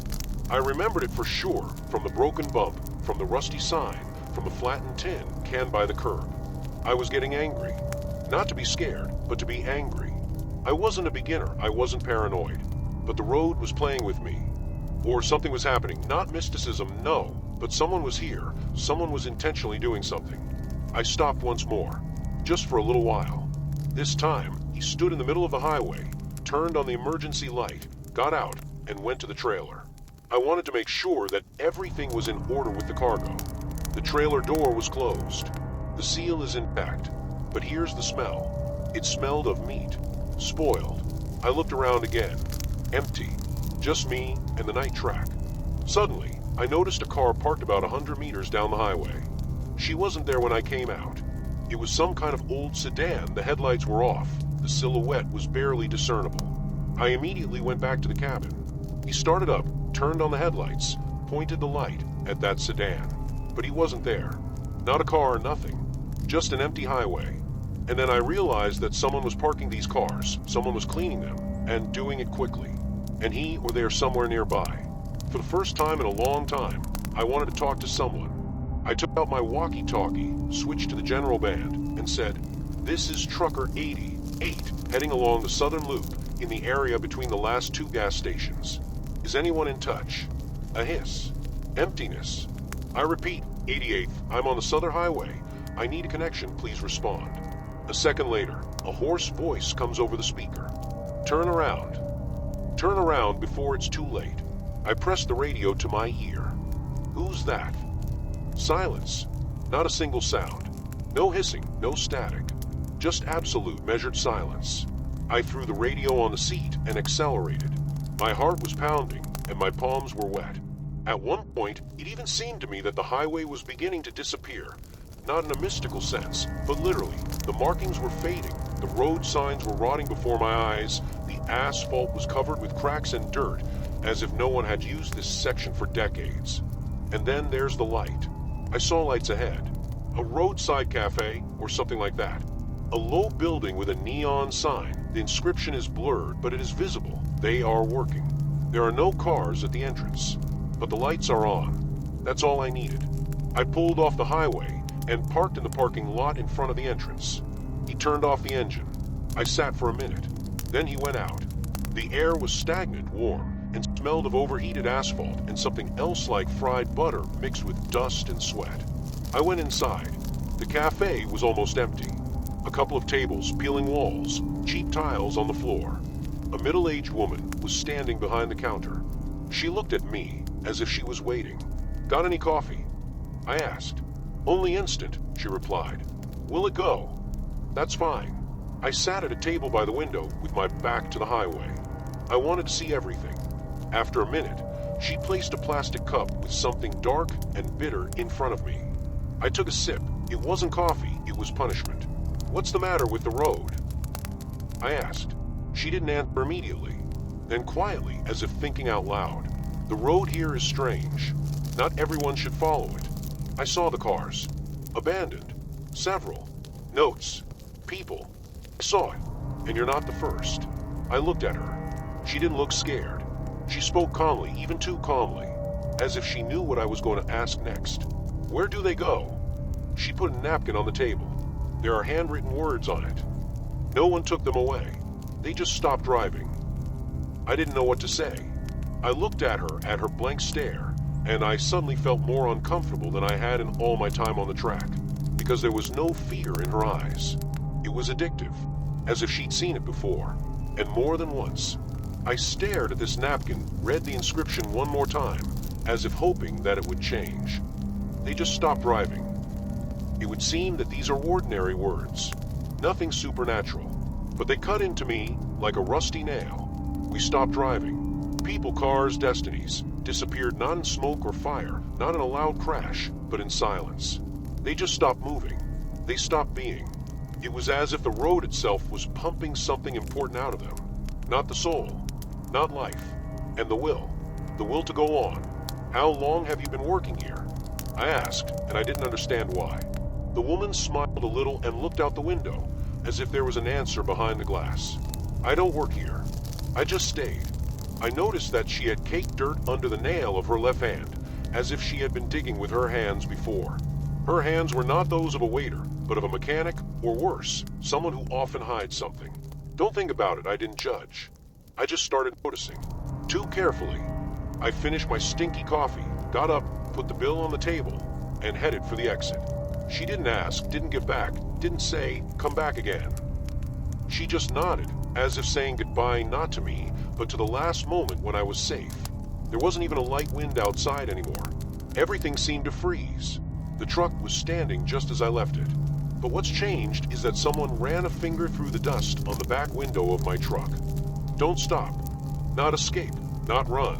Not danger is near. But clearly, do not stop. Neither a request nor a warning is a command. And the scariest thing is that I felt ready to do it. I jumped in the cab, hit the ignition, and pulled back onto the highway. It was well past midnight on the clock. A woman with the hands of a mechanic and the eyes of a witness remained behind. And I was alone again, the headlights picking out the dead road from the darkness, like a knife shining in the flesh of the night. After a couple of miles, again, the same car, the same silhouette. I didn't slow down this time. I flew past, looking straight ahead, without slowing down. And then, for a few seconds, I saw inside. There was a man there. I was driving. He didn't look at the road or at me. He was looking out the windshield, as if there was a screen there, and he was watching something that I didn't understand. And then there's that looping segment again. The same potholes, the same markup. Only now I was going even faster. Not even to leave, just to stay on the move. Have you ever felt that if you stop, you won't fall asleep, you won't take a break, but you'll just stay? Forever? That's exactly what I felt. The speedometer was jumping on the edge, and I could barely make out what was going on ahead when the headlights illuminated another body. Not a human being, not an animal. And the truck. I'm washing. My truck. The same model. The same numbers. And the trailer, even the scratch on the side matched. I slowed down. Not to the end, I just turned off the gas. The car was parked on the side of the road. The headlights were off. The cabin is empty. I caught up with her. The rear window was smashed. And again, dust. And the inscription. But now, look ahead. It pierced me. Not with fear, but with something else. Almost physical. It was as if someone had put a thought in his head loud, oppressive, like a migraine. Don't go out. I hit the gas again. And he drove on. 10 minutes later, or 30, I don't know anymore, I saw the light. Huge, yellow, shimmering. Roadside parking. Refill. There were cars there. People. Alive, real, swarming, talking, screaming, smelling of gasoline, smelling of cheap food. I turned in there, got out, and for the first time in all this time, I heard a noise. Not the emptiness of a track, not the sounds of the engine, not the crunching underfoot, and the real noise of life. Conversations, the beeping of speakers, the clatter of coffee machine lids. I stood at the gas station, like I was stranded. But when I looked in the rearview mirror, I saw that I had a black eye. It wasn't there before, and there's an abrasion on his neck. The long one, like a seatbelt. Except that, I always drive without him. I stayed at that gas station until morning. Not because I wanted to, but because I couldn't go any further. Every time I approached the truck, something inside seemed to start cracking. Not externally, but internally. It was as if the brain refused to accept movement. It was as if my body remembered something I hadn't realized yet. I tried to tell one of the drivers that I had met my own truck at night, with broken glass and seatbelt marks on my body. He looked at me like I was a homeless man who'd been given the wrong dose. He shrugged his shoulders and told me to rest and drink some water. And he disappeared into the stream of cars, which were becoming more numerous. But now I realized I'm not going anywhere. I sat down at a table in a roadside diner and bought a coffee. Bitter just like then. And when the girl with the slanting bangs handed it to me, I noticed the same dirt under her nail. It was black and ingrained, as if she was hiding something too. I asked, "Have you been here long?" She didn't answer. I just looked out the window, like the one from the last gas station. And suddenly I realized these are not different gas stations. They were one and the same. Only the road led to them from different directions. It's like I've entered a loop where everything repeats but shifts a little. Not mystically. It's just like in life, when you make the same mistakes with the same people in the same situations, but you think that everything is new. I went outside. The truck was parked. The same one. Only now there was no inscription on the rear window. Nothing at all. Clear. And then I sat inside. He fastened his belt. He started the engine. He looked ahead. I just sat there and watched the morning spread across the asphalt. I wanted to go, but he couldn't, because I finally remembered. I was already on my way. That night. Road. Coffee. Refill. The same woman. The same inscription. But then, I went out anyway. I wanted to inspect the truck, and he crossed the road. I was hit by a car, or a truck, or I don't remember myself. There was a blow, light, scream, and then refueling again. More coffee, the road again. I'm not a ghost, not dead. It's getting worse. I am the one who has forgotten that I am dead. But not because of mysticism, not because of karma, not because of the vicious circle of hell. It's just because the brain refused to accept it. My mind decided that it was easier to keep going than to admit that it had all ended on that damn strip of asphalt at 3 in the morning. And now, I'm here. Not in hell. Not in oblivion. And in a logical, infinitely real, absolutely dead-end thought, you didn't make it. And every time I come back, I get behind the wheel every time. I drink this coffee every time. Every time I see this inscription on the glass. With each cycle, there are fewer details. More and more bluntness. And at some point, I'll stop even trying to get out. I'll stop drinking coffee. I'll stop asking questions. I'll just stay behind the wheel, staring at the road like everyone I've met at night, who looked into the glass as if into a screen. They weren't weird. They weren't ghosts. They were me. Each of them is a driver who once did not make it, could not accept it. And now you're listening to me. You're reading. Maybe you even drove along this highway. Maybe you saw me too, or someone like that. You just imagined it. After all, we were all just driving. My name is Chris, and I've always had a strange craving for abandoned places. Since childhood, I've been climbing dilapidated construction sites, old garages, and rusty hangar rooms that smelled of dust, rats, and time. I wasn't afraid of broken doors, damp in the corners, or the crunch of glass under my shoes. On the contrary, it all seemed to invite me inside. I never thought that I would be the one making this kind of trash for YouTube. It's just that one day my friend Nate, whom I met at Photo Forum, suggested making a video for his channel.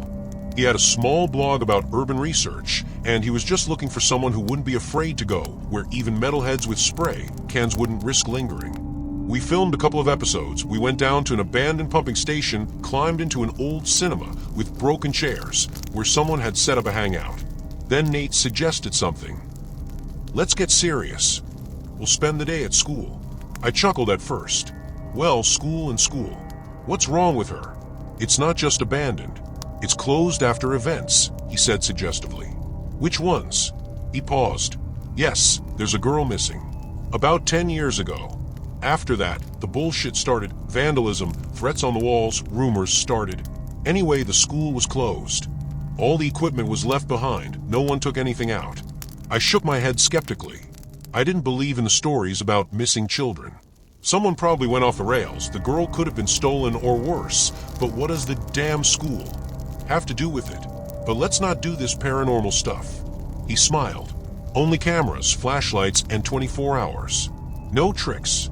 We have started preparations.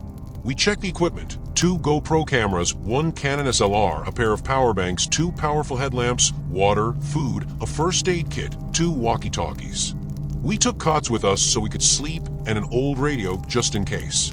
The school was located on the outskirts of an industrial area. The fences have long since rusted.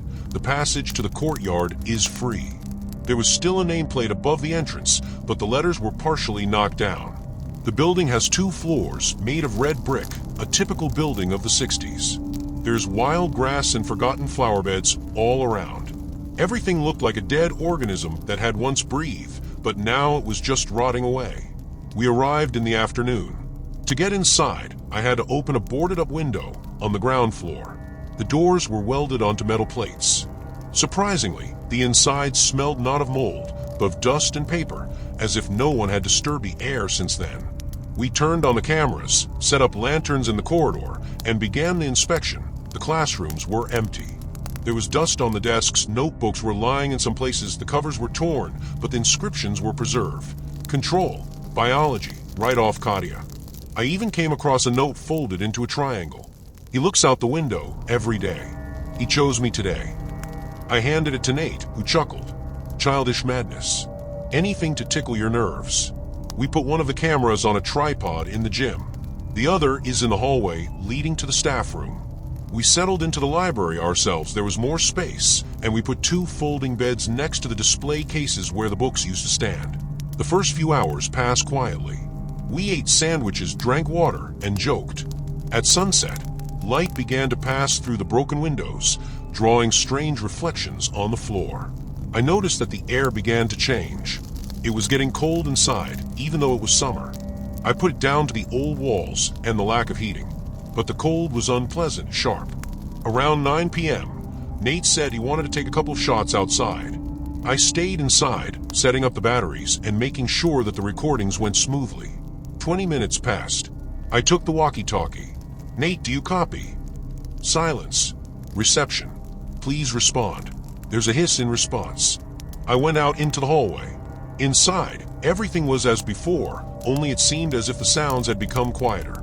The hum of the street disappeared, as if the school had eaten it. I decided to go out into the courtyard, and then I heard a door slam in the hallway a little further away. Very loud. I stopped, trying not to show that my knees were shaking. Nate, is that you? I almost shouted. 0. Just my own echo. As if on cue, something crashed in one of the classrooms. I rushed there, my heart pounding in my throat. The camera recorded it all. The door to the biology room was ajar. I walked in slowly. It's empty inside. There was only a glass jar of formalin and a dead frog on the floor. She had obviously just fallen. I looked at the ceiling. There was an old fan, maybe a vibration? Or is there someone inside? I didn't call Nate on the radio anymore. I knew that no matter what was happening, it wasn't a coincidence. I went back to the library, closed the door, and sat down. Waited.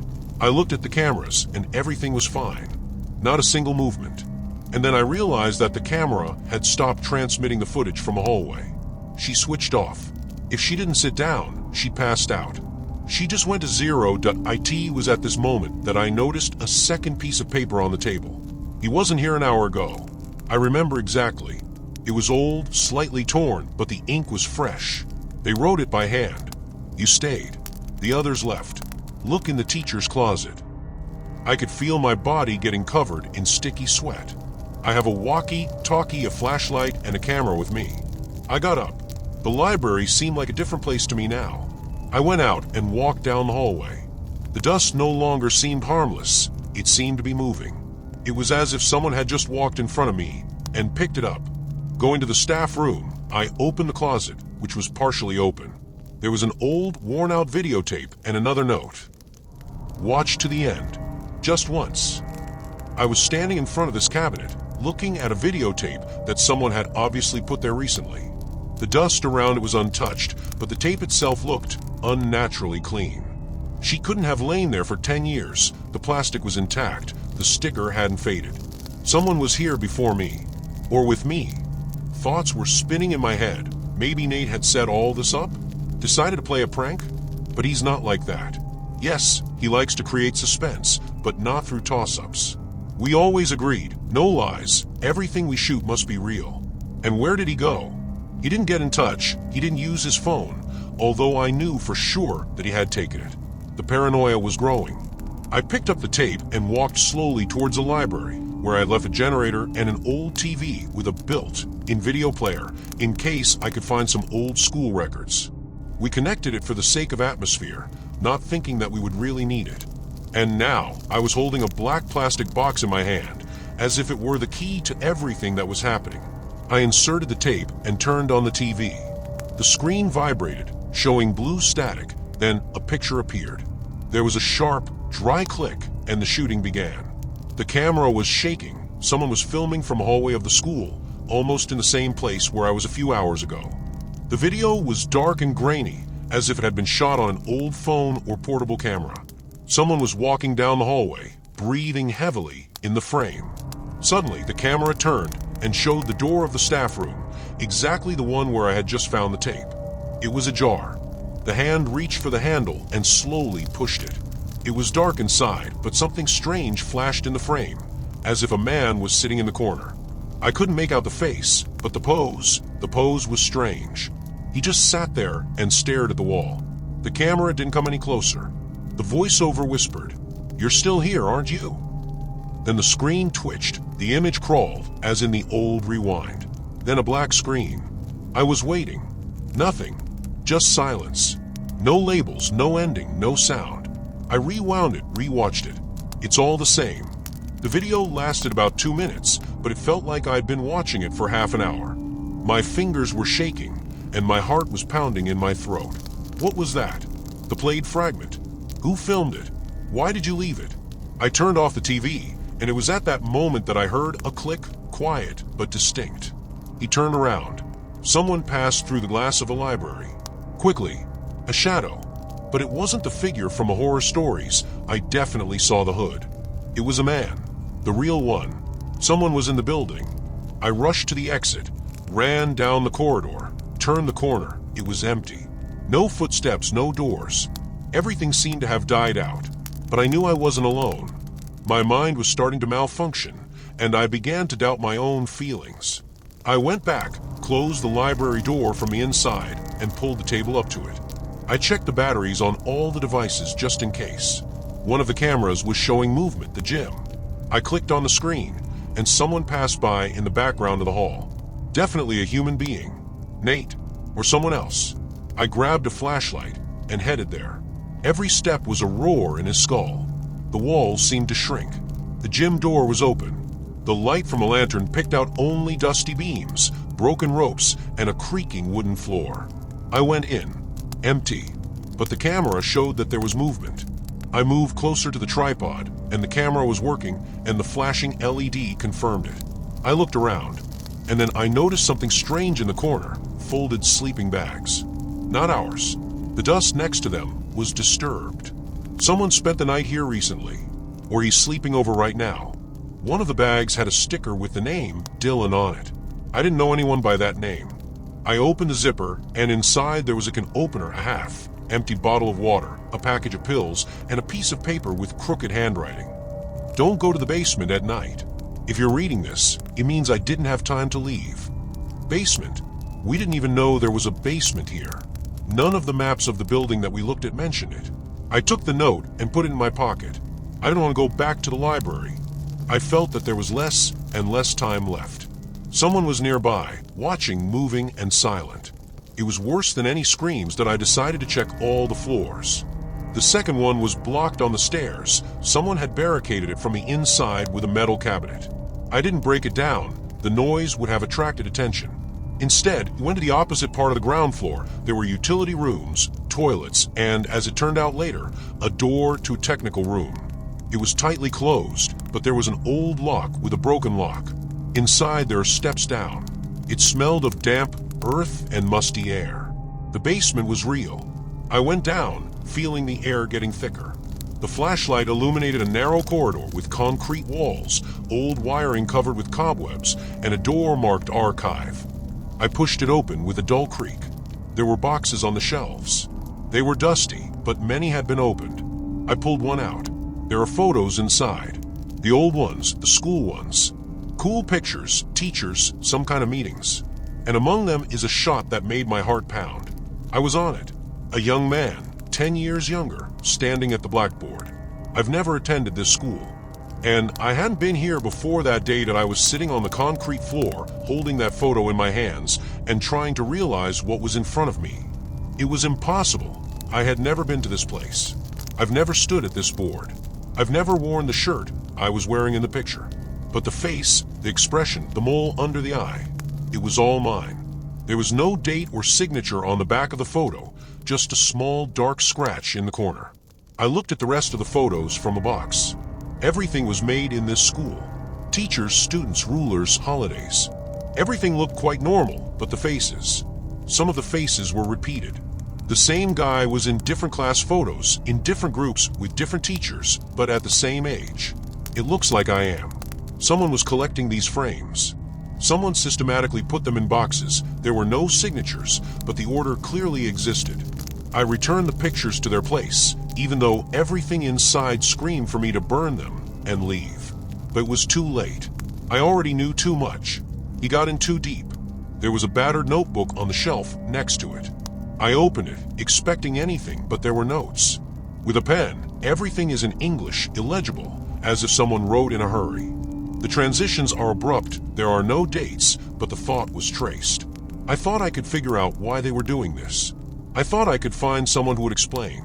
But there are no rules here. There is no logic here. Repeat only. Day after day.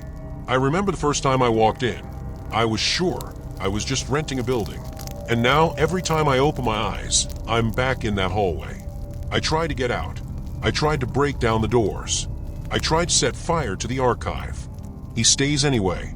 Even when I break it, it's whole after an hour. I felt the muscles in my neck tighten. It could be crazy. Paranoia. Maybe someone just went crazy, locked themselves in school, and started writing this nonsense. But then why was I in the photo? I heard a thud from above. Not a voice, not footsteps, but as if someone had dropped a metal object. It sounded like hitting an iron cabinet. I turned off the flashlight, sat down, and held my breath. After a minute again. It's getting closer to the stairs. I got up and walked back to the basement exit. When I got to the door and looked out, there was no one on the stairs. But the footsteps are already upstairs. I climbed slowly, step by step. When I went out to the first floor, I realized that all the lights that we had installed through the extension cords had been turned off. The generator? I rushed to the library. The lock on the door was broken, and the inside was empty. The table I'd pulled over was lying on its side. The cameras were gone. All three of them. The monitor was lying on the floor. The screen was cracked. I grabbed my hair. It's impossible. I didn't hear anyone. No one came out. No one could carry it all away in such a short time. But it happened. I ran through the halls, checking class after class, but nothing. Everything seems to be cleaned out. In only one office, it was written on the blackboard with a white marker. You knew you'd come back. I didn't write it. I didn't know I'd be here. But someone knew. Someone was waiting. I sat down on the floor and felt really tired for the first time. Not just physically, but internally. It's like I've been squeezed out. My head was buzzing, and my eyelids felt heavy. I wanted to sleep, but I was afraid to close my eyes. I thought if I did that, I wouldn't wake up here. Or vice versa, I'll never wake up. The night is not over yet. I checked my watch, and my phone was dead. I didn't know what time it was. It's dark outside, as if the world has stopped. I went to the medical center. I thought there might be leftovers, or at least water. It was clean and sterile inside. Abnormally clean, like for an abandoned place. There was a medical record book on the table. I flipped through the usual notes, but one name flashed often, Dylan T., the same one that was on the bag at the gym. I found a card with his details. The column, date of last visit, was empty. No numbers, no time. Just a bold horizontal line. No other card with a similar mark. I scrolled back. Records of checkups, headaches, and insomnia complaints. And finally, I woke up in the gym, not remembering how I got there. Disorientation. I locked the door for the night. I woke up in the director's office this morning. The recording is done by hand by the patient himself. He wrote on his own card. It wasn't nonsense, it was a cycle. Replay, but not mystical. Someone real, created the conditions for a person to lose their sense of time, place, and identity. It wasn't supernatural, it was someone's game. Or a method. I left the infirmary and went to the director's office. It was one of the few rooms that Nate and I hadn't explored. The lock was old and rusty. I kicked it out. It was dark inside, but my flashlight was still on. There's an old dictaphone on the table. The tape is inside. I clicked play. I don't remember how many times I said that. But if you're listening, it means you're already inside. School doesn't keep you. You're holding yourself together. The question is, how much more evidence do you need to leave? If you can, go out through the north entrance. The signal is not jammed there. And don't come back. Never. His voice was hoarse and broken. I didn't know whose it was, but it sounded like a last chance. I turned around and walked away. Don't run. Quietly, as if any movement could wake something up. The north entrance was further down the corridor behind the changing rooms. We didn't touch it, we thought it had collapsed. I reached it. Heavy iron door. I pulled and it opened, cold air in the face. Fresh. Alive. I went out, and he turned around. The school stood as before. Empty. Silent. With windows that looked like eyes. But now I knew it had never been just a building. She was a machine. And someone turned it on over and over again that I was standing outside on the cracked asphalt, looking at the building I had just left. It seemed to me that it was watching. Not with my eyes, not through the windows, just with my presence. I don't know how long I stood there, listening to my own breathing and the buzzing in my ears. It felt strangely like I hadn't left the school, but had just taken a step into another part of it. It's like the whole neighborhood is her too. I walked down the path to the car. He walked around it carefully, holding the flashlight in his hand, even though the battery was almost dead. The car was parked as I had left it.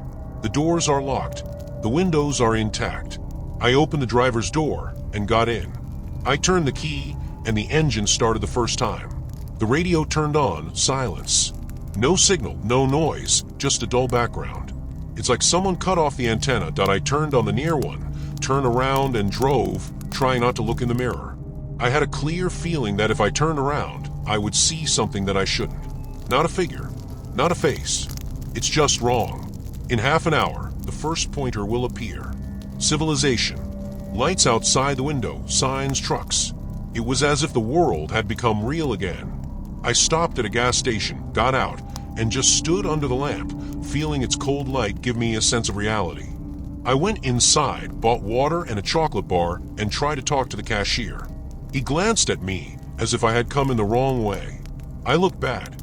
Dusty clothes, dirt on his hands, circles under his eyes. I haven't slept in almost 24 hours. I didn't eat. I didn't say. When I finally got home, the first thing I did was check my camera. The memory card was empty. 0 files. Not a single photo. I opened the back cover. The card was there working. Just erased. It wasn't even deleted, but it was as if it had never been used. I checked my phone and it was the same. The camera was turning on, but the entire gallery was empty. Not a single picture, not a single video, not a single hint that I was there at all. I sat in the dark of the apartment, listening to the sounds of the street. The noise of the engine, the barking of dogs, the screams of drunks, an ordinary night. It all seemed strangely far away. It's like I've returned to another world. I tried to fall asleep, but sleep wouldn't come. Empty corridors, stairs, and faded photos rose before my eyes. I couldn't stop thinking about what the voice on the recorder was saying. You're holding yourself together. What does it mean? What was I looking for there? Why didn't you leave earlier? The next day, I went to see Nate. He lived alone, in a one-room apartment on the 3rd floor. The door was locked. I rang and knocked, but no one answered. I went downstairs, found the manager, and lied that Nate hadn't been in touch for a couple of days. We went up together. He opened it with a spare key. It was clean inside. Too much, actually. Everything is laid out in its place. Not a single speck of dust, as if no one had ever lived here. Only in the corner is a backpack, the one he came to the shoot with. I checked it. There's nothing inside. There were no clothes, no chargers, not even any documents. As he moved out, I asked the manager. He shrugged his shoulders. This one. You're the first one who mentioned it. You're the only one who rented a studio here a month ago. I almost dropped my backpack. I remembered how he and Nate had talked on the phone. I remembered how he wrote me the route. We had correspondence, calls, audio. I took out my phone, but nothing happened. Not a single message. No contact named Nate. Just an empty call history. I went to our editor, Tom. He was sitting in the studio, as usual, and yawning, editing some clips for customers. I flew into him. Do you remember Nate? He looked at me in surprise. What Nate? We went to school with him. We filmed it all. Do you remember when I gave you the source code? Tom shrugged his shoulders. Listen, maybe you need to rest. You haven't brought anything for a month. I already thought you'd given up on everything. I went outside, sat on a bench, and just sat there. It was sunny. People were passing by. And no one, absolutely no one, knew that I had just returned from there. No one knew who I had lost. Even I wasn't sure if Nate even existed anymore. Only that photo remains. The only one I managed to hide in my jacket and forget. I took it out and looked at it again. My figure. The same shape, the same smile. There's a blackboard in the back. There was something written on it in chalk, almost erased, but when I looked closely, I could make it out. I was sitting with this photo in my hands, as if with the last reminder of something that I couldn't fully explain myself. You're next. It would seem to be an ordinary chalk inscription on an old board, perhaps left decades ago. But I knew she wasn't there when I took this picture. I remember it was empty, clean green surface. Then I just caught the frame for the sake of composition. And now, I burned the photo. He just went into the kitchen, lit a corner with a match, and threw it into the metal sink.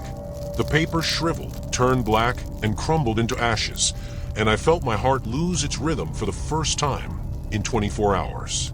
I wasn't afraid. I was angry. It seemed to me that all this was a mockery. Above me, above common sense. But I was even more angry that I wanted to go back. Not out of curiosity, but out of emptiness. I couldn't just leave it as it was. This school, it's like it sucked me inside. Not physically, but mentally. And the further I got away from her, the more tempted I became to return. Understand. Complete. I held on for a week. I slept for 2 hours, went outside to avoid being confined to 4 walls, and tried to talk to my friends, but it didn't help. I found myself searching the internet for references to old buildings, school plans, and the names of teachers that flashed on the signs. I was looking for something, but there was nothing. No articles, no photos, no news. It's like the school is a phantom, a mirage that disappears as soon as you turn away. On the 8th day, I couldn't stand it. I refueled the car, took only food, water, and a second dictaphone with me. This time without a camera, without a team. Just me. I just wanted to make sure it was real, that the building exists, that I'm not going crazy, that I drove for a long time, checking the road from memory. I repeated the route, marked turns, landmarks. And here is the same country road again. Abandoned houses, scorched fields, dilapidated barns. Then there was a dense forest, through which light barely penetrated. And finally a twist. But there was no school. I drove a little further, stopped, got out of the car. In the place where there used to be concrete steps and rusty doors, now there was just a field. Tall grass, broken bricks in the ground, but no walls, no windows. Even the foundation. I walked around the site, nothing. Only a couple of broken metal posts, probably from a fence. I stood and looked at this place, as if trying to recall something that would confirm. Yes, you were here, you came in, you spent 24 hours inside. But it's all gone. Not in the fog, not in mysticism. It's just gone. Erased. When I returned to the car, I saw a piece of paper on the hood. A neatly folded sheet, pressed with a sliver. I looked around, but there was no one there. No cars, no people. He opened the paper. Just one line. The handwriting was painfully familiar. Of mine. You've already been there. Don't repeat it. I did not return home. I got in the car and went to my father's place. He lived in the suburbs. He had an old house with a porch and a view of the lake. We rarely talked, but that evening I just sat with him on the veranda, poured myself a whiskey, and didn't say anything. He didn't ask. I do not know what exactly happened then. Maybe my memory is playing with me, maybe stress, maybe fatigue. But there was a school. I remember every creak, every hall, the smell of chalk, the creaking of floorboards. I remember being afraid, holding my breath, and hearing my own footsteps. Everything was real. And now all I have left is an empty voice recorder without one recording. Erased. The memory card is empty. There are no photos. There are no contacts. There are zero traces. But every night, when I fall asleep, I think about this inscription on the board. I think that's why I went there. I think that I would have come back anyway, even knowing how it would end. And that's what's scary. I'd do it again. Not out of a desire for fame. Not out of a thirst to discover something. It's because I haven't felt alive anywhere since. Everything now seems fake, like cheap decorations. People are like actors. Cities are like layouts. And that school was real. Eerily real. Now I live knowing that somewhere out there was a place that erased everything except me. And sometimes when it's very quiet outside at night, I hear a door creaking somewhere in the back of my mind. Not from the wind. It's like someone's still waiting for me to come back. Story. Someone dies and leaves real estate to relatives, who decide what to do with it. The house stood on the edge of a huge wooded area, deep in the Appalachian Mountains, in a place that almost no one knew about. There was only an unnamed dot on the map, and a couple of abandoned trails. I didn't know my uncle well. His mother rarely mentioned him, usually in an irritated tone. According to her, he was an unsociable, introverted man who spent his whole life among forests, avoiding cities and people. No one had seen him for years, until one day the local sheriff found him dead in an old armchair by the fireplace. The cause of death was a heart attack. Everything looked natural, and there were no official questions. My brother immediately said, "We have to go. We sell the house, we get the money. Simple and fast." This idea seemed reasonable to me. I was sitting at a dull job at that time, paying the loan for the car and surviving in the gray everyday life. The opportunity to earn some money looked like luck. We left early in the morning. The car was shaking along the beaten gravel road, and the thick fog, clinging to the hood, turned everything around into an indistinct pale mess. The forest stood in a dense wall, as if the trees were pressing against each other, fused together in crowns, leaving no room for light. When we got home, the sun was already setting. An old, rickety house stood among the undergrowth. Its walls were blackened with age, the roof sagged, and the fence around it had fallen apart. Rotten boards covered with gray moss lay on the porch. To be honest, the first look at it knocked the enthusiasm out of me. I even wondered if it was worth it. But my brother insisted, "I don't care about the appearance. The main thing is the land. There are 10 acres here. It costs money." We spent the first night in the house, almost without sleep. It smelled damp and musty inside. The wooden walls creaked even without the wind, and the floor buckled dangerously underfoot. We were sitting on an old sofa in the living room, drinking cheap beer and joking to drown out the awkwardness. I remember noticing a strange thing after midnight. The forest around me seemed to come to life. At first I thought I was imagining things. But it was worth listening to. Trees creaked in the distance, bark flapped, as if something heavy was moving between the trunks. Sometimes there was a crunch, not of branches, but as if something heavy was stepping on rocks and dry ground. My brother waved me off. Deer. Or bears. It's a wild wilderness. The next morning we decided to take a closer look at the house. Most of the rooms were empty, with collapsed furniture and a thick layer of dust. We found a chest in the attic. It's old, with rusty hinges. Inside were letters, some tattered photographs, and a couple of his uncle's personal belongings. The letters were strange. The handwriting was confused, the letters danced on the paper. In them, he complained about the sound coming from the forest, the bad ground, and the trees that whisper. One of the excerpts read, "If anyone is reading this, don't stay here. The forest will take away anyone who stays too long. I hear them calling me every night." My brother chuckled, saying that my uncle was just crazy. But I couldn't get rid of the feeling that every word in these letters was written in a clear mind. There were too many details, too much despair between the lines. We spent the day clearing rubble and exploring the area. There was a path leading into the woods behind the house. It was barely noticeable, overgrown, but the trail was still discernible. I stood at the beginning of the trail, staring into the darkness between the trees, feeling my insides clench. I didn't want to go there. In the late afternoon, my brother insisted, "Let's go take a look at what's in there." Maybe my uncle was hiding something. Old people always like to arrange hiding places. We took lanterns and knives and went into the forest. The path led downhill, among old elms and maples, whose roots were crawling out of the ground, as if trying to catch us by the legs. The further we walked, the quieter it became. No birds, no insects. Only the creak of his own footsteps. Half an hour later, we came across an old booth, half filled up with earth. The door was hanging on one hinge, and the inside smelled rotten. There were only old crates and rotten rags inside. Nothing of value. Just one strange find, an inscription scratched on the wall. "You're already too far away. They can hear you." I felt the hairs on my arms stand on end. My brother laughed again, saying that these were jokes by local jerks. But when we turned back, it became clear that something had changed. The path we had come along seemed to have disappeared. The forest looked the same from all sides. The lantern picked out only a tangle of branches, roots, and fog from the darkness. We walked blindly, trying to get out. The air thickened, became heavier.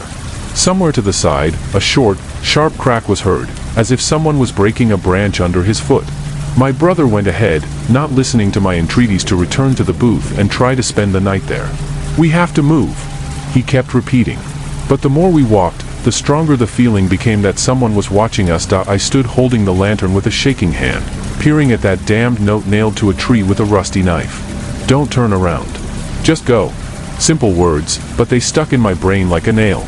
I could feel something behind us in the forest. I felt it not with my ears, not with my eyes, but with my whole body. A dull weight pressed down on my shoulders, as if someone invisible was breathing down my neck. I shouted to my brother, but my voice broke. The air around her seemed to thicken, and the words stuck in her throat. He stood a couple of steps ahead, the light of his flashlight wavering, picking out chunks of wet earth and sprawling roots. "Let's go," he croaked, not even turning around. And I followed him. We walked fast, almost running, with lanterns dangling from our hands.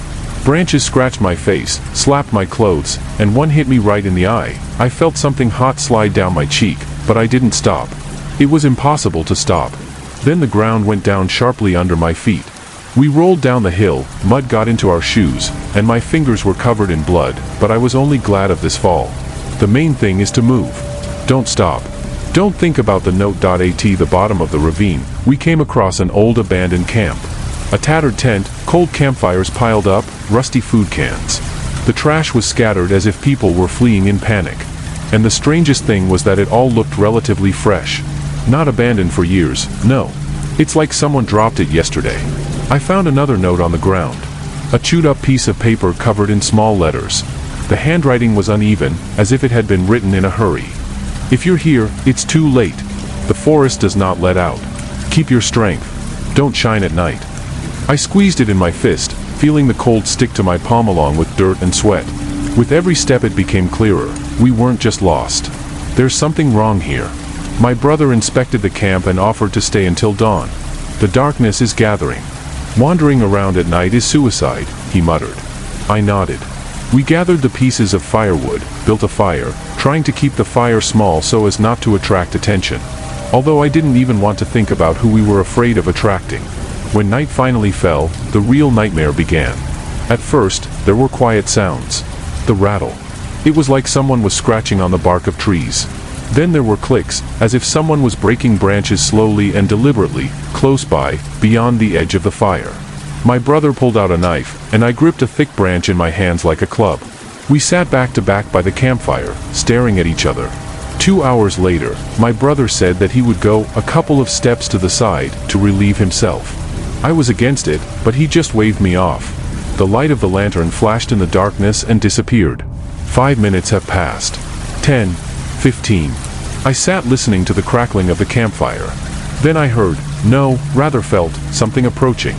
I jumped up, holding the branch in front of me like a weapon. My brother stumbled out of the darkness. He was covered in mud, with a split lip and a torn jacket.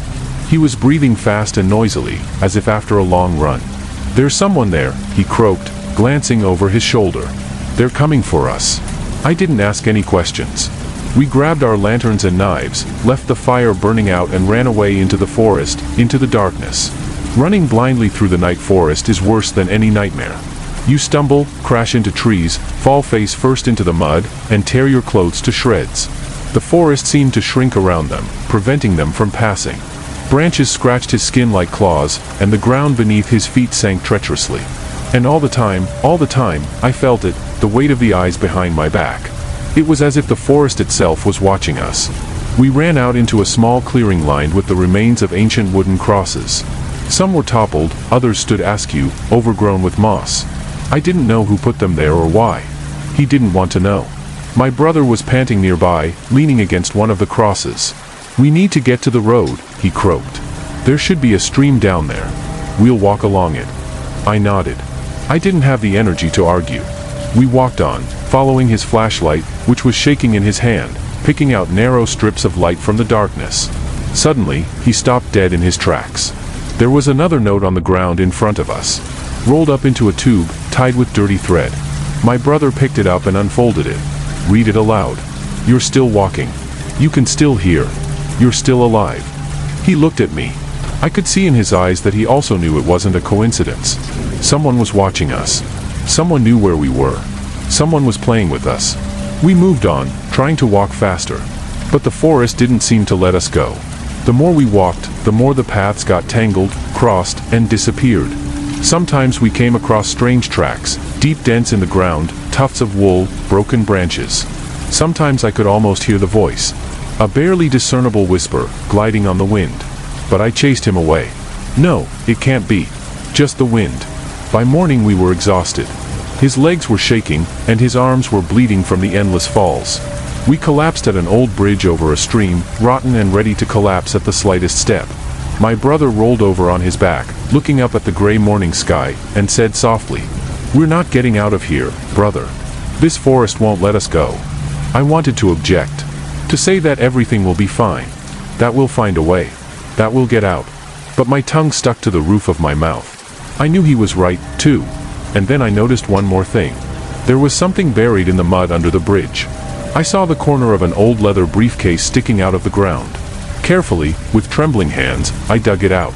The buckles are rusted, the leather is cracked. There were notebooks inside. Yellowed pages, covered with dense, small handwriting.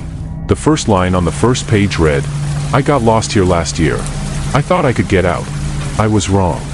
I held this old notebook in my hands, not believing myself. He flipped through the pages, carefully, as if any careless movement could erase the last traces of the person who left it. Every entry here was steeped in fear and hopelessness. For the first few days, I tried to get out on my own. I walked by the sun, but it's strange here. The light doesn't fall the way it should. The forest leads in a circle. On the third day, I met others. They were silent. They didn't come close. We were just watching from behind the trees. I didn't try to call them, it was useless. They disappeared if you took a step towards them. I looked at my brother. He sat huddled in a ball, clutching his crooked hand to his chest. His face was sallow, and his lips were cracked. He didn't ask what I found. I don't think he cared. I continued reading, page after page. The story of a man who walked the same path, who stumbled over the same roots and fell into the same ravines. There is no food. There is almost no water. You can't drink from the stream. Hallucinations started after it. Or are they not hallucinations? They came closer tonight. I could hear breathing nearby. It smelled damp and rotten. I pretended to be asleep. It helped. For now. I felt a chill run down my spine. Instinctively, he looked back at the forest behind him. He stood motionless, but it seemed that the shadows of the trees were leaning a little closer than before. My brother got up. His gaze was glassy. "We need to leave," he said. "Right now." I tucked the notebook into my bosom, clutching it tighter against my chest. This was the last evidence that we were not the first here, and that there is still a chance of salvation. Or at least there was once. We walked along the stream, holding onto a dilapidated bridge. Sometimes the water splashed under our feet, sometimes we had to climb muddy banks, risking falling into the cold slush. The sun barely penetrated through the dense crowns, as if it, too, was tired of this forest. We found a backpack at one of the corners. Blackened by moisture, tattered. There's a shoe next to it. One. And everything. There are no traces, someone's life stopped here. I hooked the backpack with a stick and carefully opened it. Inside are scraps of clothing, an empty flask, an old lighter, and another note stuffed into a side pocket. Wet, spreading in my hands. If you're reading this, don't stand here for long. They don't like it when you touch someone else's. I dropped my backpack as if I'd been burned. My heart was thudding in my ears. We continued on our way. They weren't walking anymore, they were running as fast as they could. I always had the feeling that we were being overtaken. His lungs burned and his muscles ached, but stopping meant death. And then we ran out to the old road. Asphalt, cracked, overgrown with grass, but it was asphalt. Real, solid. We both screamed with relief. But the joy didn't last long. There were cars parked on the road. Abandoned, covered with moss, with broken windows. Someone tried to get out of here long before us, but couldn't. Some of the doors were open, as if people were jumping out on the run. We came to the same car. Inside there are scattered children's toys, an empty bottle of water and something else. There was a jacket on the back seat. Black, splattered with brown spots. I looked away. My brother managed to say, "Maybe there will be a way out somewhere ahead. The main road. I have to go." We walked along this road, among the dead cars, among the silent witnesses of something terrible. And again, the strangeness started again. Rustling in the bushes. Branches that broke by themselves. The distant echoes of voices are indistinct, like a radio tune to an empty wave. Every 100 meters we found new evidence of someone else's despair, overturned backpacks, broken phones, discarded shoes. Sometimes there were notes, soaked and torn, but they all said the same thing: run. Don't stop. They're close. We walked until sunset. As darkness descended, I realized that I was starting to lose touch with reality again. The road wound endlessly. The forest was getting denser. The lanterns are dead. The night weighed on my consciousness. We decided to hide in one of the cars, locking the doors and hiding. It seemed that this would give at least the illusion of security. I sat hugging my knees, listening. The rustling did not stop. My brother was trembling next to me, his breathing was ragged, like an exhausted animal. Somewhere nearby, someone dropped something heavy. The sound was muffled and too real. I clutched the old notebook in my fist like an amulet. And then I heard it. Footsteps. Slow ones. Heavy ones. Right next to it. Someone was walking along the cars, stopping, listening. They were looking for us. My brother looked at me. There was only one thing in his eyes: fear. The footsteps stopped right next to our car. The footsteps stopped next to the car. I wasn't breathing. Even my heart seemed to stop, afraid of giving us away. Inside, everything tensed like a spring. Every nerve screamed, "Don't move." The door handle creaked.